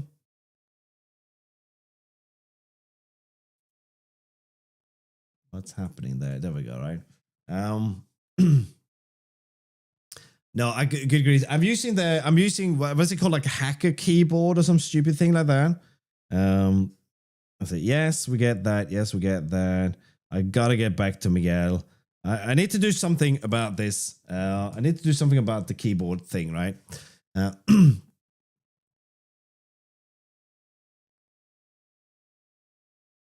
The modal nature of... Oh, wait, I don't understand.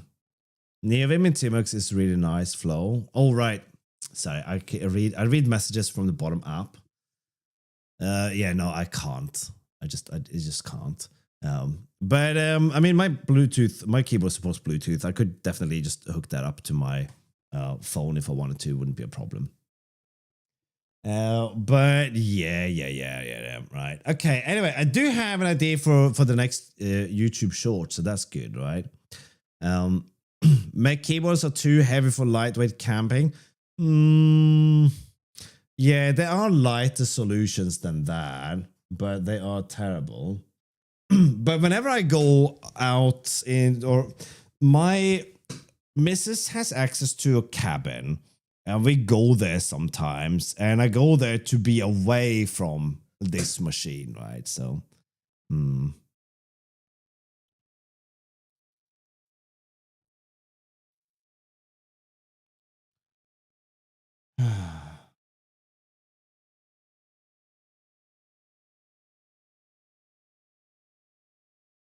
okay, a dungeon, yeah.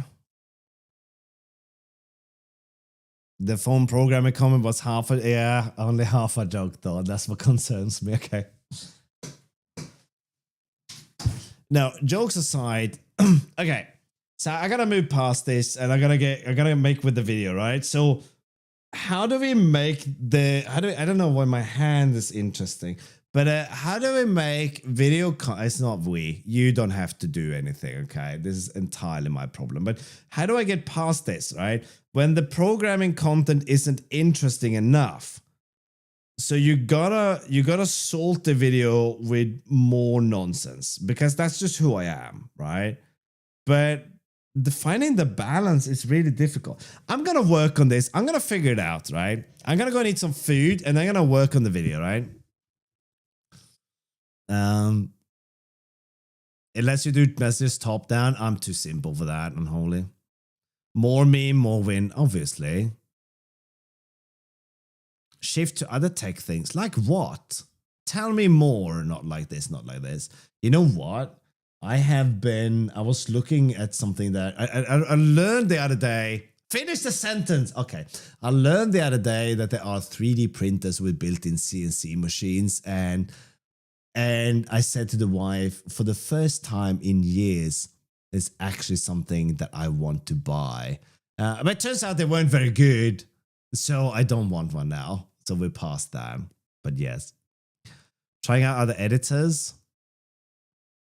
Oh, like a review thing? Maybe you're right. And the thing is, you're not the first one to tell me this. Maybe I should try something else.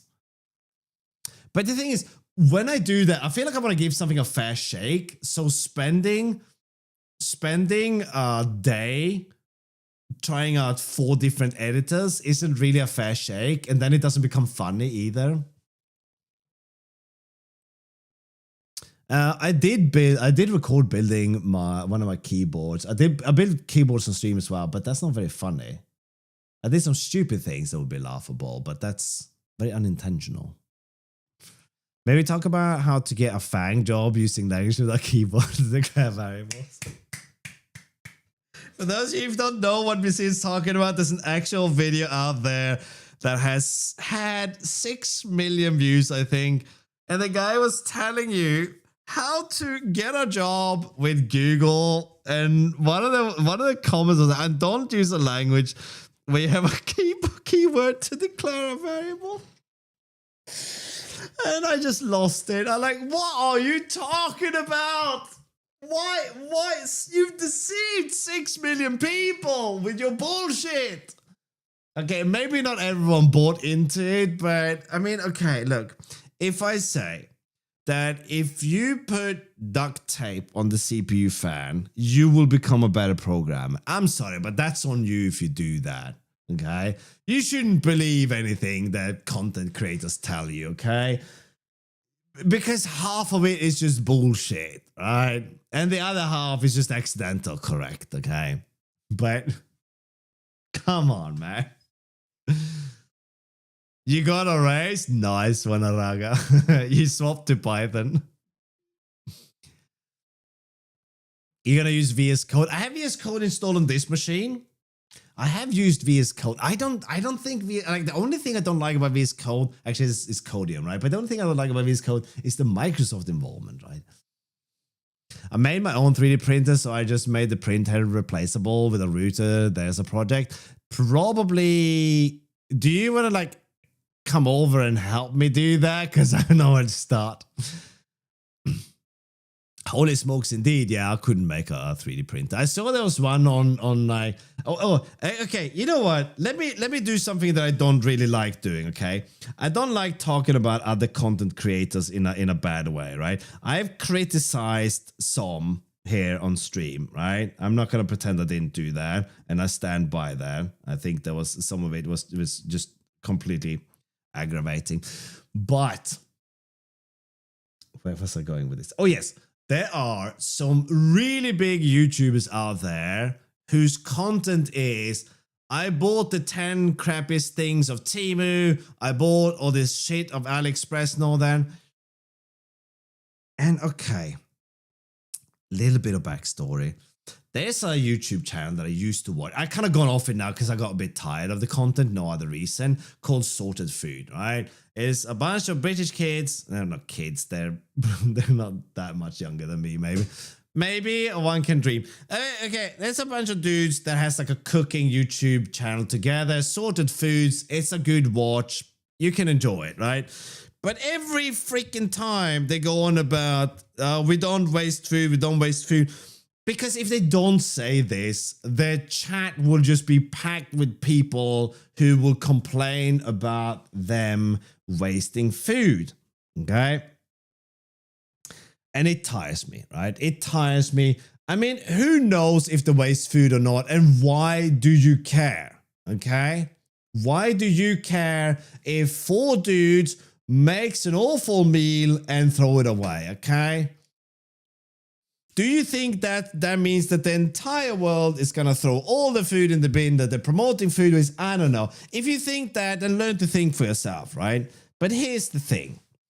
If you make your content out of buying shit from Temu or AliExpress that you know is just utter garbage, so you're basically buying landfill fuel, that I do feel a little bit like, ugh, right?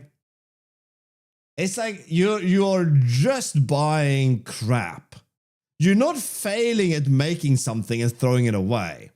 You're buying things that you are 99% sure is going to be utter rubbish and landfill fuel, right?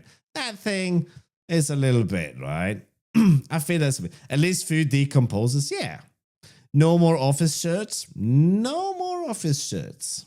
How you doing, Gresham? Toothpaste for thermal paste, right? Too right. I mean, you brush your teeth with thermal paste so you stay cool in the summer. Let's create perpetual motion machines. I'm waiting for my current one to stop to see if it works. I have a long list of things I don't like about VS Code. It's far from perfect. Oh yeah. But I don't like VS Code for the Microsoft involvement. I think VS Code is actually pretty good software for what it runs on, right? It's a way of demonstrating you can write a snappy, performant editor in Electron, right?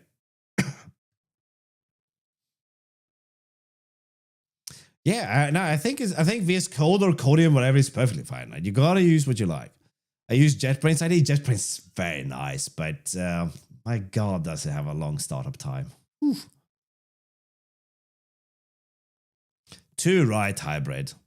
Those videos are essentially the old top 10 list with spam or web spam format, but on YouTube. Yeah. Cries like Bill Gates. How does Bill Gates cries? Cry, not cries.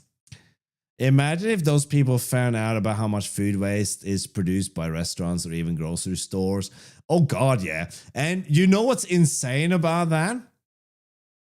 Yeah, the other ones that donate the end of the day stuff to shelters and stuff, but there is so much of it that is completely wasted, though, that is just being thrown away. And the reason they don't give it to people in need is because the arguments range from, well, if we gave it away, then no one would buy it, to then we would get a bunch of homeless people hanging around our store all the time. Like, I don't know, man. I can't fucking unpack that social catastrophe, man. VS Code shows Electron isn't the problem? Yeah. I only brush my teeth with thermal paste? Yes, that's right. I still don't know if that's 3 L's or an I and 2 L's pre. About to graduate in the upcoming month? Nice one, Gresham. Keep up the good work. 78 euros on AliExpress. Well, you better not throw it away now, ICS. We're watching you. We're going to be in your stream asking you to review these things now. What did you buy, if you don't mind me asking? JetBrains nailed the Vim emulation. The Vim emulation is generally decent in a lot of projects. My problem is that the plugins I used aren't there. VS Code policy, C++ tools. I don't know what that means, Gouda. IntelliJ started up in 5 seconds for me. This is how quickly Vim starts up for me. All right. The Clang extension for VS Code is by far the best extension for C++ and maintained by the LVM team. Now I'm getting mixed messages from Gouda Cheese and Unholy Diver. Okay, I'm going to click on this link, guys. Yes. Oh, what's this? An ESP32 touch panel? What? And I'm on board with that, right? I'm on board with buying things like that, I see.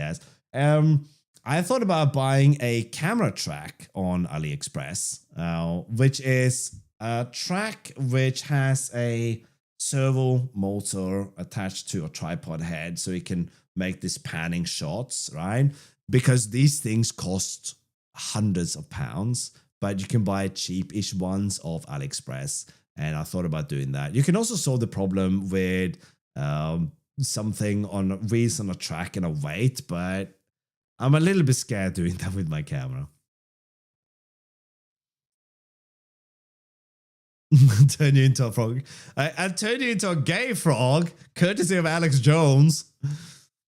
It's an ESP32 based touchscreen. That looks interesting. Yeah.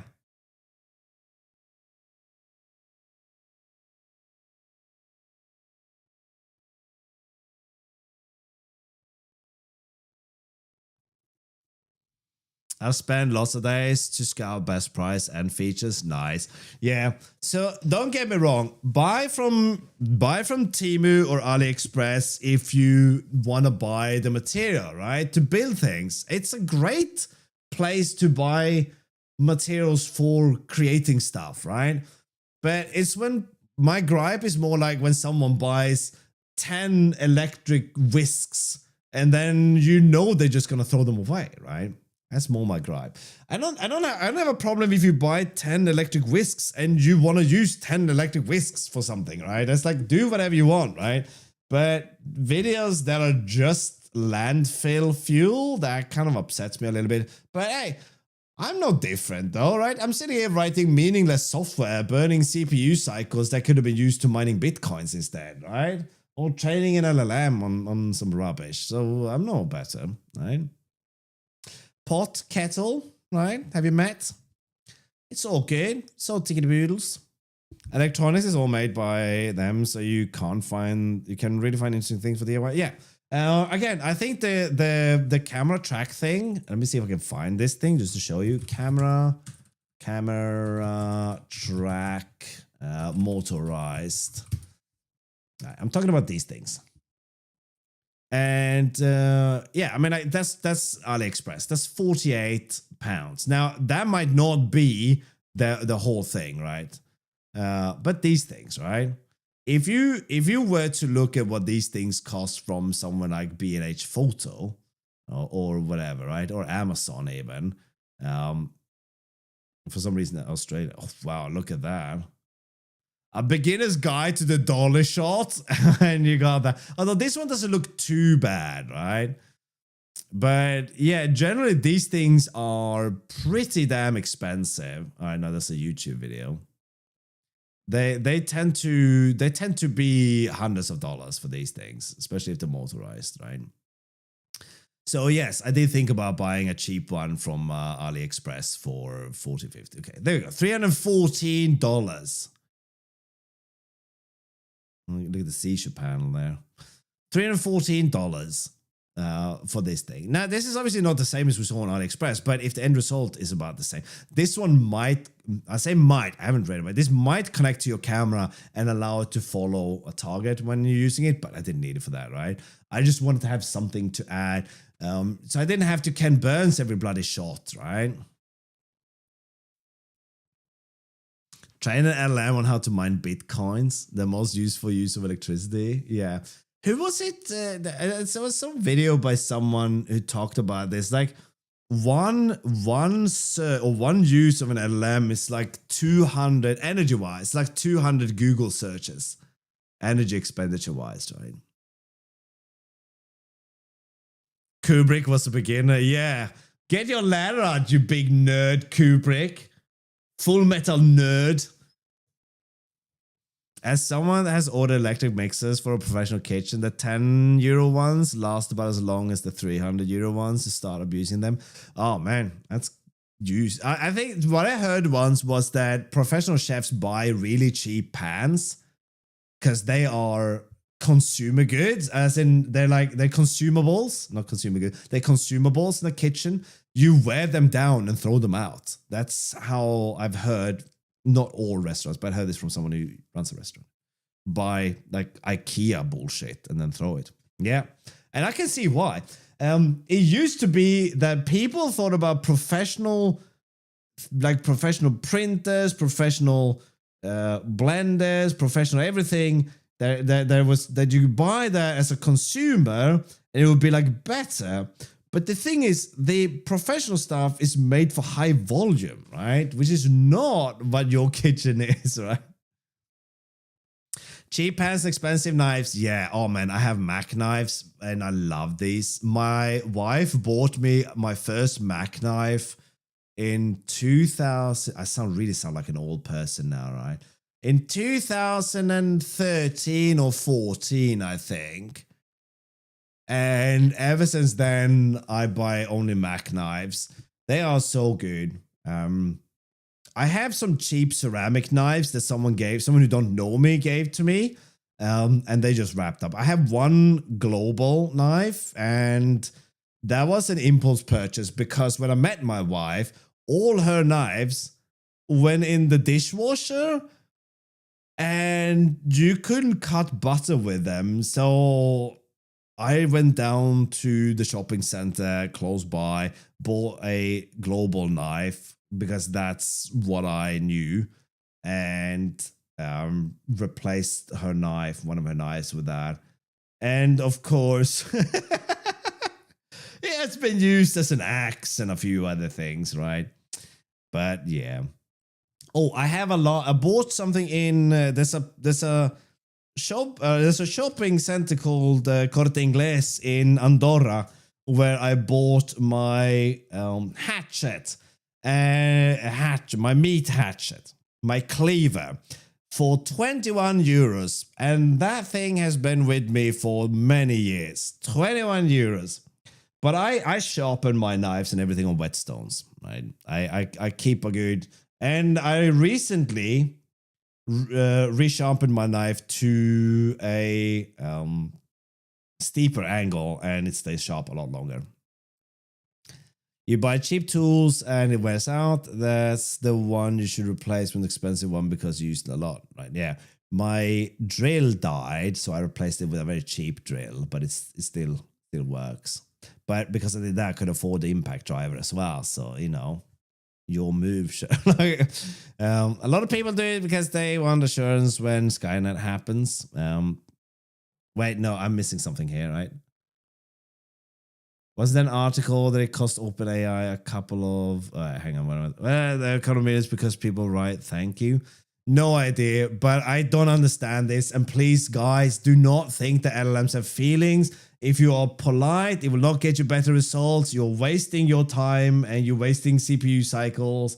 Don't be polite. It's not a person. If you feel lonely, then talk to it. You can talk to me as well. But don't bother with pleasantries. Isn't that just annoying? Because you're not talking to someone. You're talking to something. Right? The knives aren't that expensive.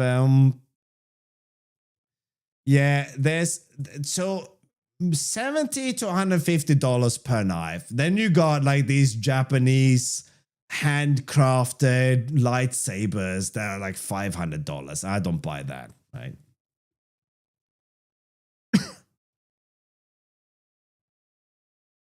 Buying the cheapest $3 knife is a bad idea. I mean, you can sharpen a lot of things. You can't. It's hard to sharpen serrated stuff, right? But I sharpened a kitchen knife to be my scoring knife. That took a while, but still.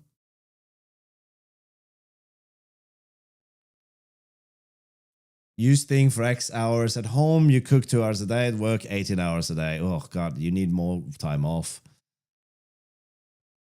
Yeah. I have Wust of Trident Classic set. They were the last present my mom gave before she died. Wust of Trident Classic. Let's have a look.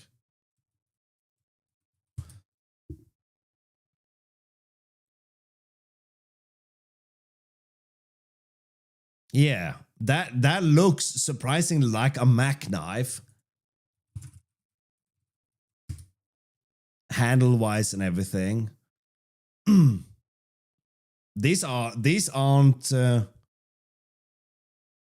okay. That is not what we paid for ours, okay? They are expensive, but not that expensive. You can find a better price than that. But these are really lovely knives. I have this one. That might be closer. I think it was about 150 pounds. But this knife gets used every day. I sharpen it to about a 15 degrees, which sounds very extreme for that knife, but it stays sharp. It's so good. It's so good. German and Japanese knives, yeah. Why did this stream has taken a turn, hasn't it?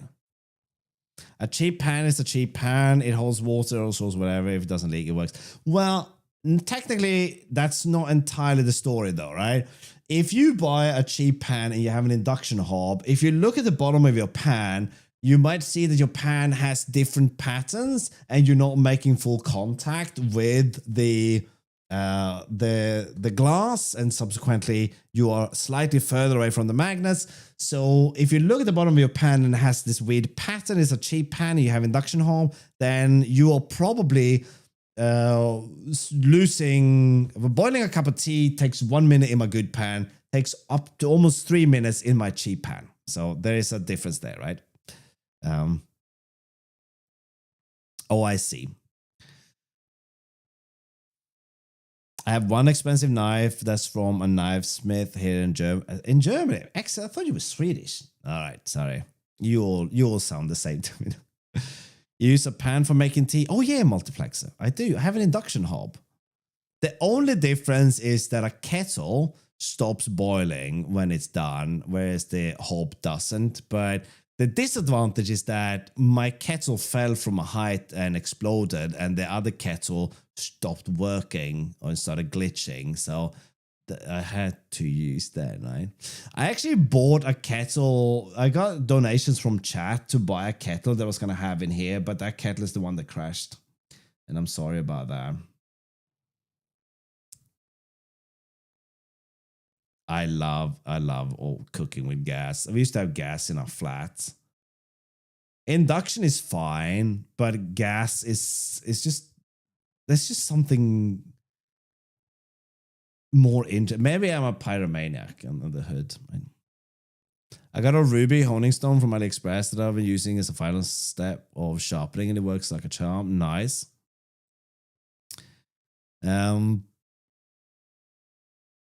No electric kettle. No, they broke. I used to live in Sweden, but I'm German.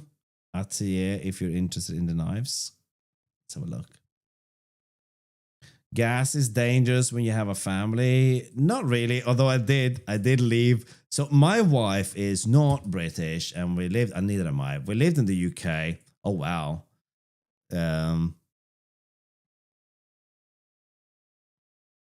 Yeah, that looks expensive. Yeah, this is the kind of stuff that looks like it's gonna be like 300 euros. Well, I was off by a bit, but not too bad there, right? 330 euros.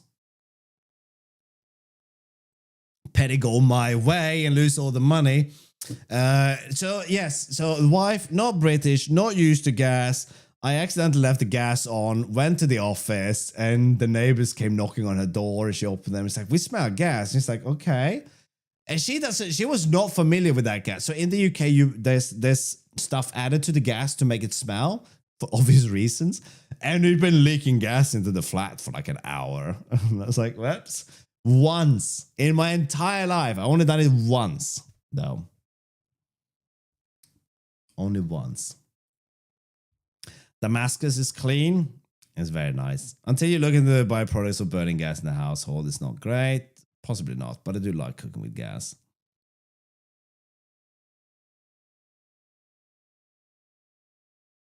Back of the oven. So you have to reach in. No, induction is effective. Induction works really well. And of all the choices, induction probably is the fastest as well. There's no afterheat to speak of, but of course, if you want to use things like cast iron pans and stuff that works with induction, make sure you tell people that you use cast iron. I use cast iron, by the way, and also use arch, by the way. Yeah,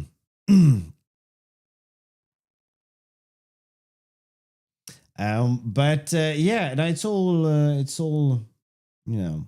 Then you have like the gas with the gas canisters. I lived in Spain for a while, and you if you lived in a big city like Barcelona, Barcelona. If you lived in Barcelona, you might have heard that iconic clanging sound when they go around and collect and replace the gas canisters. So dude just walking around banging on the thing.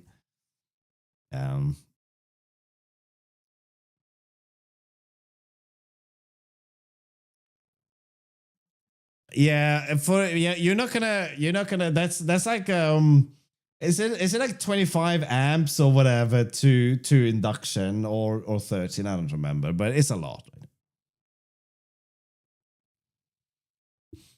Maybe not good, but it is wholesome, right? There's something pleasant. I mean, I have a fireplace right here. It's completely useless and I never use it for the sake of it being useless.